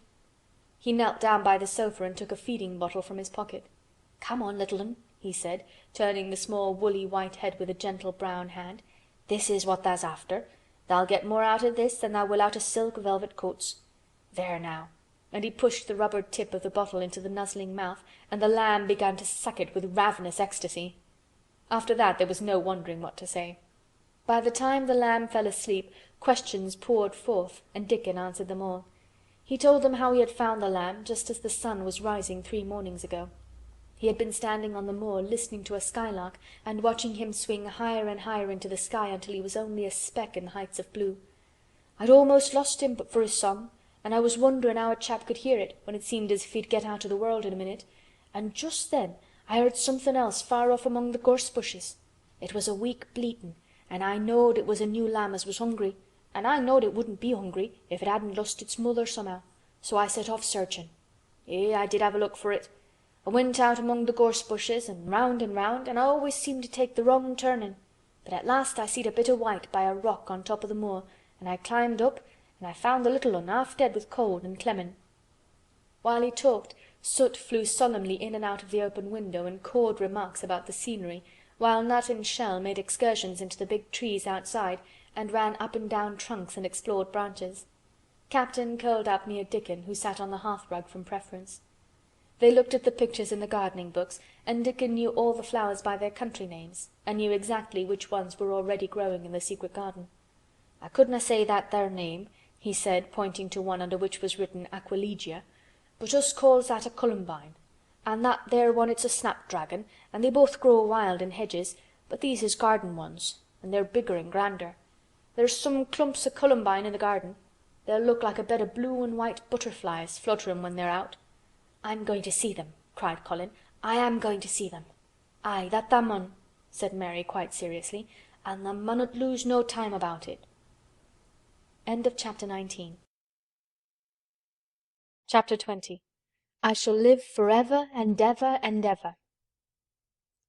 But they were obliged to wait more than a week, because first there came some very windy days, and then Colin was threatened with a cold, which 2 things happening one after the other would no doubt have thrown him into a rage, but that there was so much careful and mysterious planning to do, and almost every day Dickon came in, if only for a few minutes, to talk about what was happening on the moor, and in the lanes and hedges, and on the borders of streams. The things he had to tell about otters and badgers and water-rats' houses, not to mention birds' nests and field mice in their burrows, were enough to make you almost tremble with excitement when you heard all the intimate details from an animal charmer, and realized with what thrilling eagerness and anxiety the whole busy underworld was working. "They're same as us," said Dickon, "only they have to build their homes every year, and it keeps 'em so busy they fair scuffle to get 'em done." The most absorbing thing, however, was the preparations to be made before Colin could be transported with sufficient secrecy to the garden. No one must see the chair-carriage and Dickon and Mary after they turned a certain corner of the shrubbery and entered upon the walk outside the ivied walls. As each day passed, Colin had become more and more fixed in his feeling that the mystery surrounding the garden was one of its greatest charms. Nothing must spoil that. No one must ever suspect that they had a secret. People must think that he was simply going out with Mary and Dickon because he liked them and did not object to their looking at him. They had long and quite delightful talks about their route. They would go up this path and down that one, and cross the other, and go round among the fountain flower beds as if they were looking at the bedding out plants the head gardener, Mr. Roach, had been having arranged. That would seem such a rational thing to do that no one would think it at all mysterious. They would turn into the shrubbery walks and lose themselves until they came to the long walls. It was almost as serious and elaborately thought out as the plans of march made by great generals in times of war. Rumours of the new and curious things which were occurring in the invalid's apartments had of course filtered through the servants' hall into the stable-yards and out among the gardeners, but notwithstanding this, Mr. Roach was startled one day when he received orders from Master Colin's room to the effect that he must report himself in the apartment no outsider had ever seen, as the invalid himself desired to speak to him. "Well, well," he said to himself as he hurriedly changed his coat, "what's to do now? His Royal Highness that wasn't to be looked at, calling up a man he's never set eyes on." Mr. Roach was not without curiosity. He had never caught even a glimpse of the boy, and had heard a dozen exaggerated stories about his uncanny looks and ways and his insane tempers. The thing he had heard oftenest was that he might die at any moment, and there had been numerous fanciful descriptions of a humped back and helpless limbs given by people who had never seen him. "Things are changing in this house, Mr. Roach," said Mrs. Medlock, as she led him up the back staircase to the corridor onto which opened the hitherto mysterious chamber. "Let's hope they're changing for the better, Mrs. Medlock," he answered. "They couldn't well change for the worse," she continued, "and queer as it all is, there's them as finds their duties made a lot easier to stand up under. Don't you be surprised, Mr. Roach, if you find yourself in the middle of a menagerie and Martha Sowerby's Dickon more at home than you or me could ever be." There really was a sort of magic about Dickon, as Mary always privately believed. When Mr. Roach heard his name he smiled quite leniently. "He'd be at home in Buckingham Palace or at the bottom of a coal mine," he said. "And yet it's not impudence either. He's just fine, is that lad." It was perhaps well he had been prepared, or he might have been startled. When the bedroom door was opened, a large crow, which seemed quite at home perched on the high back of a carven chair, announced the entrance of the visitor by saying "Caw! Caw!" quite loudly. In spite of Mrs. Medlock's warning, Mr. Roach only just escaped being sufficiently undignified to jump backward. The young Rajah was neither in bed nor on his sofa. He was sitting in an armchair, and a young lamb was standing by him shaking its tail in feeding lamb fashion as Dickon knelt giving it milk from its bottle. A squirrel was perched on Dickon's bent back, attentively nibbling a nut. The little girl from India was sitting on a big footstool looking on.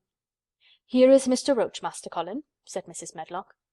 The young Rajah turned and looked his servitor over. At least, that was what the head gardener felt happened. "Oh, you are Roach, are you?" he said. "I sent for you to give you some very important orders."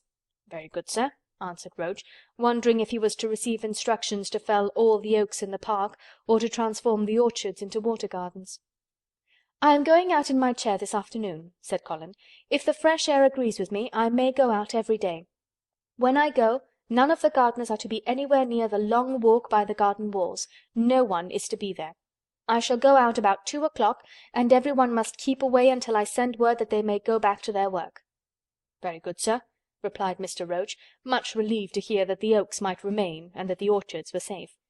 "Mary," said Colin, turning to her, "what is that thing you say in India when you have finished talking and want people to go?" "You say, 'You have my permission to go,'" answered Mary. The Rajah waved his hand. "You have my permission to go, Roach," he said. "But remember, this is very important."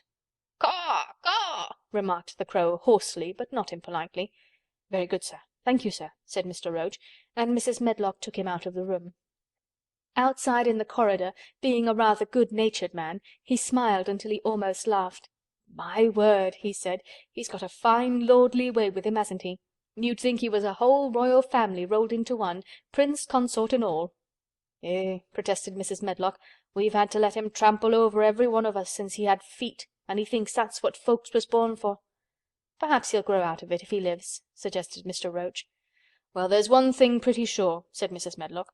"If he does live, and that Indian child stays here, I'll warrant she teaches him that the whole orange does not belong to him, as Susan Sowerby says. And he'll be likely to find out the size of his own quarter." Inside the room Colin was leaning back on his cushions. "It's all safe now," he said, "and this afternoon I shall see it. This afternoon I shall be in it." Dickon went back to the garden with his creatures, and Mary stayed with Colin. She did not think he looked tired, but he was very quiet before their lunch came, and he was quiet while they were eating it. She wondered why, and asked him about it. "What big eyes you've got, Colin," she said. "When you are thinking, they get as big as saucers. What are you thinking about now?" "I can't help thinking about what it will look like," he answered. "The garden?" asked Mary. "The springtime," he said. "I was thinking that I've really never seen it before. I scarcely ever went out, and when I did go I never looked at it. I didn't even think about it." "I never saw it in India because there wasn't any," said Mary. Shut in and morbid as his life had been, Colin had more imagination than she had, and at least he had spent a good deal of time looking at wonderful books and pictures. "That morning when you ran in and said, 'It's come, it's come,' You made me feel quite queer. It sounded as if things were coming with a great procession and big bursts and wafts of music. I've a picture like it in one of my books. Crowds of lovely people and children with garlands and branches with blossoms on them, everyone laughing and dancing and crowding and playing on pipes. That was why I said, 'Perhaps we shall hear golden trumpets,' and told you to throw open the window." "How funny," said Mary. "That's really just what it feels like, and if all the flowers and leaves and green things and birds and wild creatures danced past at once, what a crowd it would be. I'm sure they'd dance and sing and flute, and that would be the wafts of music." They both laughed, but it was not because the idea was laughable, but because they both so liked it. A little later the nurse made Colin ready. She noticed that instead of lying like a log while his clothes were put on, he sat up and made some efforts to help himself, and he talked and laughed with Mary all the time. "This is one of his good days, sir," she said to Dr. Craven, who dropped in to inspect him. "He's in such good spirits that it makes him stronger." "I'll call in again later in the afternoon, after he has come in," said Dr. Craven. "I must see how the going out agrees with him. I wish," in a very low voice, "that he would let you go with him." "I'd rather give up the case this moment, sir, than even stay here while it's suggested," answered the nurse with sudden firmness. "I hadn't really decided to suggest it," said the doctor with a slight nervousness. "We'll try the experiment. Dickon's a lad I'd trust with a newborn child." The strongest footman in the house carried Colin downstairs and put him in his wheeled chair near which Dickon waited outside. After the manservant had arranged his rugs and cushions, the Rajah waved his hand to him and to the nurse. "You have my permission to go," he said, and they both disappeared quickly, and it must be confessed giggled when they were safely inside the house. Dickon began to push the wheeled chair slowly and steadily. Mistress Mary walked beside it, and Colin leaned back and lifted his face to the sky.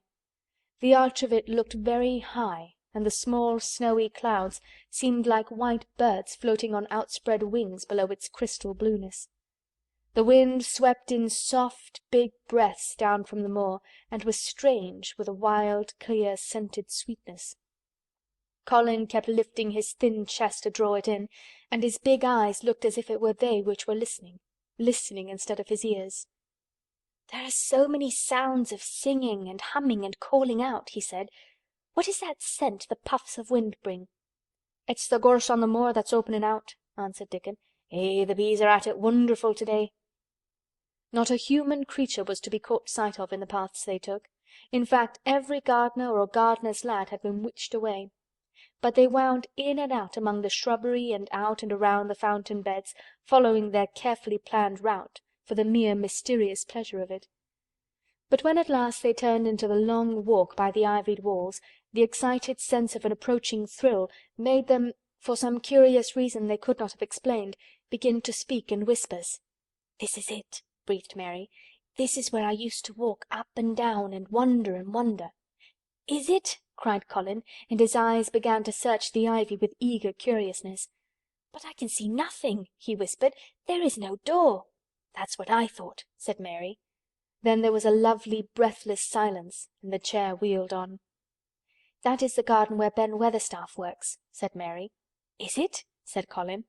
A few yards more and Mary whispered again. "This is where the robin flew over the wall," she said. "Is it?" cried Colin. "Oh, I wish he'd come again." "And that," said Mary with solemn delight, pointing under a big lilac bush, "is where he perched on the little heap of earth and showed me the key." Then Colin sat up. "Where? Where? There?" he cried, and his eyes were as big as the wolf's in Red Riding Hood, when Red Riding Hood felt called upon to remark on them. Dickon stood still and the wheeled chair stopped. "And this," said Mary, stepping onto the bed close to the ivy, "is where I went to talk to him when he chirped at me from the top of the wall. And this is the ivy the wind blew back," and she took hold of the hanging green curtain. "Oh, is it? Is it?" gasped Colin. "And here is the handle, and here is the door. Dickon, push him in quickly." And Dickon did it, with one strong, steady, splendid push. But Colin had actually dropped back against his cushions, even though he gasped with delight, and he had covered his eyes with his hands and held them there, shutting out everything, until they were inside, and the chair stopped as if by magic, and the door was closed. Not till then did he take them away and look round and round and round as Dickon and Mary had done. and over the walls and earth and trees and swinging sprays and tendrils the fair green veil of tender little leaves had crept, and in the grass under the trees and the grey urns in the alcoves, and here and there everywhere were touches or splashes of gold and purple and white, and the trees were showing pink and snow above his head, and there were fluttering of wings and faint sweet pipes and humming and scents, and the sun fell warm upon his face like a hand with a lovely touch. And in wonder Mary and Dickon stood and stared at him. He looked so strange and different, because a pink glow of colour had actually crept all over him, ivory face and neck and hands and all. "I shall get well! I shall get well!" he cried out. "Mary, Dickon, I shall get well! And I shall live forever and ever and ever!" End of Chapter 20. Chapter 21. Ben Weatherstaff. One of the strange things about living in the world is that it is only now and then one is quite sure one is going to live for ever and ever and ever. One knows it sometimes when one gets up at the tender solemn dawn time and goes out and stands alone and throws one's head far back and looks up and watches the pale sky slowly changing and flushing and marvellous unknown things happening until the east almost makes one cry out and one's heart stands still at the strange unchanging majesty of the rising of the sun, which has been happening every morning for thousands and thousands and thousands of years. One knows it then for a moment or so. And one knows it sometimes when one stands by oneself in a wood at sunset, and the mysterious deep gold stillness slanting through and under the branches seems to be saying slowly again and again something one cannot quite hear, however much one tries. Then sometimes the immense quiet of the dark blue at night, with millions of stars waiting and watching, makes one sure. And sometimes a sound of far-off music makes it true. And sometimes a look in someone's eyes. And it was like that with Colin when he first saw and heard and felt the springtime inside the 4 high walls of a hidden garden. That afternoon the whole world seemed to devote itself to being perfect and radiantly beautiful and kind to one boy. Perhaps out of pure heavenly goodness the spring came and crowned everything it possibly could into that one place. More than once Dickon paused in what he was doing and stood still with a sort of growing wonder in his eyes, shaking his head softly. "Eh, it is gradely," he said.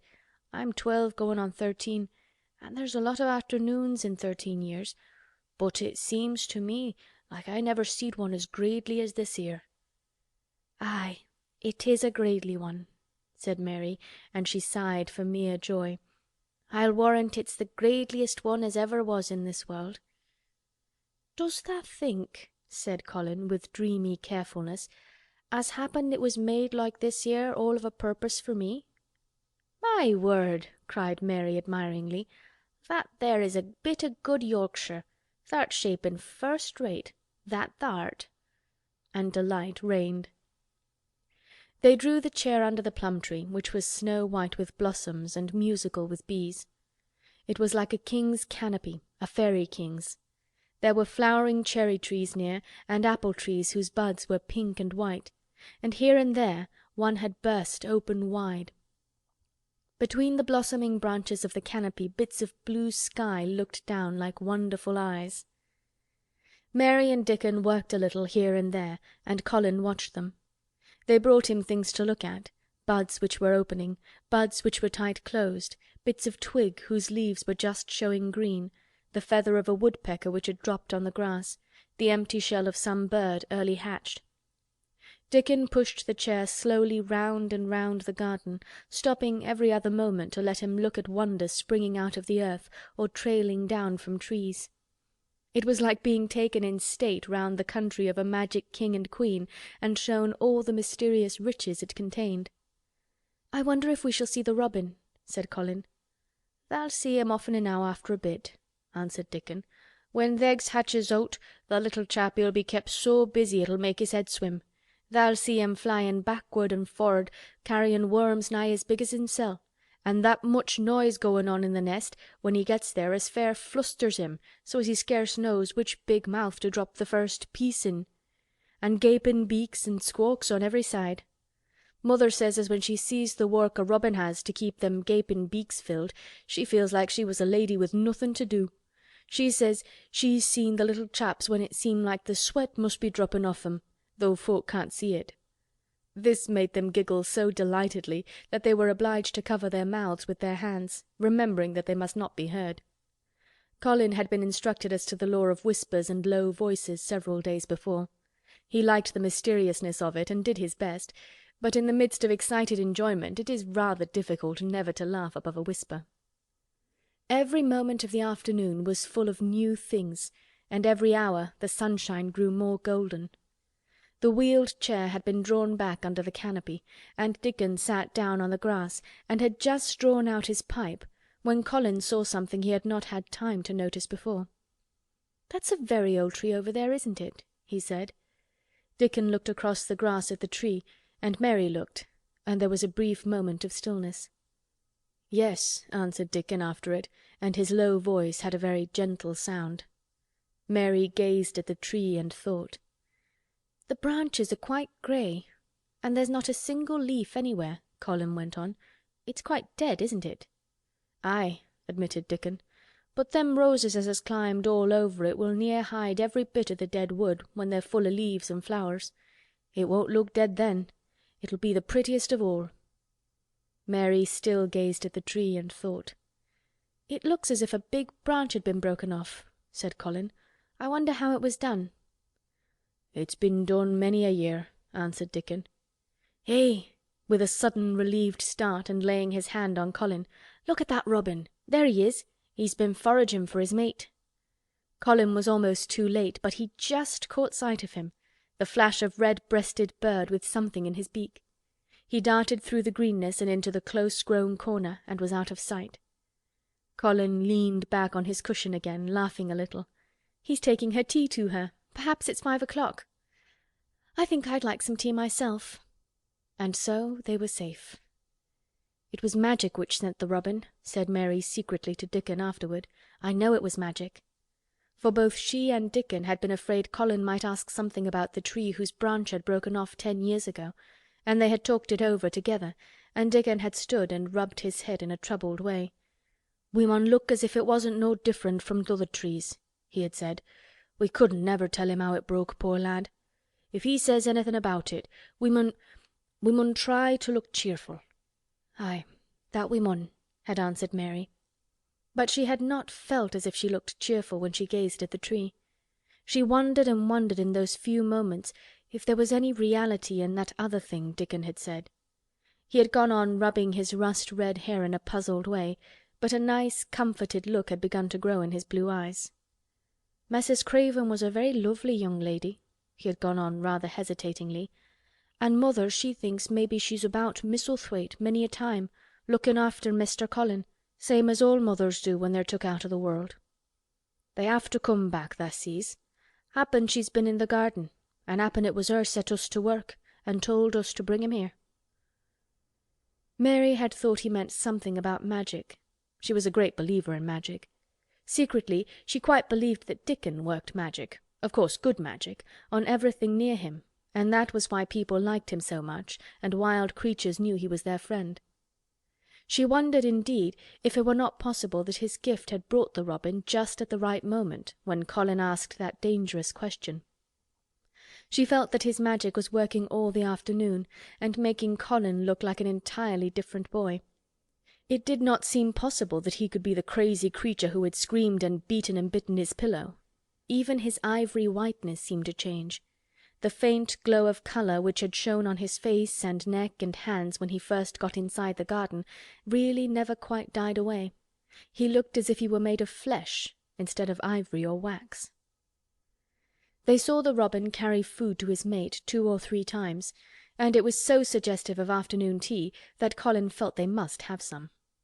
"Go and make one of the men servants bring some in a basket to the rhododendron walk," he said, "and then you and Dickon can bring it here."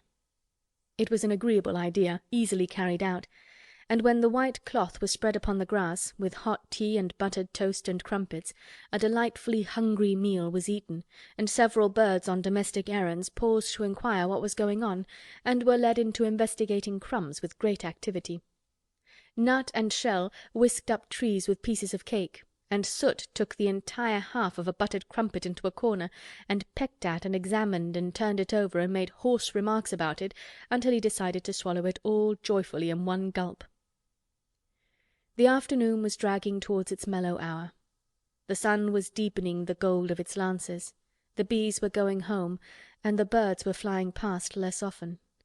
Dickon and Mary were sitting on the grass, the tea-basket was repacked, ready to be taken back to the house, and Colin was lying against his cushions, with his heavy locks pushed back from his forehead, and his face looking quite a natural colour. "I don't want this afternoon to go," he said, "but I shall come back to-morrow, and the day after, and the day after, and the day after." "You'll get plenty of fresh air, won't you?" said Mary. "I'm going to get nothing else," he answered. "I've seen the spring now, and I'm going to see the summer. I'm going to see everything grow here. I'm going to grow here myself." "That tha will," said Dickon. "I shall have thee walking about here digging same as other folk afore long." Colin flushed tremendously. "Walk?" he said. "Dig? Shall I?" Dickon's glance at him was delicately cautious. Neither he nor Mary had ever asked if anything was the matter with his legs. "For sure tha will," he said stoutly. "Tha's got legs of thy own, same as other folks." Mary was rather frightened until she heard Colin's answer. "Nothing really ails them," he said, "but they're so thin and weak. They shake so that I'm afraid to try to stand on them." Both Mary and Dickon drew a relieved breath. "When tha stops being afraid tha'lt stand on 'em," Dickon said with renewed cheer. "And tha'lt stop being afraid in a bit." "I shall," said Colin, and he lay still as if he were wondering about things. They were really very quiet for a little while. The sun was dropping lower. It was that hour when everything stills itself, and they really had had a busy and exciting afternoon. Colin looked as if he were resting luxuriously. Even the creatures had ceased moving about and had drawn together and were resting near them. Soot had perched on a low branch and drawn up one leg and dropped the grey film drowsily over his eyes. Mary privately thought he looked as if he might snore in a minute. In the midst of this stillness it was rather startling when Colin half lifted his head and exclaimed in a loud, suddenly alarmed whisper, "Who is that man?" Dickon and Mary scrambled to their feet. "Man?" they both cried in low, quick voices. Colin pointed to the high wall. "Look!" he whispered excitedly. "Just look!" Mary and Dickon wheeled about and looked. There was Ben Weatherstaff's indignant face glaring at them over the wall from the top of a ladder. He actually shook his fist at Mary. "If I wasn't a bachelder and thou was a wench o' mine," he cried, "I'd give thee a hidin'." He mounted another step threateningly, as if it were his energetic intention to jump down and deal with her. But as she came toward him he evidently thought better of it, and stood on the top step of his ladder shaking his fist down at her. "I never thowt much o' thee," he harangued. "I couldna abide thee the first time I set eyes on thee. A scrawny, buttermilk-faced young besom, allus askin' questions and pokin' thy nose where it wasna wanted. I never knowed how tha got so thick wi' me. If it hadna been for the robin, drat him." "Ben Weatherstaff!" called out Mary, finding her breath. She stood below him and called up to him with a sort of gasp. "Ben Weatherstaff, it was the robin who showed me the way." Then it did seem as if Ben really would scramble down on her side of the wall, he was so outraged. "Tha young bad un!" he called down at her. "Layin' tha badness on a robin. Not but what he's impident enow for anythin'. Him showin' thee the way! Him! Eh, tha young nowt!" She could see his next words burst out because he was overpowered by curiosity. "However i' the world did tha get in?" "It was the robin who showed me the way," she protested obstinately. "He didn't know he was doing it, but he did. And I can't tell you from here while you're shaking your fist at me." He stopped shaking his fist very suddenly at that very moment, and his jaw actually dropped as he stared over her head at something he saw coming over the grass toward him. At the first sound of his torrent of words, Colin had been so surprised that he had only sat up and listened as if he were spellbound. But in the midst of it he had recovered himself and beckoned imperiously to Dickon. "Wheel me over there," he commanded. "Wheel me quite close and stop right in front of him." And this, if you please, this is what Ben Weatherstaff beheld and which made his jaw drop. A wheeled chair with luxurious cushions and robes which came toward him looking rather like some sort of state coach, because a young Rajah leaned back in it with royal command in his great black-rimmed eyes, and a thin white hand extended haughtily toward him. And it stopped right under Ben Weatherstaff's nose. It was really no wonder his mouth dropped open. "Do you know who I am?" demanded the Rajah. How Ben Weatherstaff stared! His red old eyes fixed themselves on what was before him, as if he were seeing a ghost. He gazed and gulped a lump down his throat, and did not say a word. "Do you know who I am?" demanded Colin still more imperiously. "Answer!" Ben Weatherstaff put his gnarled hand up and passed it over his eyes and over his forehead, and then he did answer, in a queer, shaky voice. "Who thou art?" he said.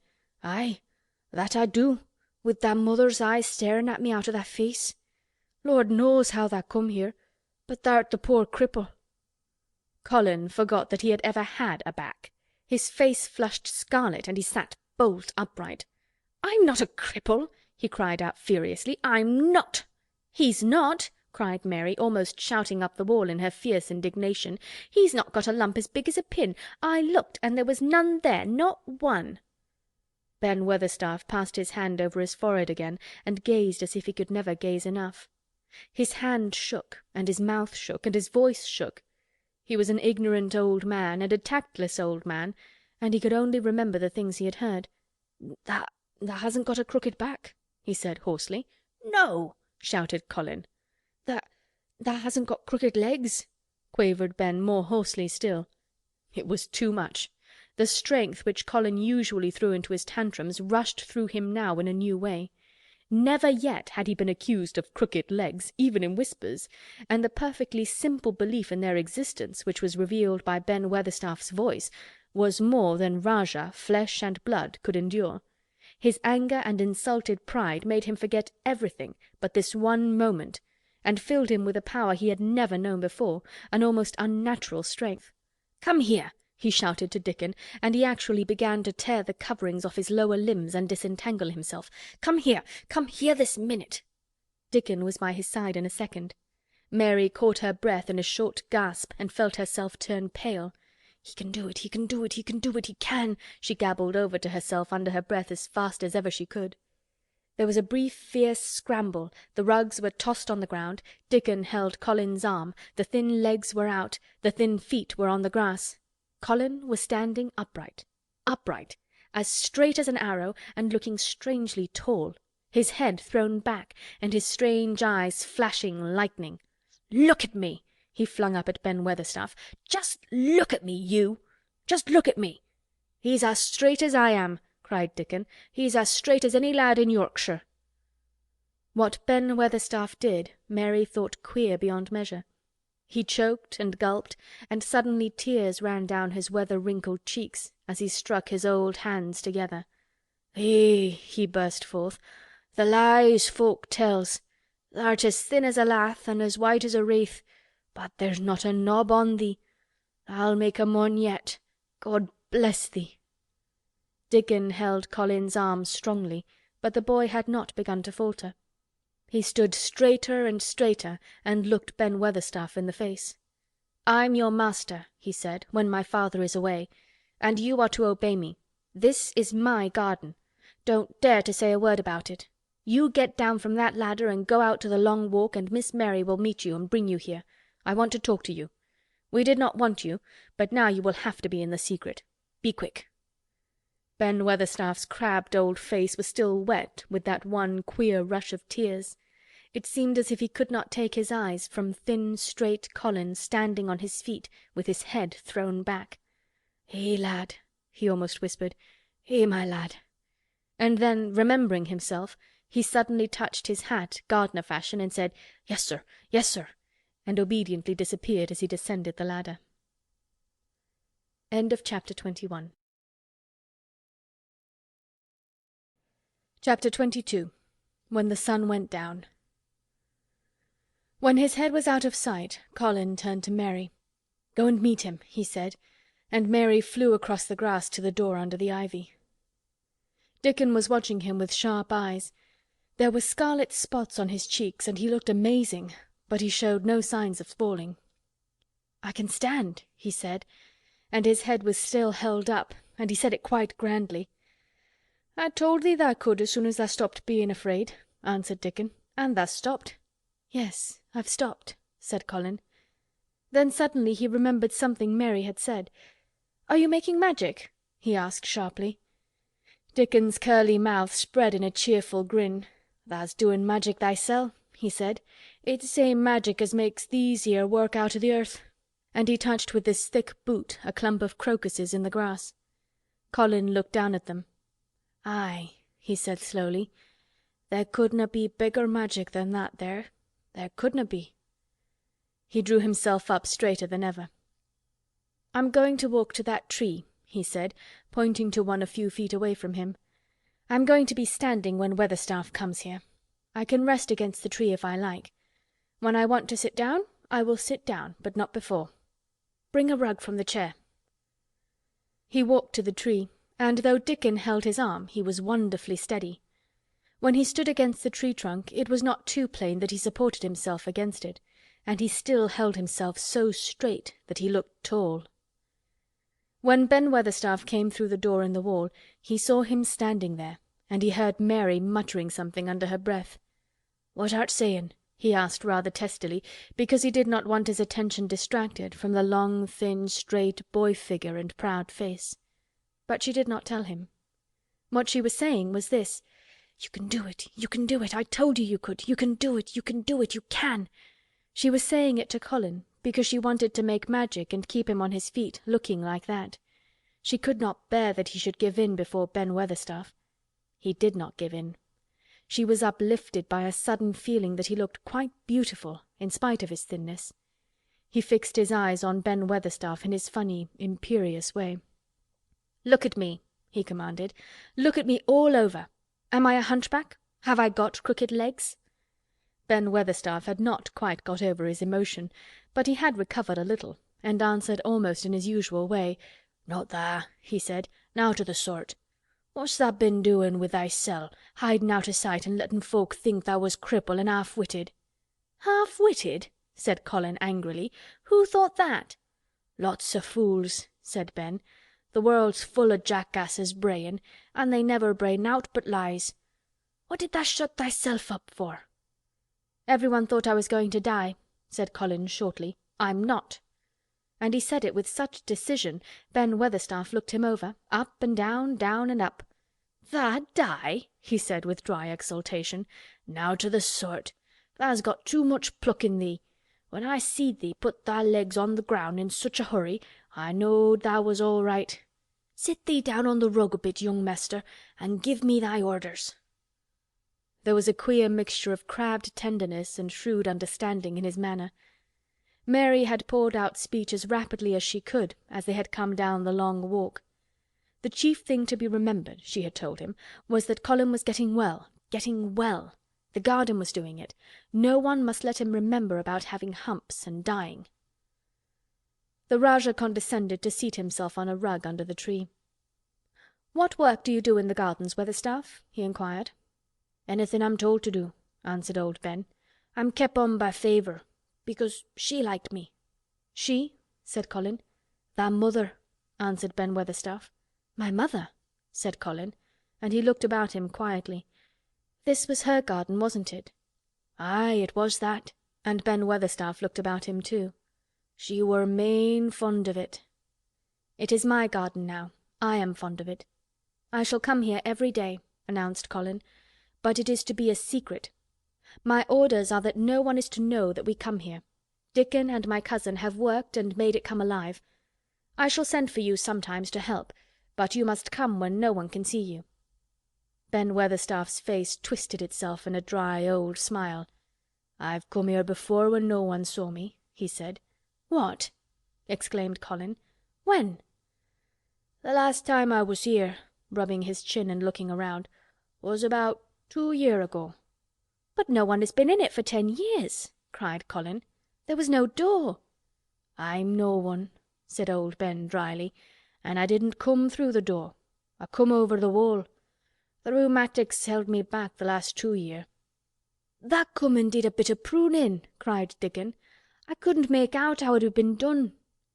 "She was so fond of it, she was," said Ben Weatherstaff slowly. "An' she was such a pretty young thing. She says to me once, 'Ben,' says she, laughin', 'if ever I'm ill or if I go away, you must take care of my roses.' When she did go away, th' orders was no one was ever to come nigh. But I come," with grumpy obstinacy. "Over the wall I come, until the rheumatics stopped me. An' I did a bit o' work once a year. She'd gave her order first." "It wouldn't have been as wick as it is if tha hadn't done it," said Dickon. "I did wonder." "I'm glad you did it, Weatherstaff," said Colin. "You'll know how to keep the secret." "Aye, I'll know, sir," answered Ben. "An' it'll be easier for a man wi' rheumatics to come in at the door." On the grass near the tree Mary had dropped her trowel. Colin stretched out his hand and took it up. An odd expression came into his face and he began to scratch at the earth. His thin hand was weak enough, but presently as they watched him, Mary with quite breathless interest, he drove the end of the trowel into the soil and turned some over. "You can do it, you can do it," said Mary to herself. "I tell you, you can." Dickon's round eyes were full of eager curiousness, but he said not a word. Ben Weatherstaff looked on with interested face. Colin persevered. After he had turned a few trowelfuls of soil, he spoke exultantly to Dickon in his best Yorkshire. "Tha said as tha'd have me walkin' about here same as other folk, an' tha said tha'd have me diggin'. I thowt that was just leein' to please me. This is only the first day an' I've walked, an' here I am diggin'." Ben Weatherstaff's mouth fell open again when he heard him, but he ended by chuckling. "Eh," he said, "that sounds as if tha'd got wits enow. Tha'rt a Yorkshire lad for sure. An' tha'rt diggin' too. How'd tha like to plant a bit o' somethin'? I can get thee a rose in a pot." "Go and get it," said Colin, digging excitedly. "Quick! Quick!" It was done quickly enough indeed. Ben Weatherstaff went his way, forgetting rheumatics. Dickon took his spade and dug the hole deeper and wider than a new digger with thin white hands could make it. Mary slipped out to run and bring back a watering can. When Dickon had deepened the hole, Colin went on turning the soft earth over and over. He looked up at the sky, flushed and glowing with the strangely new exercise, slight as it was. "I want to do it before the sun goes quite down," he said. Mary thought that perhaps the sun held back a few minutes just on purpose. Ben Weatherstaff brought the rose in its pot from the greenhouse. He hobbled over the grass as fast as he could. He had begun to be excited too. He knelt down by the hole and broke the pot from the mould. "Here, lad," he said, handing the plant to Colin. "Set it in the earth thysel, same as the king does when he goes to a new place." The thin white hands shook a little, and Colin's flush grew deeper as he set the rose in the mould and held it while old Ben made firm the earth. It was filled in and pressed down and made steady. Mary was leaning forward on her hands and knees. Soot had flown down and marched forward to see what was being done. Nut and Shell chattered about it from a cherry tree. "It's planted," said Colin at last, "and the sun is only slipping over the edge. Help me up, Dickon. I want to be standing when it goes. That's part of the magic." And Dickon helped him, and the magic, or whatever it was, so gave him strength that when the sun did slip over the edge and end the strange, lovely afternoon for them, there he actually stood on his 2 feet, laughing. End of Chapter 22. Chapter 23. Magic. Dr. Craven had been waiting some time at the house when they returned to it. He had indeed begun to wonder if it might not be wise to send someone out to explore the garden paths. When Colin was brought back to his room, the poor man looked him over seriously. "You should not have stayed so long," he said. "You must not overexert yourself." "I am not tired at all," said Colin. "It has made me well. "To-morrow I am going out in the morning as well as in the afternoon." "I am not sure that I can allow it," answered Dr. Craven. "I am afraid it would not be wise." "It would not be wise to try to stop me," said Colin quite seriously. "I am going." Even Mary had found out that one of Colin's chief peculiarities was that he did not know in the least what a rude little brute he was with his way of ordering people about. He had lived on a sort of desert island all his life, and as he had been the king of it, he had made his own manners and had had no one to compare himself with. Mary had indeed been rather like him herself, and since she had been at Misselthwaite had gradually discovered that her own manners had not been of the kind which is usual or popular. Having made this discovery, she naturally thought it of enough interest to communicate to Colin. So she sat and looked at him curiously for a few minutes after Dr. Craven had gone. She wanted to make him ask her why she was doing it, and of course she did. "What are you looking at me for?" he said. "I'm thinking that I am rather sorry for Dr. Craven." "So am I," said Colin calmly, but not without an air of some satisfaction. "He won't get Misselthwaite at all now I'm not going to die." "I'm sorry for him because of that, of course," said Mary. "But I was thinking just then that it must have been very horrid to have had to be polite for 10 years to a boy who was always rude. I would never have done it." "Am I rude?" Colin inquired undisturbedly. "If you had been his own boy and he had been a slapping sort of man," said Mary, "he would have slapped you." "But he daren't," said Colin. "No, he daren't," answered Mistress Mary, thinking the thing out quite without prejudice. "Nobody ever dared to do anything you didn't like, because you were going to die and things like that. You were such a poor thing." "But," announced Colin stubbornly, "I am not going to be a poor thing. I won't let people think I'm one. I stood on my feet this afternoon." "It is always having your own way that has made you so queer," Mary went on, thinking aloud. Colin turned his head, frowning. "Am I queer?" he demanded. "Yes," answered Mary, "very. But you needn't be cross," she added impartially, "because so am I queer, and so is Ben Weatherstaff. But I am not as queer as I was before I began to like people, and before I found the garden." "I don't want to be queer," said Colin. "I am not going to be," and he frowned again with determination. He was a very proud boy. He lay thinking for a while, and then Mary saw his beautiful smile begin and gradually change his whole face. "I shall stop being queer," he said, "if I go every day to the garden. There is magic in there. Good magic, you know, Mary. I am sure there is." "So am I," said Mary. "Even if it isn't real magic," Colin said, "we can pretend it is. Something is there. Something." "It's magic," said Mary, "but not black. It's as white as snow." They always called it magic, and indeed it seemed like it in the months that followed. The wonderful months, the radiant months, the amazing ones. Oh, the things which happened in that garden! If you have never had a garden you cannot understand, and if you have had a garden you will know that it would take a whole book to describe all that came to pass there. At first it seemed that green things would never cease pushing their way through the earth, in the grass, in the beds, even in the crevices of the walls. Then the green things began to show buds, and the buds began to unfurl and show colour, every shade of blue, every shade of purple, every tint and hue of crimson. In its happy days flowers had been tucked away into every inch and hole and corner. Ben Weatherstaff had seen it done, and had himself scraped out mortar from between the bricks of the wall and made pockets of earth for lovely clinging things to grow on. Iris and white lilies rose out of the grass in sheaves, and the green alcoves filled themselves with amazing armies of the blue and white flower lances of tall delphiniums or columbines or campanulas. "She was main fond o' them, she was," Ben Weatherstaff said. "She liked them things as was allus pointing up to the blue sky, she used to tell. Not as she was one o' them as looked down on th' earth. Not her. She just loved it, but she said as the blue sky always looked so joyful." The seeds Dickon and Mary had planted grew as if fairies had tended them.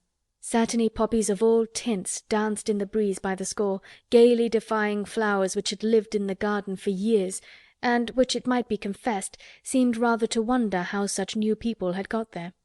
And the roses, rising out of the grass, tangled around the sundial, wreathing the tree trunks and hanging from their branches, climbing up the walls and spreading over them with long garlands falling in cascades, They came alive day by day, hour by hour. Fair fresh leaves and buds, tiny at first, but swelling and working magic until they burst and uncurled into cups of scent, delicately spilling themselves over their brims and filling the garden air. Colin saw it all, watching each change as it took place. Every morning he was brought out, and every hour of each day when it didn't rain he spent in the garden. Even grey days pleased him. He would lie on the grass, watching things growing, he said. If you watched long enough, he declared, you could see buds unsheath themselves. Also you could make the acquaintance of strange, busy insect things running about on various unknown but evidently serious errands, sometimes carrying tiny scraps of straw or feather or food, or climbing blades of grass as if they were trees from whose tops one could look out and explore the country. A mole throwing up its mound at the end of its burrow and making its way out at last with the long-nailed paws which looked so like elfish hands had absorbed him one whole morning. Ants' ways, beetles' ways, bees' ways, frogs' ways, birds' ways, plants' ways gave him a new world to explore, and when Dickon revealed them all and added foxes' ways, otters' ways, ferrets' ways, squirrels' ways, and trout and water rats and badgers' ways, there was no end to the things to talk about and think over. And this was not half of the magic. The fact that he had really once stood on his feet had set Colin thinking tremendously, and when Mary told him of the spell she had worked, he was excited and approved of it greatly. He talked of it constantly. "Of course there must be lots of magic in the world," he said wisely one day, "but people don't know what it is like or how to make it. Perhaps the beginning is just to say nice things are going to happen until you make them happen. I am going to try and experiment." The next morning when they went to the secret garden he sent at once for Ben Weatherstaff. Ben came as quickly as he could and found the Rajah standing on his feet under a tree and looking very grand, but also very beautifully smiling. "Good morning, Ben Weatherstaff," he said. "I want you and Dickon and Miss Mary to stand in a row and listen to me, because I am going to tell you something very important."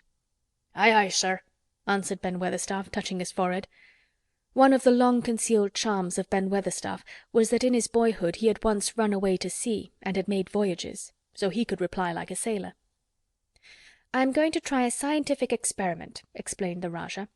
"When I grow up I am going to make great scientific discoveries, and I am going to begin now with this experiment." "Aye, aye, sir," said Ben Weatherstaff promptly, though this was the first time he had heard of great scientific discoveries. It was the first time Mary had heard of them either, but even at this stage she had begun to realize that, queer as he was, Colin had read about a great many singular things and was somehow a very convincing sort of boy. When he held up his head and fixed his strange eyes on you, it seemed as if you believed him almost in spite of yourself, though he was only 10 years old, going on 11. At this moment he was especially convincing, because he suddenly felt the fascination of actually making a sort of speech like a grown-up person. "The great scientific discoveries I am going to make," he went on, "will be about magic. Magic is a great thing, and scarcely anyone knows anything about it, except a few people in old books, and Mary a little because she was born in India where there are fakirs. I believe Dickon knows some magic, but perhaps he doesn't know he knows it. He charms animals and people. I would never have let him come to see me if he had not been an animal charmer, which is a boy charmer too, because a boy is an animal. I am sure there is magic in everything, only we have not sense enough to get hold of it and make it do things for us, like electricity and horses and steam." This sounded so imposing that Ben Weatherstaff became quite excited and really could not keep still. "Aye, aye, sir," he said, and he began to stand up quite straight. "When Mary found this garden it looked quite dead," the orator proceeded. "Then something began pushing things up out of the soil and making things out of nothing. One day things weren't there, and another they were. I had never watched things before, and it made me feel very curious. Scientific people are always curious, and I am going to be scientific. I keep saying to myself, 'What is it? What is it? It's something, it can't be nothing.' I don't know its name, so I call it magic. I have never seen the sun rise, but Mary and Dickon have, and from what they tell me, I am sure that is magic too.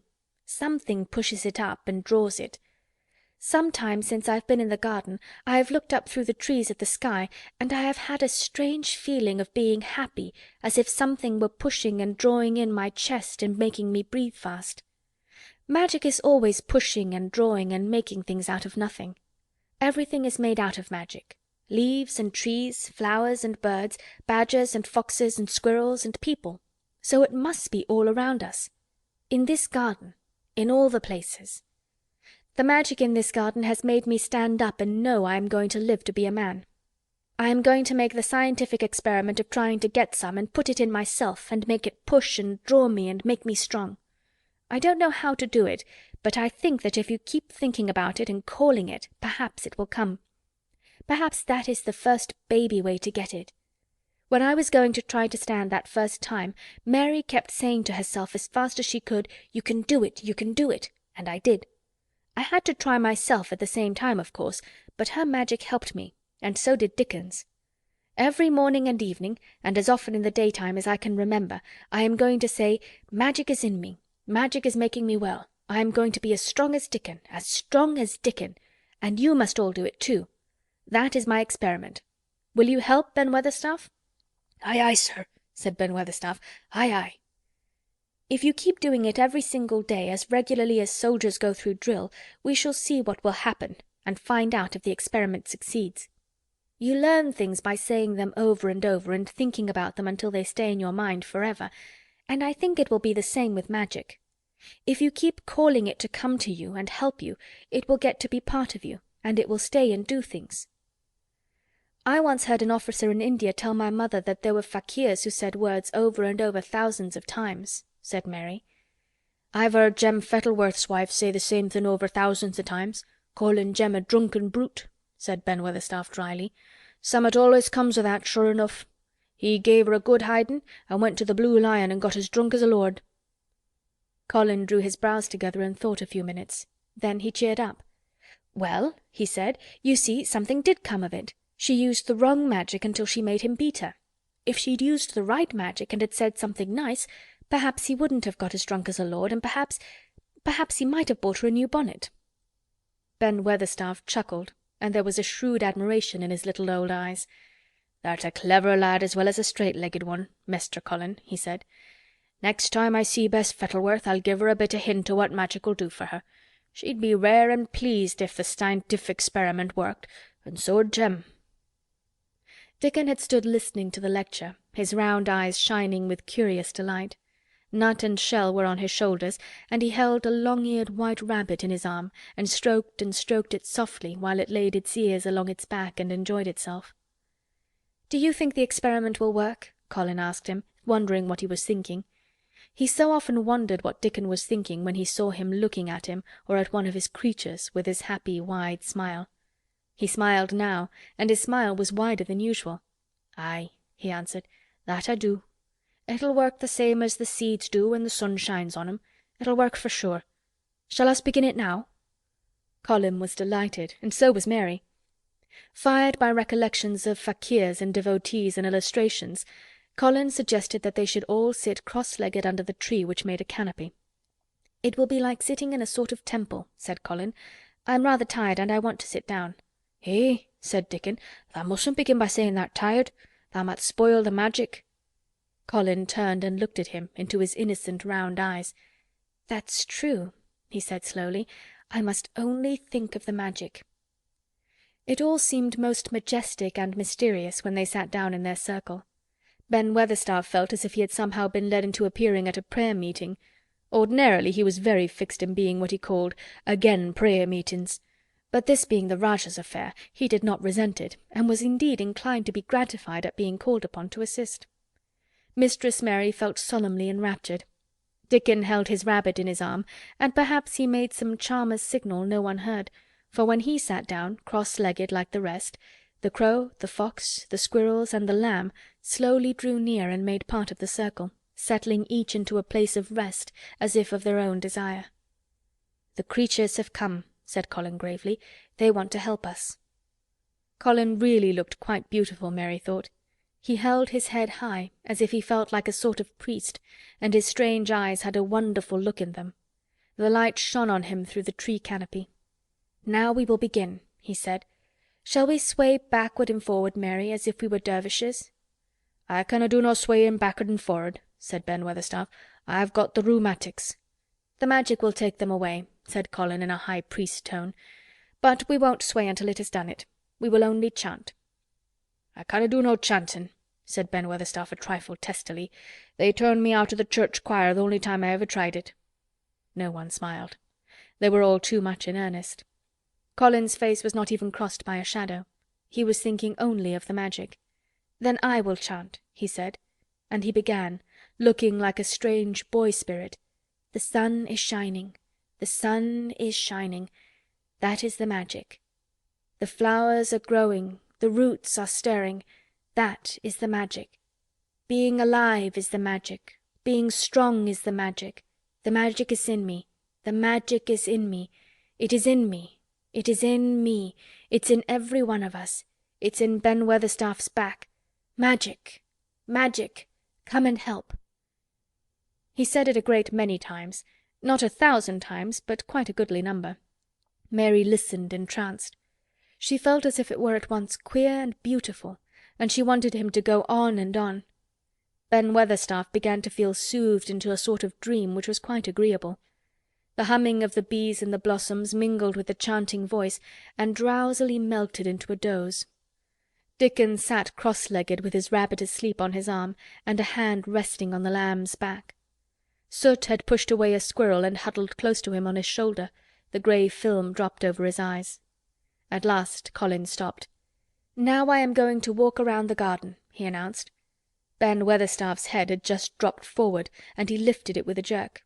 "You have been asleep," said Colin. "Nowt o' the sort," mumbled Ben. "Th' sermon was good enow, but I'm bound to get out afore the collection." He was not quite awake yet. "You're not in church," said Colin. "Not me," said Ben, straightening himself. "Who said I were? I heard every bit of it. You said the Magic was in my back. The doctor calls it rheumatics." The Rajah waved his hand. "That was the wrong Magic," he said. "You will get better. You have my permission to go to your work, but come back tomorrow." "I'd like to see thee walk around the garden," grunted Ben. It was not an unfriendly grunt, but it was a grunt. In fact, being a stubborn old party and not having entire faith in Magic, he had made up his mind that if he were sent away he would climb his ladder and look over the wall so that he might be ready to hobble back if there were any stumbling. The Rajah did not object to his staying, and so the procession was formed. It really did look like a procession. Colin was at its head with Dickon on one side and Mary on the other. Ben Weatherstaff walked behind, and the creatures trailed after them, the lamb and the fox cub keeping close to Dickon, the white rabbit hopping along or stopping to nibble, and Soot following with the solemnity of a person who felt himself in charge. It was a procession which moved slowly but with dignity. Every few yards it stopped to rest. Colin leaned on Dickon's arm, and privately Ben Weatherstaff kept a sharp lookout, but now and then Colin took his hand away from its support and walked a few steps alone. His head was held up all the time, and he looked very grand. "The Magic is in me," he kept saying. "The Magic is making me strong. I can feel it. I can feel it." It seemed very certain that something was upholding and uplifting him. He sat on the seats in the alcoves, and once or twice he sat down on the grass, and several times he paused in the path and leaned on Dickon, but he would not give up until he had gone all around the garden. When he returned to the canopy tree his cheeks were flushed and he looked triumphant. "I did it! The Magic worked!" he cried. "That is my first scientific discovery." "What will Dr. Craven say?" broke out Mary. "He won't say anything," Colin answered, "because he will not be told. This is to be the biggest secret of all. No one is to know anything about it until I have grown so strong that I can walk and run like any other boy. I shall come here every day in my chair, and I shall be taken back in it. I won't have people whispering and asking questions, and I won't let my father hear about it until the experiment has quite succeeded. Then, sometime when he comes back to Misselthwaite, I shall just walk into his study and say, 'Here I am like any other boy. I am quite well, and I shall live to be a man. It has to be done by a scientific experiment.'" "He will think he is in a dream," cried Mary. "He won't believe his eyes." Colin flushed triumphantly. He had made himself believe that he was going to get well, which was really more than half the battle, if he had been aware of it. and the thought which stimulated him more than any other was this imagining what his father would look like when he saw that he had a son who was as straight and strong as other fathers' sons. One of his darkest miseries in the unhealthy, morbid past days had been his hatred of being a sickly, weak-backed boy whose father was afraid to look at him. "He'll be obliged to believe them," he said. "One of the things I am going to do after the magic works, and before I begin to make scientific discoveries, is to be an athlete." "We shall have thee taken to boxing in a week or so," said Ben Weatherstaff. "Thou'lt end wi' winning the belt and being champion prize fighter of all England." Colin fixed his eyes on him sternly. "Weatherstaff," he said, "that is disrespectful. You must not take liberties because you are in the secret. However much the magic works, I shall not be a prize fighter. I shall be a scientific discoverer." Ax pardon, sir," answered Ben, touching his forehead in salute. "I ought to have seed it wasn't a joking matter." But his eyes twinkled, and secretly he was immensely pleased. He really did not mind being snubbed, since the snubbing meant that the lad was gaining strength and spirit. End of chapter 23. Chapter 24. Let them laugh. The secret garden was not the only one Dickon worked in. Round the cottage on the moor there was a piece of ground enclosed by a low wall of rough stones. Early in the morning, and late in the fading twilight, and on all the days Colin and Mary did not see him, Dickon worked there, planting or tending potatoes and cabbages, turnips and carrots and herbs for his mother. In the company of his creatures he did wonders there, and was never tired of doing them, it seemed. While he dug or weeded he whistled, or sang bits of Yorkshire moor songs, or talked to Soot or Captain or the brothers and sisters he had taught to help him. "We'd never get on as comfortable as we do," Mrs. Sowerby said, "if it wasn't for Dickon's garden. Anything'll grow for him. His taters and cabbages is twice the size of anyone else's, and they've got a flavour with 'em as nobody's has." When she found a moment to spare she liked to go out and talk to him. After supper there was still a long, clear twilight to work in, and that was her quiet time. She could sit upon the low, rough wall and look on and hear stories of the day. She loved this time. There were not only vegetables in this garden. Dickon had bought penny packages of flower seeds now and then, and had sown bright, sweet-scented things among gooseberry bushes and even cabbages, and he grew borders of mignonette and pinks and pansies and things whose seeds he could save year after year, or whose roots would bloom each spring and spread in time into fine clumps. The low wall was one of the prettiest things in Yorkshire, because he had tucked moorland foxglove and ferns and rock-cress and hedgerow flowers into every crevice, until only here and there glimpses of the stones were to be seen. "All a chap's got to do to make 'em thrive, mother," he would say, "is to be friends with 'em for sure. They're just like the creatures. If they're thirsty, give 'em drink, and if they're hungry, give 'em a bit of food. They want to live same as we do. If they died, I should feel as if I'd been a bad lad and somehow treated them heartless." It was in these twilight hours that Mrs. Sowerby heard of all that happened at Misselthwaite Manor. At first she was only told that Master Colin had taken a fancy to going out into the grounds with Miss Mary, and that it was doing him good. But it was not long before it was agreed between the two children that Dickon's mother might come into the secret. Somehow it was not doubted that she was safe for sure. So one beautiful still evening Dickon told the whole story, with all the thrilling details of the buried key and the robin and the grey haze which had seemed like deadness, and the secret Mistress Mary had planned never to reveal. The coming of Dickon and how it had been told to him, the doubt of Master Colin, and the final drama of his introduction to the hidden domain, combined with the incident of Ben Weatherstaff's angry face peering over the wall and Master Colin's sudden indignant strength, made Mrs. Sowerby's nice-looking face quite change colour several times. "My word," she said, "it was a good thing that little lass come to the Manor. It's been the making of her and the saving of him. Standing on his feet, and us all thinking he was a poor half-witted lad with not a straight bone in him." She asked a great many questions, and her blue eyes were full of deep thinking. "What do they make of it at the Manor, him being so well and cheerful and never complaining?" she inquired. "They don't know what to make of it," answered Dickon. "Every day as comes round his face looks different. It's filling out, and doesn't look so sharp, and the waxy colour's going. But he has to do his bit of complaining," with a highly entertained grin. "What for, in mercy's name?" asked Mrs. Sowerby. Dickon chuckled. He does it to keep them from guessing what's happened. If the doctor knew he'd found out he could stand on his feet, he'd likely write and tell Mester Craven. Mester Colin's saving the secret to tell himself. He's going to practice his magic on his legs every day till his father comes back, and then he's going to march into his room and show him he's as straight as other lads. But him and Miss Mary think it's the best plan to do a bit of groaning and fretting now and then to throw folk off the scent." Mrs. Sowerby was laughing a low, comfortable laugh long before he had finished his last sentence. "Eh," she said, "that pair's enjoying theirselves, I'll warrant. They'll get a good bit o' acting out of it, and there's nothing children likes as much as play-acting. Let's hear what they do, Dickon, lad." Dickon stopped weeding and sat up on his heels to tell her. His eyes were twinkling with fun. "Mester Colin is carried down in his chair every time he goes out," he explained, "and he flies out at John the footman for not carrying him careful enough. He makes himself as helpless looking as he can, and never lifts his head till we're out o' sight of the house. And he grunts and frets a good bit when he's being settled into his chair. Him and Miss Mary's both got to enjoying it, and when he groans and complains she'll say, 'Poor Colin, does it hurt you so much? Are you so weak as that, poor Colin?'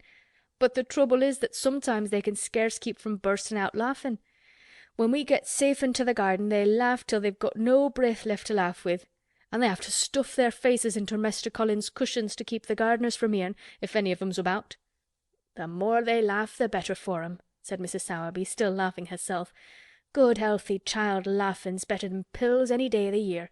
That pair'll plump up for sure." "They are plumping up," said Dickon. "They're that hungry they don't know how to get enough to eat without making talk.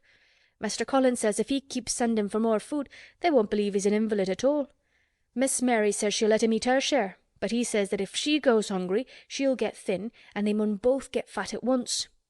Mrs. Sowerby laughed so heartily at the revelation of this difficulty that she quite rocked backward and forward in her blue cloak, and Dickon laughed with her. "I'll tell thee what, lad," Mrs. Sowerby said when she could speak. "I've thought of a way to help 'em. When thou goes to him in the mornings, thou shalt take a pail o' good new milk, and I'll bake 'em a crusty cottage loaf or some buns with currants in 'em, same as you children like. Nothing so good as fresh milk and bread. Then they could take off th' edge o' their hunger while they were in the garden, and the fine food they get indoors 'ud polish off the corners." "Eh, mother," said Dickon admiringly, "what a wonder tha'rt. Thou always sees a way out o' things. They was quite in a pother yesterday. They didn't see how they was to manage it without ordering up more food, they felt that empty inside. They're two young uns, growing fast, and health's coming back to both of 'em. Children like that feels like young wolves, and food's flesh and blood to 'em," said Mrs. Sowerby. Then she smiled Dickon's own curving smile. "Eh, but they're enjoying themselves for sure," she said. She was quite right, the comfortable, wonderful mother creature, and she had never been more so than when she said their play-acting would be their joy. Colin and Mary found it one of their most thrilling sources of entertainment. The idea of protecting themselves from suspicion had been unconsciously suggested to them first by the puzzled nurse, and then by Dr. Craven himself. "Your appetite is improving very much, Master Colin," the nurse had said one day. "You used to eat nothing, and so many things disagreed with you." "Nothing disagrees with me now," replied Colin, and then, seeing the nurse looking at him curiously, he suddenly remembered that perhaps he ought not to appear too well just yet. "At least, things don't so often disagree with me. It's the fresh air." "Perhaps it is," said the nurse, still looking at him with a mystified expression. "But I must talk to Dr. Craven about it." "How she stared at you," said Mary when she went away, "as if she thought there must be something to find out."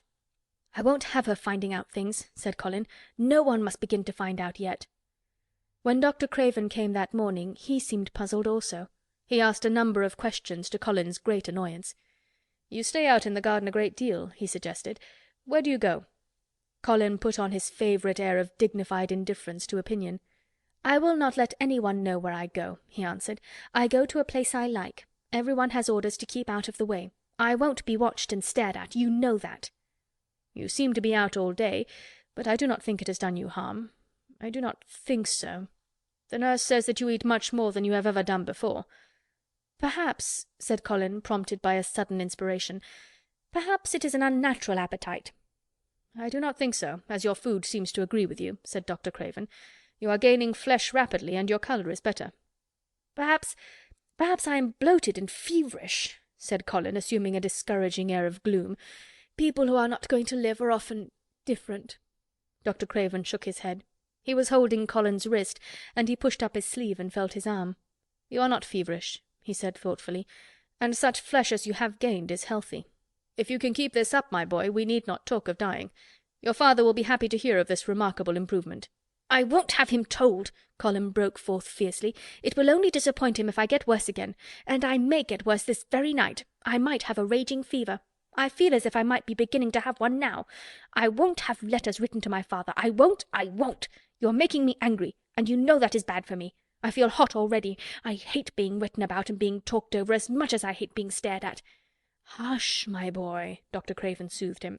"Nothing shall be written without your permission. You are too sensitive about things. You must not undo the good which has been done." He said no more about writing to Mr. Craven, and when he saw the nurse he privately warned her that such a possibility must not be mentioned to the patient. "The boy is extraordinarily better," he said. "His advance seems almost abnormal. But of course he is doing now of his own free will what we could not make him do before. Still, he excites himself very easily, and nothing must be said to irritate him." Mary and Colin were much alarmed and talked together anxiously. From this time dated their plan of play-actin'. "I may be obliged to have a tantrum," said Colin regretfully. "I don't want to have one, and I'm not miserable enough now to work myself into a big one. Perhaps I couldn't have one at all. That lump doesn't come in my throat now, and I keep thinking of nice things instead of horrible ones. But if they talk about writing to my father, I shall have to do something." He made up his mind to eat less, but unfortunately it was not possible to carry out this brilliant idea when he wakened each morning with an amazing appetite, and the table near his sofa was set with a breakfast of home-made bread and fresh butter, snow-white eggs, raspberry jam, and clotted cream. Mary always breakfasted with him, and when they found themselves at the table, particularly if there were delicate slices of sizzling ham sending forth tempting odours from under a hot silver cover, they would look into each other's eyes in desperation. "I think we shall have to eat it all this morning, Mary," Colin always ended by saying. "We can send away some of the lunch and a great deal of the dinner."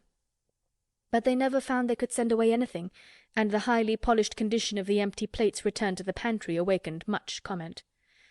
"I do wish," Colin would say also, "I do wish the slices of ham were thicker, and one muffin each is not enough for anyone." "It's enough for a person who is going to die," answered Mary when first she heard this, "but it's not enough for a person who is going to live. I sometimes feel as if I could eat 3 when those nice fresh heather and gorse smells from the moor come pouring in at the open window." The morning that Dickon, after they had been enjoying themselves in the garden for about 2 hours, went behind a big rose-bush and brought forth 2 tin pails, and revealed that one was full of rich new milk with cream on the top of it, and that the other held cottage-made currant buns folded in a clean blue and white napkin, buns so carefully tucked in that they were still hot. There was a riot of surprised joyfulness. What a wonderful thing for Mrs. Sowerby to think of! What a kind, clever woman she must be! How good the buns were, and what delicious fresh milk! "Magic is in her just as it is in Dickon," said Colin. "It makes her think of ways to do things, nice things. She is a magic person. Tell her we are grateful, Dickon, extremely grateful." He was given to using rather grown-up phrases at times. He enjoyed them. He liked this so much that he improved upon it. "Tell her she has been most bounteous, and our gratitude is extreme." And then, forgetting his grandeur, he fell to and stuffed himself with buns and drank milk out of the pail in copious draughts, in the manner of any hungry little boy who had been taking unusual exercise and breathing in moorland air, and whose breakfast was more than 2 hours behind him. This was the beginning of many agreeable incidents of the same kind. They actually awoke to the fact that, as Mrs. Sowerby had 14 people to provide food for, she might not have enough to satisfy 2 extra appetites every day. So they asked her to let them send some of their shillings to buy things. Dickon made the stimulating discovery that in the wood in the park outside the garden, where Mary had first found him piping to the wild creatures, there was a deep little hollow where you could build a sort of tiny oven with stones and roast potatoes and eggs in it. Roasted eggs were a previously unknown luxury, and very hot potatoes with salt and fresh butter in them were fit for a woodland king, besides being deliciously satisfying. You could buy both potatoes and eggs and eat as many as you liked without feeling as if you were taking food out of the mouths of 14 people. Every beautiful morning the magic was worked by the mystic circle under the plum tree, which provided a canopy of thickening green leaves after its brief blossom time was ended. After the ceremony Colin always took his walking exercise, and throughout the day he exercised his newly found power at intervals. Each day he grew stronger and could walk more steadily and cover more ground, and each day his belief in the magic grew stronger, as well it might. He tried one experiment after another as he felt himself gaining strength, and it was Dickon who showed him the best things of all. "Yesterday," he said one morning after an absence, "I went to Thwaite for mother, and near the Blue Cow Inn I seed Bob Haworth. He's the strongest chap on the moor. He's the champion wrestler, and he can jump higher than any other chap and throw the hammer farther. He's gone all the way to Scotland for the sports some years. He's knowed me ever since I was a little un, and he's a friendly sort, and I asked him some questions. The gentry calls him an athlete, and I thought o' thee, Mester Colin, and I says, 'How did tha make thy muscles stick out that way, Bob? Did tha do anything extra to make thyself so strong?' And he says, 'Well, yes, lad, I did. A strong man in a show that came to Thwaite once showed me how to exercise my arms and legs and every muscle in my body. And I says, 'Could a delicate chap make hisself stronger with 'em, Bob?' And he laughed and he says, 'Art tha the delicate chap?' And I says, 'No, but I knows a young gentleman that's getting well of a long illness, and I wish I'd knowed some o' them tricks to tell him about.' I didn't say no names, and he didn't ask none. He's friendly, same as I said, and he stood up and showed me good-natured like, and I imitated what he did till I knowed it by heart." Colin had been listening excitedly. "Can you show me?" he cried. "Will you?" "Aye, to be sure," Dickon answered, getting up. "But he says tha mun do 'em gentle at first, and be careful not to tire thysel. Rest in between times, and take deep breaths, and don't overdo." "I'll be careful," said Colin. "Show me, show me! Dickon, you are the most magic boy in the world." Dickon stood on the grass and slowly went through a carefully practical but simple series of muscle exercises. Colin watched them with widening eyes. He could do a few while he was sitting down. Presently he did a few gently while he stood upon his already steadied feet. Mary began to do them also. Soot, who was watching the performance, became much disturbed, and left his branch and hopped about restlessly because he could not do them too. From that time the exercises were part of the day's duties as much as the magic was. It became possible for both Colin and Mary to do more of them each time they tried, and such appetites were the results that but for the basket Dickon put down behind the bush each morning when he arrived, they would have been lost. But the little oven in the hollow and Mrs. Sowerby's bounties were so satisfying that Mrs. Medlock and the nurse and Dr. Craven became mystified again. You can trifle with your breakfast and seem to disdain your dinner if you are full to the brim with roasted eggs and potatoes and richly frothed new milk and oat-cakes and buns and heather honey and clotted cream. "They're eating next to nothing," said the nurse. "They'll die of starvation if they can't be persuaded to take some nourishment. And yet see how they look." "Look!" exclaimed Mrs. Medlock indignantly. "I'm moithered to death with them. They're a pair of young Satans. Bursting their jackets one day, and the next turning up their noses at the best meals the cook can tempt them with. Not a mouthful of that lovely young fowl and bread sauce did they set a fork into yesterday, and the poor woman fair invented a pudding for them, and back it sent. She almost cried. She's afraid she'll be blamed if they starve themselves into their graves." Dr. Craven came and looked at Colin long and carefully. He wore an extremely worried expression when the nurse talked with him and showed him the almost untouched tray of breakfast she had saved for him to look at. But it was even more worried when he sat down by Colin's sofa and examined him. He had been called to London on business and had not seen the boy for nearly 2 weeks. When young things begin to gain health, they gain it rapidly. The waxen tinge had left Colin's skin, and a warm rose showed through it. His beautiful eyes were clear, and the hollows under them and in his cheeks and temples had filled out. His once dark, heavy locks had begun to look as if they sprang healthily from his forehead, and were soft and warm with life. His lips were fuller and of a normal colour. In fact, as an imitation of a boy who was a confirmed invalid, he was a disgraceful sight. Dr. Craven held his chin in his hand and thought him over. "I am sorry to hear that you do not eat anything," he said. "That will not do. You will lose all you have gained, and you have gained amazingly. You ate so well a short time ago." "I told you it was an unnatural appetite," answered Colin.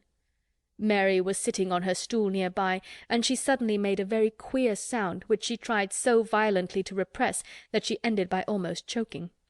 "What is the matter?" said Dr. Craven, turning to look at her. Mary became quite severe in her manner. "It was something between a sneeze and a cough," she replied with reproachful dignity, "and it got into my throat. But," she said afterward to Colin, "I couldn't stop myself. It just burst out, because all at once I couldn't help remembering that last big potato you ate, and the way your mouth stretched when you bit through that thick, lovely crust with jam and clotted cream on it." "Is there any way in which those children can get food secretly?" Dr. Craven inquired of Mrs. Medlock. "There's no way unless they dig it out of the earth or pick it off the trees," Mrs. Medlock answered. "They stay out in the gardens all day and see no one but each other. And if they want anything different to eat from what's sent up to them, they need only ask for it." "Well," said Dr. Craven, "so long as going without food agrees with them, we need not disturb ourselves. The boy is a new creature." "So is the girl," said Mrs. Medlock. "She's begun to be downright pretty since she's filled out and lost her ugly little sour look. Her hair's grown thick and healthy looking, and she's got a bright colour. The glummest, ill-natured little thing she used to be, and now her and Master Colin laugh together like a pair of crazy young ones. Perhaps they're growing fat on that." "Perhaps they are," said Dr. Craven. "Let them laugh." End of chapter 24. Chapter 25. The Curtain. And the secret garden bloomed and bloomed, and every morning revealed new miracles. In the robin's nest there were eggs, and the robin's mate sat upon them, keeping them warm with her feathery little breast and careful wings.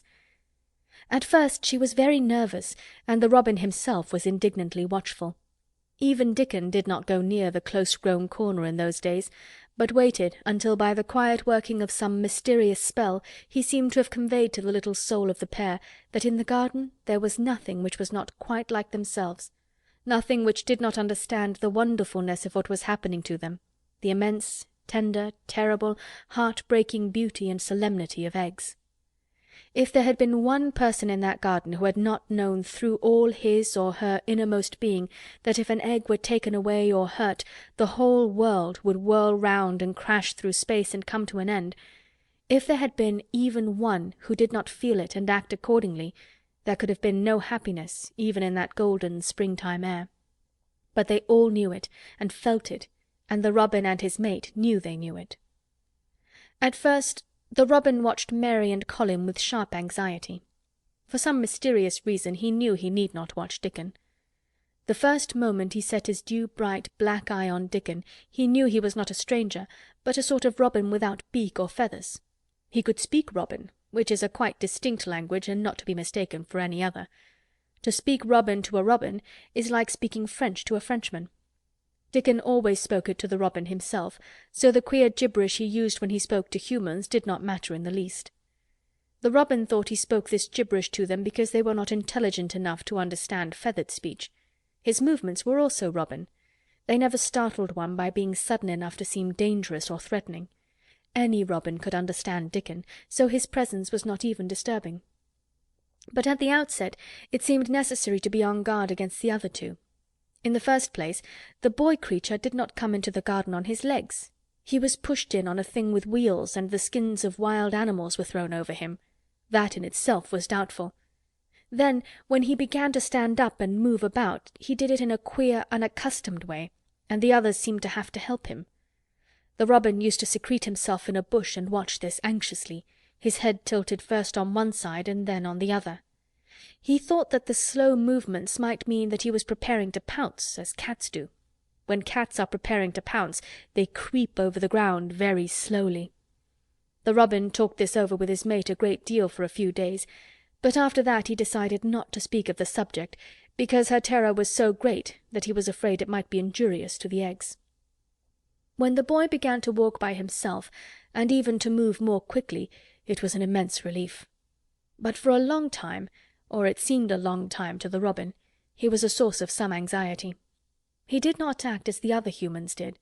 He seemed very fond of walking, but he had a way of sitting or lying down for a while, and then getting up in a disconcerting manner to begin again.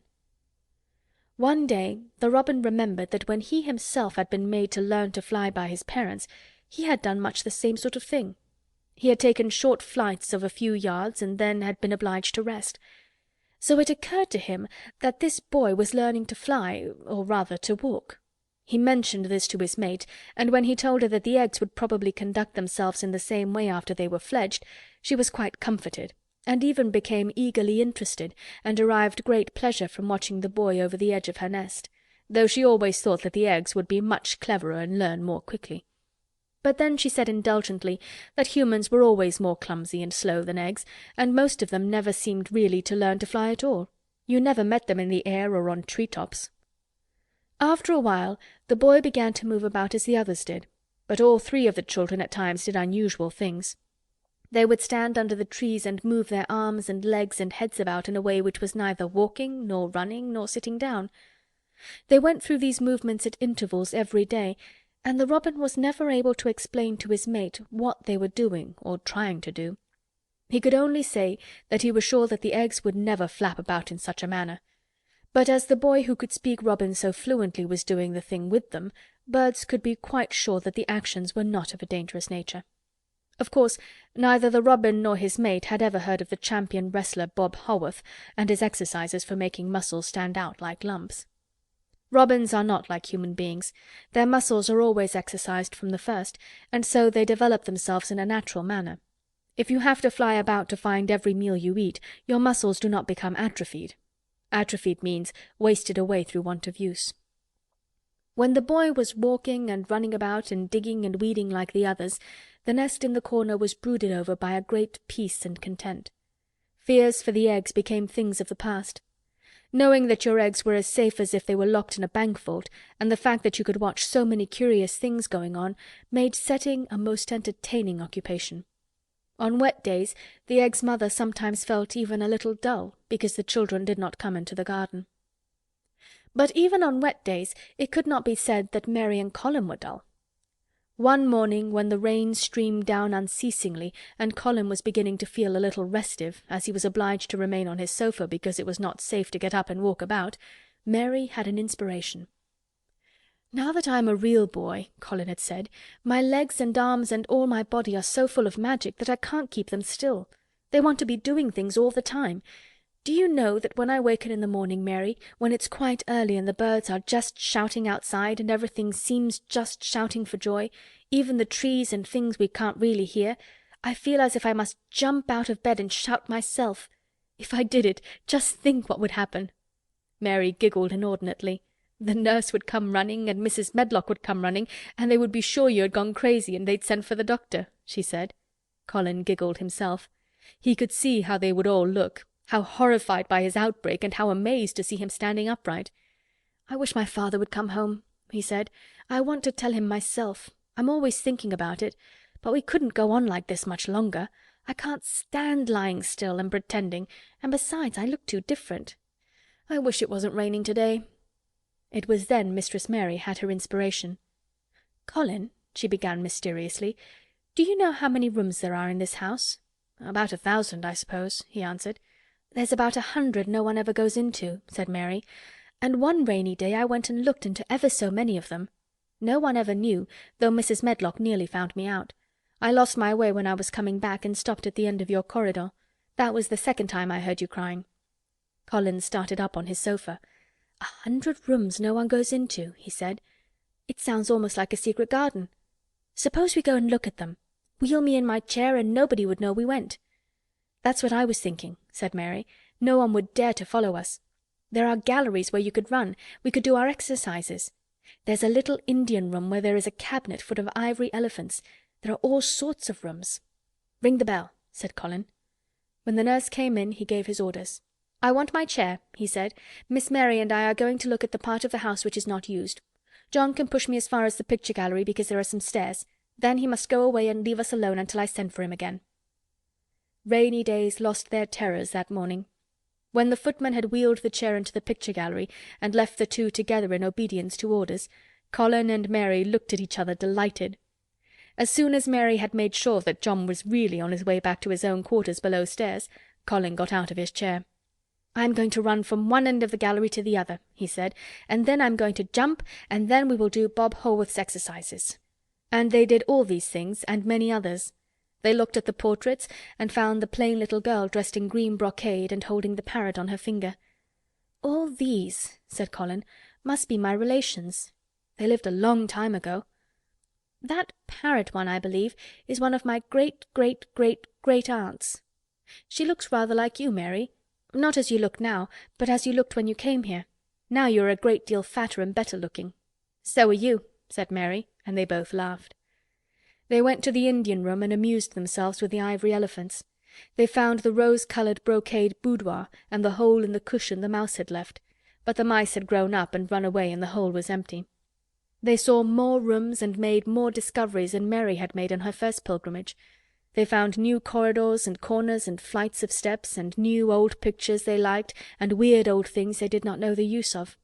It was a curiously entertaining morning, and the feeling of wandering about in the same house with other people, but at the same time feeling as if one were miles away from them, was a fascinating thing. "I'm glad we came," Colin said. "I never knew I lived in such a big, queer old place. I like it. We will ramble about every rainy day. We shall always be finding new queer corners and things."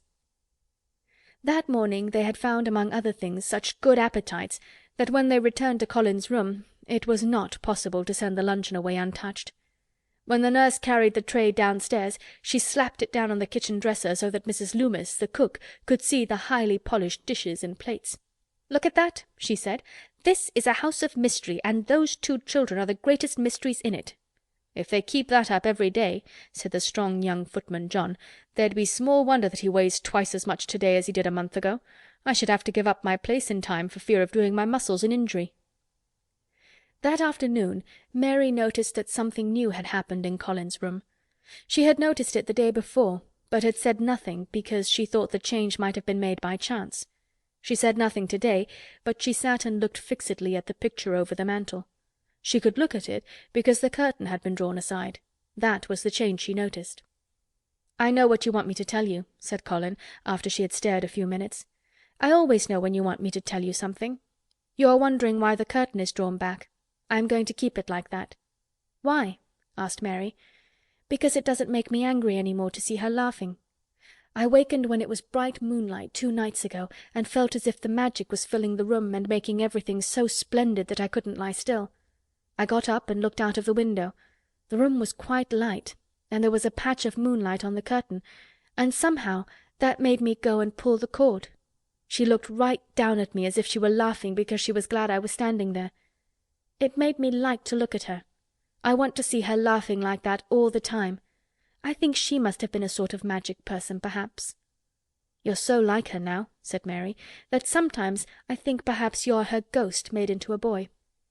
That idea seemed to impress Colin. He thought it over and then answered her slowly. "If I were her ghost, my father would be fond of me." "Do you want him to be fond of you?" inquired Mary. "I used to hate it because he was not fond of me. If he grew fond of me, I think I should tell him about the magic. It might make him more cheerful." End of chapter 25. Chapter 26. Its Mother. Their belief in the magic was an abiding thing. After the morning's incantations, Colin sometimes gave them magic lectures. "I like to do it," he explained, "because when I grow up and make great scientific discoveries I shall be obliged to lecture about them, and so this is practice. I can only give short lectures now because I am very young, and besides Ben Weatherstaff would feel as if he were in church and he would go to sleep." "The best thing about lecturing," said Ben, "is that a chap can get up and say aught he pleases, and no other chap can answer him back. I wouldn't be again lecturing a bit myself sometimes." But when Colin held forth under his tree, old Ben fixed devouring eyes on him and kept them there. He looked him over with critical affection. It was not so much the lecture which interested him as the legs which looked straighter and stronger each day, the boyish head which held itself up so well, the once sharp chin and hollow cheeks which had filled and rounded out, and the eyes which had begun to hold the light he remembered in another pair. Sometimes when Colin felt Ben's earnest gaze meant that he was much impressed, he wondered what he was reflecting on, and once, when he had seemed quite entranced, he questioned him. "What are you thinking about, Ben Weatherstaff?" he asked. "I was thinking," answered Ben, as I'd warrant tha's gone up 3 or 4 pound this week. I was looking at thy calves and thy shoulders. I'd like to get thee on a pair of scales." "It's the magic and Mrs. Sowerby's buns and milk and things," said Colin. "You see the scientific experiment has succeeded." That morning Dickon was too late to hear the lecture. When he came he was ruddy with running, and his funny face looked more twinkling than usual. As they had a good deal of weeding to do after the rains, they fell to work. They always had plenty to do after a warm, deep, sinking rain. The moisture which was good for the flowers was also good for the weeds, which thrust up tiny blades of grass and points of leaves which must be pulled up before their roots took too firm hold. Colin was as good at weeding as anyone in these days, and he could lecture while he was doing it. "The magic works best when you work yourself," he said this morning. "You can feel it in your bones and muscles. I'm going to read books about bones and muscles, but I'm going to write a book about magic. I'm making it up now. I keep finding out things." It was not very long after he had said this that he laid down his trowel and stood up on his feet. He had been silent for several minutes, and they had seen that he was thinking out lectures as he often did. When he dropped his trowel and stood upright, it seemed to Mary and Dickon as if a sudden strong thought had made him do it. He stretched himself out to his tallest height, and he threw out his arms exultantly. Colour glowed in his face, and his strange eyes widened with joyfulness. All at once he had realized something to the full. "Mary! Dickon!" he cried. "Just look at me!" They stopped their weeding and looked at him. "Do you remember that first morning you brought me in here?" he demanded. Dickon was looking at him very hard. Being an animal charmer, he could see more things than most people could, and many of them were things he never talked about. He saw some of them now in this boy. "Aye, that we do," he answered. Mary looked hard too, but she said nothing. "Just this minute," said Colin, "all at once I remembered it myself, when I looked at my hand digging with the trowel, and I had to stand up on my feet to see if it was real. And it is real. I'm well. I'm well." "Aye, that thou'rt," said Dickon. "I'm well," said Colin again, and his face went quite red all over. He had known it before in a way. He had hoped it and felt it and thought about it, but just at that minute something had rushed all through him, a sort of rapturous belief and realization, and it had been so strong that he could not help calling out. "I shall live forever and ever," he cried grandly. "I shall find out thousands and thousands of things. I shall find out about people and creatures and everything that grows, like Dickon, and I shall never stop making magic. I'm well. I'm well. I feel as if I want to shout out something thankful, joyful." Ben Weatherstaff, who had been working near a rose-bush, glanced round at him. "Thou might sing the doxology," he suggested in his driest grunt. He had no opinion of the doxology, and he did not make the suggestion with any particular reverence. But Colin was of an exploring mind, and he knew nothing about the doxology. "What is that?" he inquired. "Dickon can sing it for thee, I'll warrant," replied Ben Weatherstaff. Dickon answered with his all-perceiving animal charmer's smile. "They sing it in church," he said. "Mother says she believes the skylarks sings it when they gets up in the morning." "If she says that, it must be a nice song," Colin answered. "I've never been in a church myself. I was always too ill. Sing it, Dickon. I want to hear it." Dickon was quite simple and unaffected about it. He understood what Colin felt better than Colin did himself. He understood by a sort of instinct so natural that he did not know it was understanding. He pulled off his cap and looked round, still smiling. "Thou must take off thy cap," he said to Colin, "and so mun tha, Ben, and thou mun stand up thy nose." Colin took off his cap, and the sun shone on and warmed his thick hair as he watched Dickon intently. Ben Weatherstaff scrambled up from his knees and bared his head too, with a sort of puzzled, half-resentful look on his old face, as if he didn't know exactly why he was doing this remarkable thing. Dickon stood out among the trees and rose-bushes and began to sing in quite a simple, matter-of-fact way, and in a nice, strong boy voice. "Praise God from whom all blessings flow. Praise him, all creatures here below. Praise him above, ye heavenly host. Praise Father, Son, and Holy Ghost. Amen.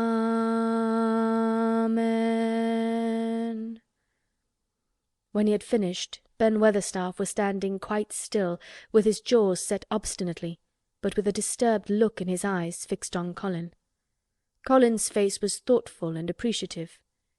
"It is a very nice song," he said. "I like it. Perhaps it means just what I mean when I want to shout out that I am thankful to the magic." He stopped and thought in a puzzled way. "Perhaps they're both the same thing. How can we know the exact names of everything? Sing it again, Dickon. Let us try, Mary. I want to sing it too. It's my song. How does it begin? Praise God from whom all blessings flow?" And they sang it again, and Mary and Colin lifted their voices as musically as they could, and Dickon swelled quite loud and beautiful, and at the second line Ben Weatherstaff raspingly cleared his throat, and at the third line he joined in with such vigour that it seemed almost savage. And when the Amen came to an end, Mary observed that the very same thing had happened to him which had happened when he found out that Colin was not a cripple. His chin was twitching, and he was staring and winking, and his leathery old cheeks were wet. "I never seed no sense in the doxology afore," he said hoarsely, "but I may change my mind in time. I should say tha'd gone up £5 this week, Mester Colin. 5 on 'em." Colin was looking across the garden at something attracting his attention, and his expression had become a startled one. "Who is coming in here?" he said quickly. "Who is it?" The door in the ivied wall had been pushed gently open, and a woman had entered. She had come in with the last line of their song, and she had stood still listening and looking at them. With the ivy behind her, the sunlight drifting through the trees and dappling her long blue cloak, and her nice fresh face smiling across the greenery, she was rather like a softly coloured illustration in one of Colin's books. She had wonderful affectionate eyes which seemed to take everything in, all of them, even Ben Weatherstaff and the creatures, and every flower that was in bloom. Unexpectedly as she had appeared, not one of them felt that she was an intruder at all. Dickon's eyes lighted like lamps.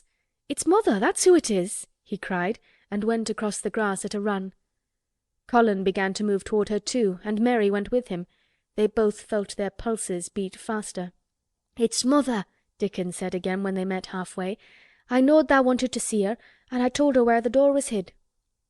Colin held out his hand with a sort of flushed royal shyness, but his eyes quite devoured her face. "Even when I was ill I wanted to see you," he said. "You and Dickon and the secret garden. I'd never wanted to see anyone or anything before." The sight of his uplifted face brought about a sudden change in her own. She flushed, and the corners of her mouth shook, and a mist seemed to sweep over her eyes. "Eh, dear lad," she broke out tremulously. "Eh, dear lad," as if she had not known she were going to say it. She did not say "Mester Colin," but just "dear lad," quite suddenly. She might have said it to Dickon in the same way if she had seen something in his face which touched her. Colin liked it. "Are you surprised because I am so well?" he asked. She put her hand on his shoulder and smiled the mist out of her eyes. "Aye, that I am," she said. "But thou'rt so like thy mother, that made my heart jump." "Do you think," said Colin a little awkwardly, "that will make my father like me?" "Aye, for sure, dear lad," she answered, and she gave his shoulder a soft, quick pat. "And he mun come home. He mun come home." "Susan Sowerby," said Ben Weatherstaff, getting close to her. "Look at the lad's legs, wilt tha? They was like drumsticks in stocking 2 months ago, and I heard folk tell as they was bandy and knock-kneed both at the same time. Look at 'em now." Susan Sowerby laughed a comfortable laugh. "They're going to be fine strong lads' legs in a bit," she said. "Let him go on playin' and workin' in the garden, and eatin' hearty and drinkin' plenty o' good sweet milk, and there'll not be a finer pair o' Yorkshire. Thank God for it." She put both hands on Mistress Mary's shoulders and looked her little face over in a motherly fashion. "And thee too," she said. "Thou'rt grown near as hearty as our Elizabeth Ellen. I'll warrant thou'rt like thy mother too. Our Martha told me as Mrs. Medlock heard she was a pretty woman. Thou'lt be like a blush rose when thou grows up, my little lass, bless thee." She did not mention that when Martha came home on her day out and described the plain sallow child, she had said that she had no confidence whatever in what Mrs. Medlock had heard. "It doesn't stand to reason that a pretty woman could be the mother of such a foul little lass," she had added obstinately. Mary had not had time to pay much attention to her changing face. She had only known that she looked different, and seemed to have a great deal more hair, and that it was growing very fast. But remembering her pleasure in looking at the Mem Sahib in the past, she was glad to hear that she might some day look like her. Susan Sowerby went round their garden with them, and was told the whole story of it, and shown every bush and tree which had come alive. Colin walked on one side of her, and Mary on the other. Each of them kept looking up at her comfortable, rosy face, secretly curious about the delightful feeling she gave them. A sort of warm, supported feeling. It seemed as if she understood them as Dickon understood his creatures. She stooped over the flowers and talked about them as if they were children. Soot followed her, and once or twice cawed at her and flew upon her shoulder as if it were Dickon's. When they told her about the robin and the first flight of the young ones, she laughed a motherly little mellow laugh in her throat. "I suppose learning 'em to fly is like learning children to walk, but I'm afeard I would be all in a worrit if mine had wings instead o' legs," she said. It was because she seemed such a wonderful woman in her nice moorland cottage way that at last she was told about the magic.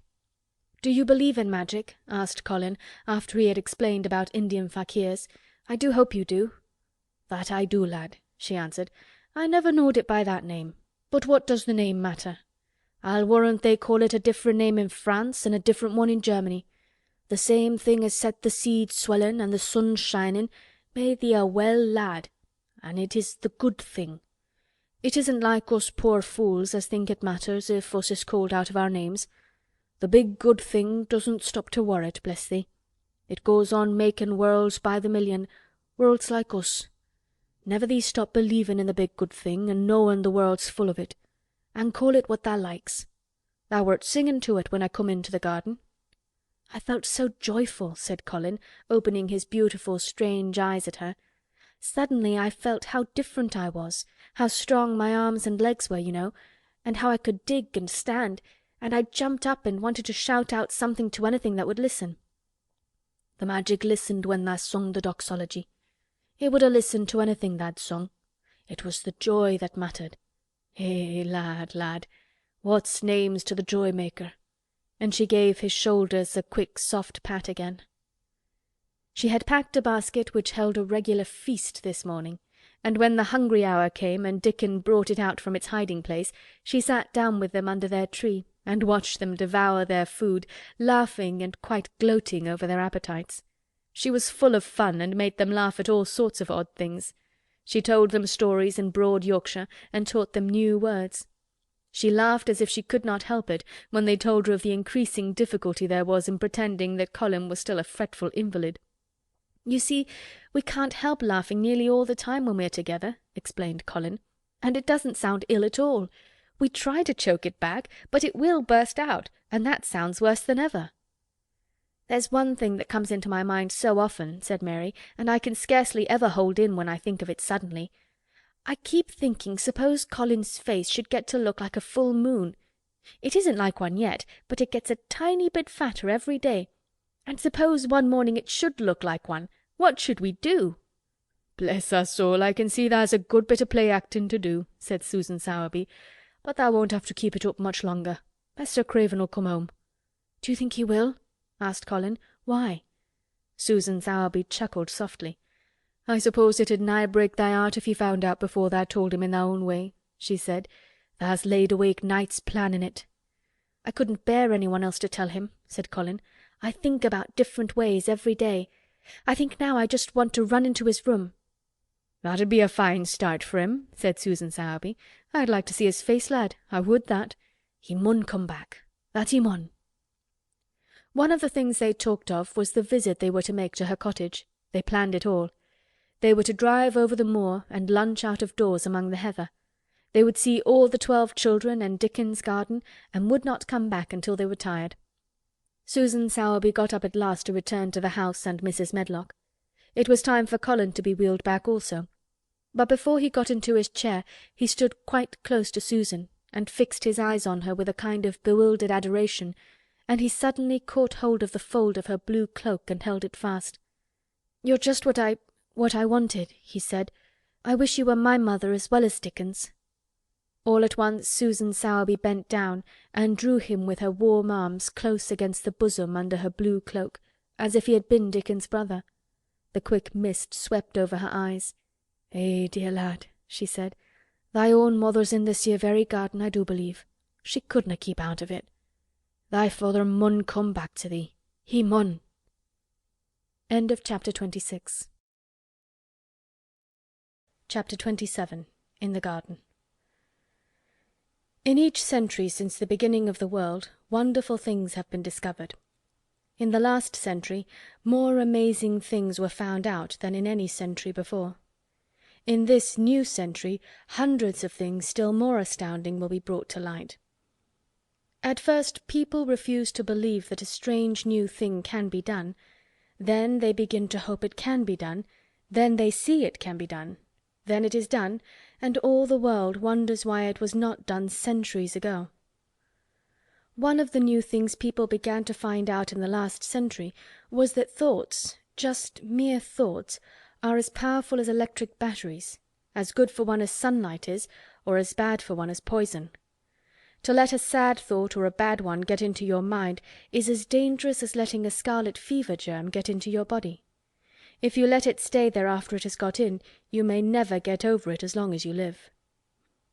So long as Mistress Mary's mind was full of disagreeable things about her dislikes and sour opinions of people, and her determination not to be pleased by or interested in anything, she was a yellow-faced, sickly, bored and wretched child. Circumstances, however, were very kind to her, though she was not at all aware of it. They began to push her about for her own good. When her mind gradually filled itself with robins and moorland cottages crowded with children, with queer crabbed old gardeners and common little Yorkshire housemaids, with springtime and with secret gardens coming alive day by day, and also with the Moor boy and his creatures, there was no room left for the disagreeable thoughts which affected her liver and her digestion and made her yellow and tired. So long as Colin shut himself up in his room and thought only of his fears and weakness and his detestation of people who looked at him, and reflected hourly on humps and early death, he was a hysterical, half-crazy little hypochondriac who knew nothing of the sunshine and the spring, and also did not know that he could get well and could stand upon his feet if he tried to do it. When new beautiful thoughts began to push out the old hideous ones, life began to come back to him. His blood ran healthily through his veins, and strength poured into him like a flood. His scientific experiment was quite practical and simple, and there was nothing weird about it at all.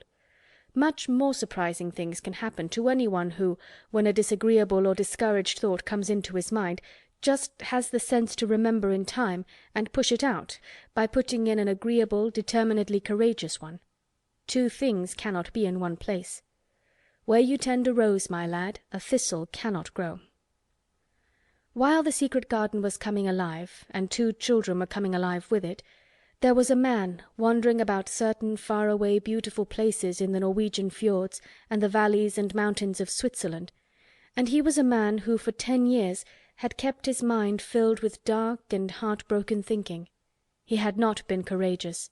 He had never tried to put any other thoughts in the place of the dark ones. He had wandered by blue lakes and thought them. He had lain on mountain sides with sheets of deep blue gentians blooming all about him, and flower breaths filling all the air, and he had thought them.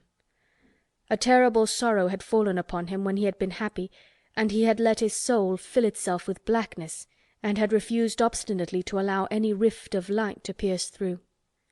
He had forgotten and deserted his home and his duties. When he travelled about, darkness so brooded over him that the sight of him was a wrong done to other people, because it was as if he poisoned the air about him with gloom.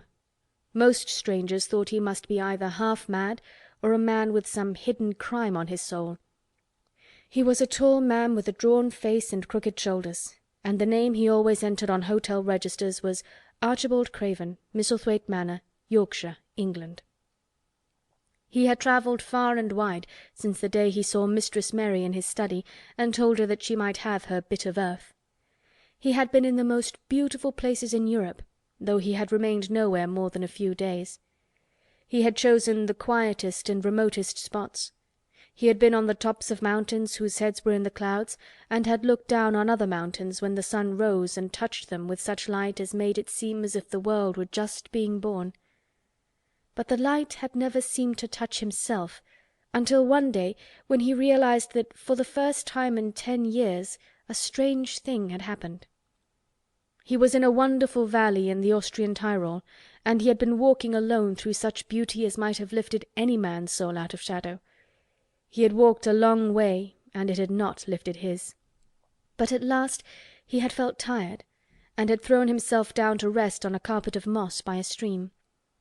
It was a clear little stream which ran quite merrily along on its narrow way through the luscious damp greenness. Sometimes it made a sound rather like very low laughter as it bubbled over and round stones. He saw birds come and dip their heads to drink in it, and then flick their wings and fly away.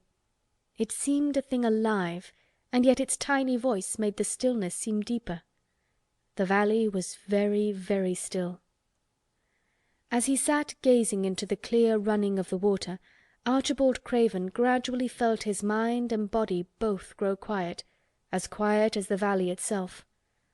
He wondered if he were going to sleep, but he was not. He sat and gazed at the sunlit water, and his eyes began to see things growing at its edge. There was one lovely mass of blue forget-me-nots growing so close to the stream that its leaves were wet, and at these he found himself looking as he remembered he had looked at such things years ago. He was actually thinking tenderly how lovely it was, and what wonders of blue its hundreds of little blossoms were.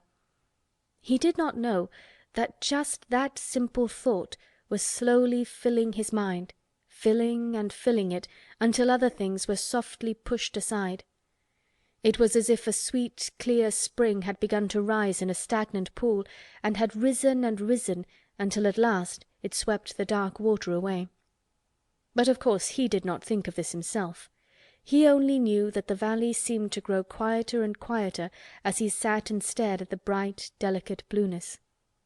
He did not know how long he sat there, or what was happening to him, but at last he moved as if he were awakening, and he got up slowly and stood on the moss carpet, drawing a long, deep, soft breath, and wondering at himself.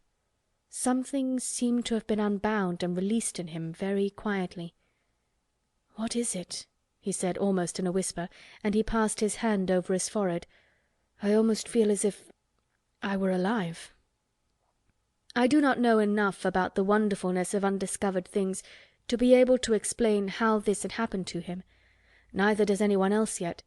He did not understand it all himself, but he remembered this strange hour months afterward when he was at Misselthwaite again, and he found out quite by accident that on this very day Colin had cried out as he went into the secret garden, "I'm going to live forever and ever and ever." The singular calmness remained with him for the rest of the evening, and he slept a new reposeful sleep. But it was not with him very long. He did not know that it could be kept. By the next night he had opened the doors wide to his dark thoughts, and they had come trooping and rushing back. He left the valley and went on his wandering way again. But strange as it seemed to him, there were minutes, sometimes half hours, when, without his knowing why, the black burden seemed to lift itself again, and he knew he was a living man and not a dead one. Slowly, slowly, for no reason that he knew of, he was coming alive with the garden. As the golden summer changed into the deep golden autumn, he went to the lake of Como. There he found the loveliness of a dream. He spent his days upon the crystal blueness of the lake, or he walked into the soft thick verdure of the hills and tramped until he was tired, so that he might sleep. But by this time he had begun to sleep better, he knew, and his dreams had ceased to be a terror to him. "Perhaps," he thought, "my body is growing stronger." It was growing stronger, but because of the rare peaceful hours when his thoughts were changed, his soul was slowly growing stronger too. He began to think of Misselthwaite, and wonder if he should not go home. Now and then he wondered vaguely about his boy, and asked himself what he should feel when he went and stood by the carved four-posted bed again and looked down at the sharply chiselled ivory-white face while it slept, and the black lashes rimmed so startlingly the close-shut eyes. He shrank from it. One marvel of a day he had walked so far that when he returned the moon was high and full, and all the world was purple shadow and silver. The stillness of lake and shore and wood was so wonderful that he did not go into the villa he lived in. He walked down to a little bowered terrace at the water's edge and sat upon a seat and breathed in all the heavenly scents of the night. He felt the strange calmness stealing over him, and it grew deeper and deeper until he fell asleep. He did not know when he fell asleep and when he began to dream. His dream was so real that he did not feel as if he were dreaming. He remembered afterward how intensely wide awake and alert he had thought he was. He thought that as he sat and breathed in the scent of the late roses and listened to the lapping of the water at his feet, he heard a voice calling. It was sweet and clear and happy and far away. It seemed very far, but he heard it as distinctly as if it had been at his very side. "Archie! Archie!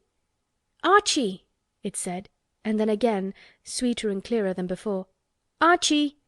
Archie!" He thought he sprang to his feet, not even startled. It was such a real voice, and it seemed so natural that he should hear it. "Lilias! Lilias!" he answered. "Lilias, where are you?" "In the garden," it came back like a sound from a golden flute. "In the garden!" And then the dream ended. But he did not awaken. He slept soundly and sweetly all through the lovely night. When he did awake at last, it was brilliant morning, and a servant was standing staring at him. He was an Italian servant, and was accustomed, as all the servants of the villa were, to accepting without question any strange thing his foreign master might do. No one ever knew when he would go out or come in, or where he would choose to sleep, or if he would roam about the garden or lie in the boat on the lake all night. The man held a salver with some letters on it, and he waited quietly until Mr. Craven took them. When he had gone away, Mr. Craven sat a few moments holding them in his hand and looking at the lake. His strange calm was still upon him, and something more, a lightness as if the cruel thing which had been done had not happened as he thought, as if something had changed. He was remembering the dream, the real, real dream. "In the garden," he said, wondering at himself. "In the garden. But the door is locked and the key is buried deep." When he glanced at the letters a few minutes later, he saw that the one lying at the top of the rest was an English letter and came from Yorkshire. It was directed in a plain woman's hand, but it was not a hand he knew. He opened it, scarcely thinking of the writer, but the first words attracted his attention at once. "Dear Sir, I am Susan Sowerby that made bold to speak to you once on the moor. It was about Miss Mary I spoke.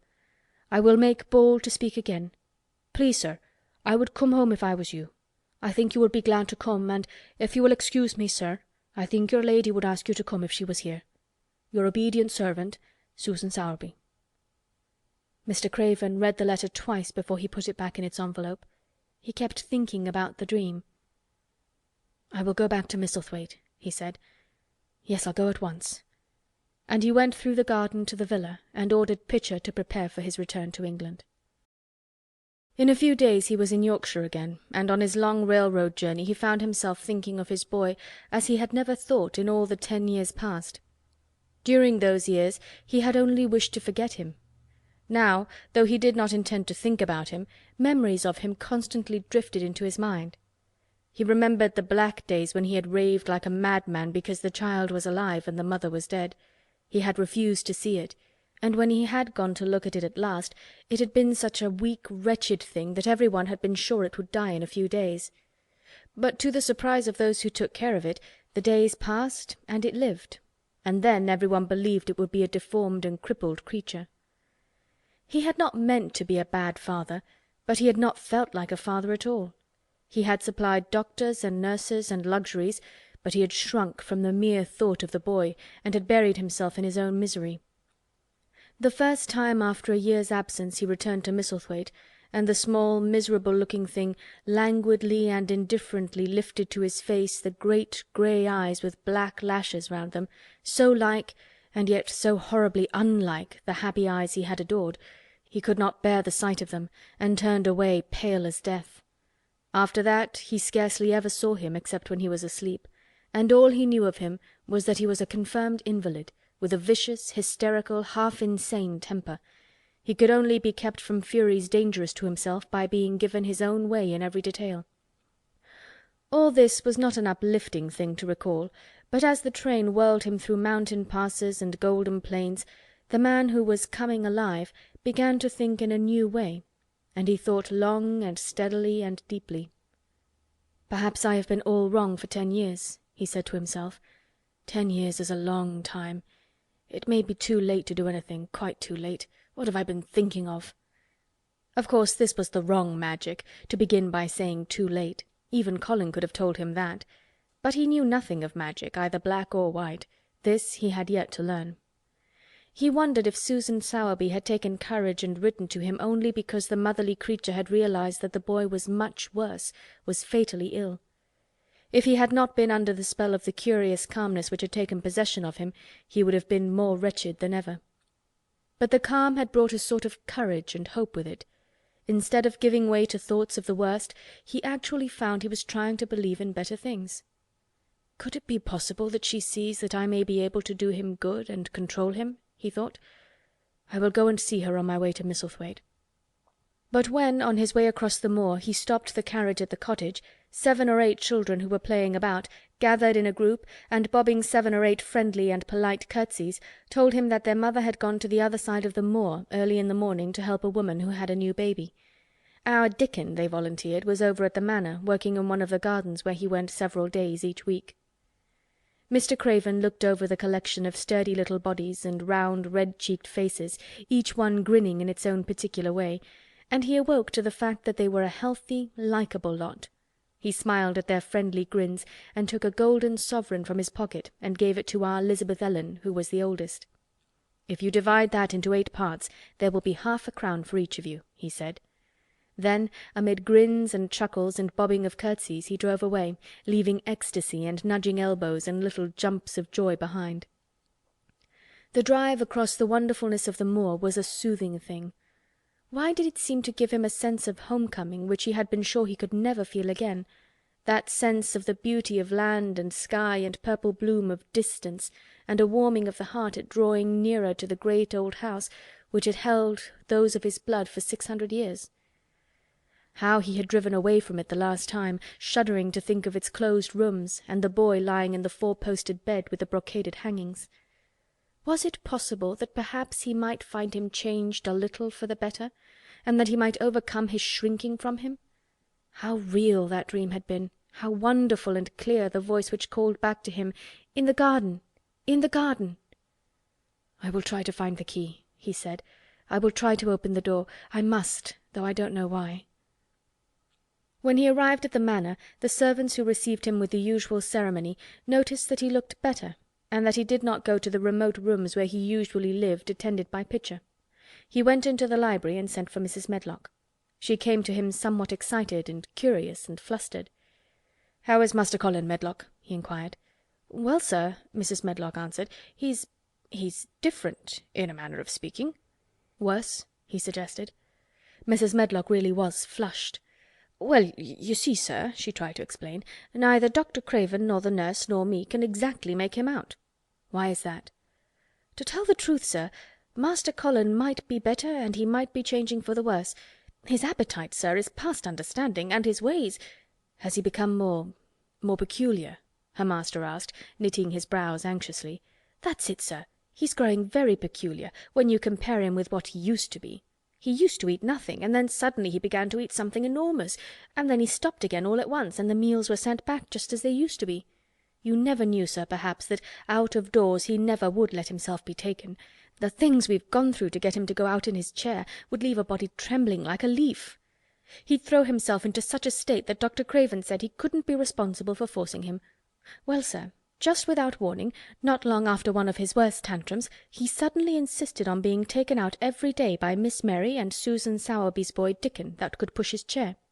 He took a fancy to both Miss Mary and Dickon brought his tame animals, and if you'll credit it, sir, out of doors he will stay from morning until night." "How does he look?" was the next question. "If he took his food natural, sir, you'd think he was putting on flesh, but we're afraid it may be a sort of bloat. He laughs sometimes in a queer way when he's alone with Miss Mary. He never used to laugh at all. Dr. Craven is coming to see you at once, if you'll allow him. He never was as puzzled in his life." "Where is Master Colin now?" Mr. Craven asked. "In the garden, sir. He's always in the garden, though not a human creature is allowed to go near, for fear they'll look at him." Mr. Craven scarcely heard her last words.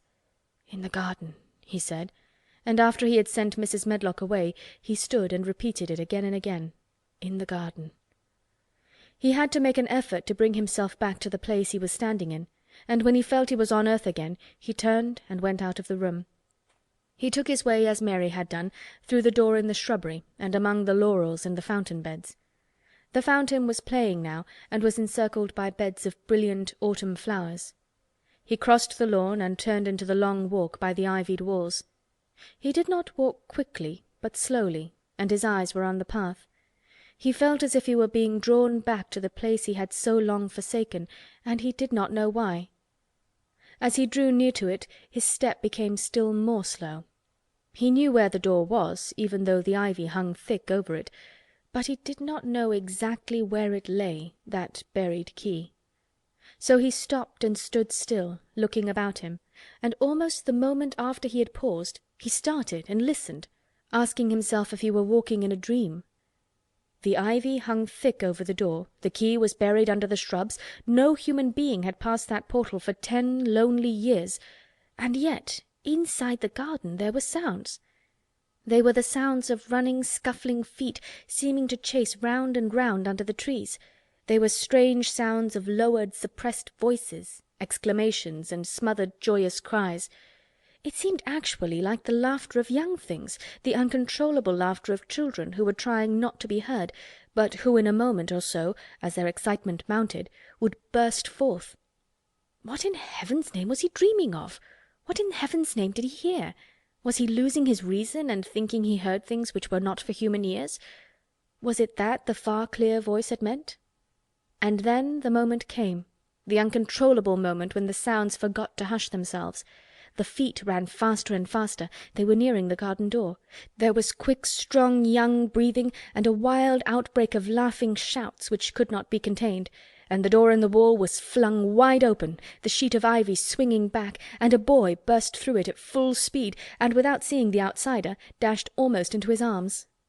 Mr. Craven had extended them just in time to save him from falling as a result of his unseeing dash against him, and when he held him away to look at him in amazement at his being there, he truly gasped for breath. He was a tall boy, and a handsome one. He was glowing with life, and his running had sent splendid colour leaping to his face. He threw the thick hair back from his forehead and lifted a pair of strange grey eyes, eyes full of boyish laughter and rimmed with black lashes like a fringe. It was the eyes which made Mr. Craven gasp for breath. "Who?" he stammered. This was not what Colin had expected. This was not what he had planned. He had never thought of such a meeting.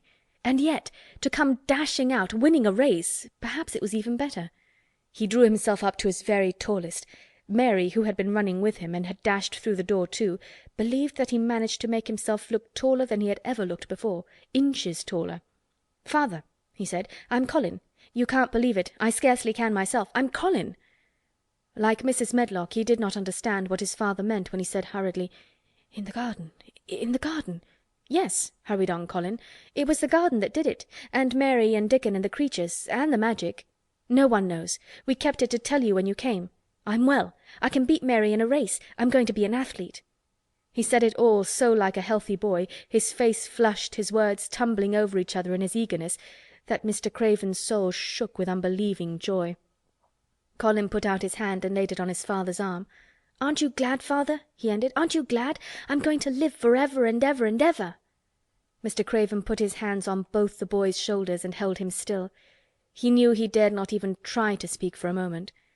"Take me into the garden, my boy," he said at last, "and tell me all about it." And so they led him in.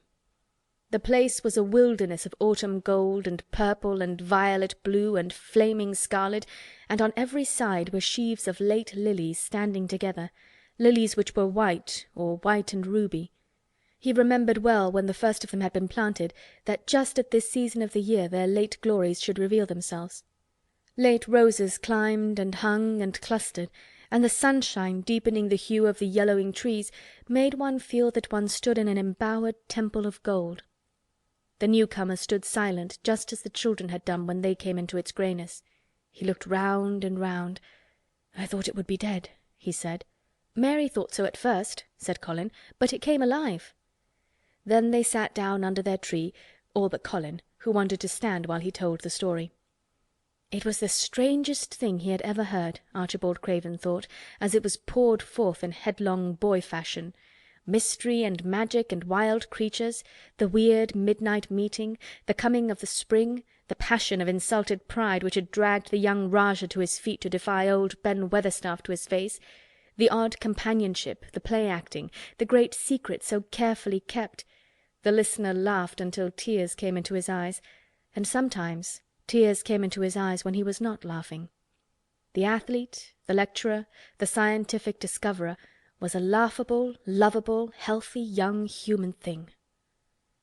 "Now," he said at the end of the story, "it need not be a secret any more. I dare say it will frighten them nearly into fits when they see me, but I am never going to get into the chair again. I shall walk back with you, father, to the house."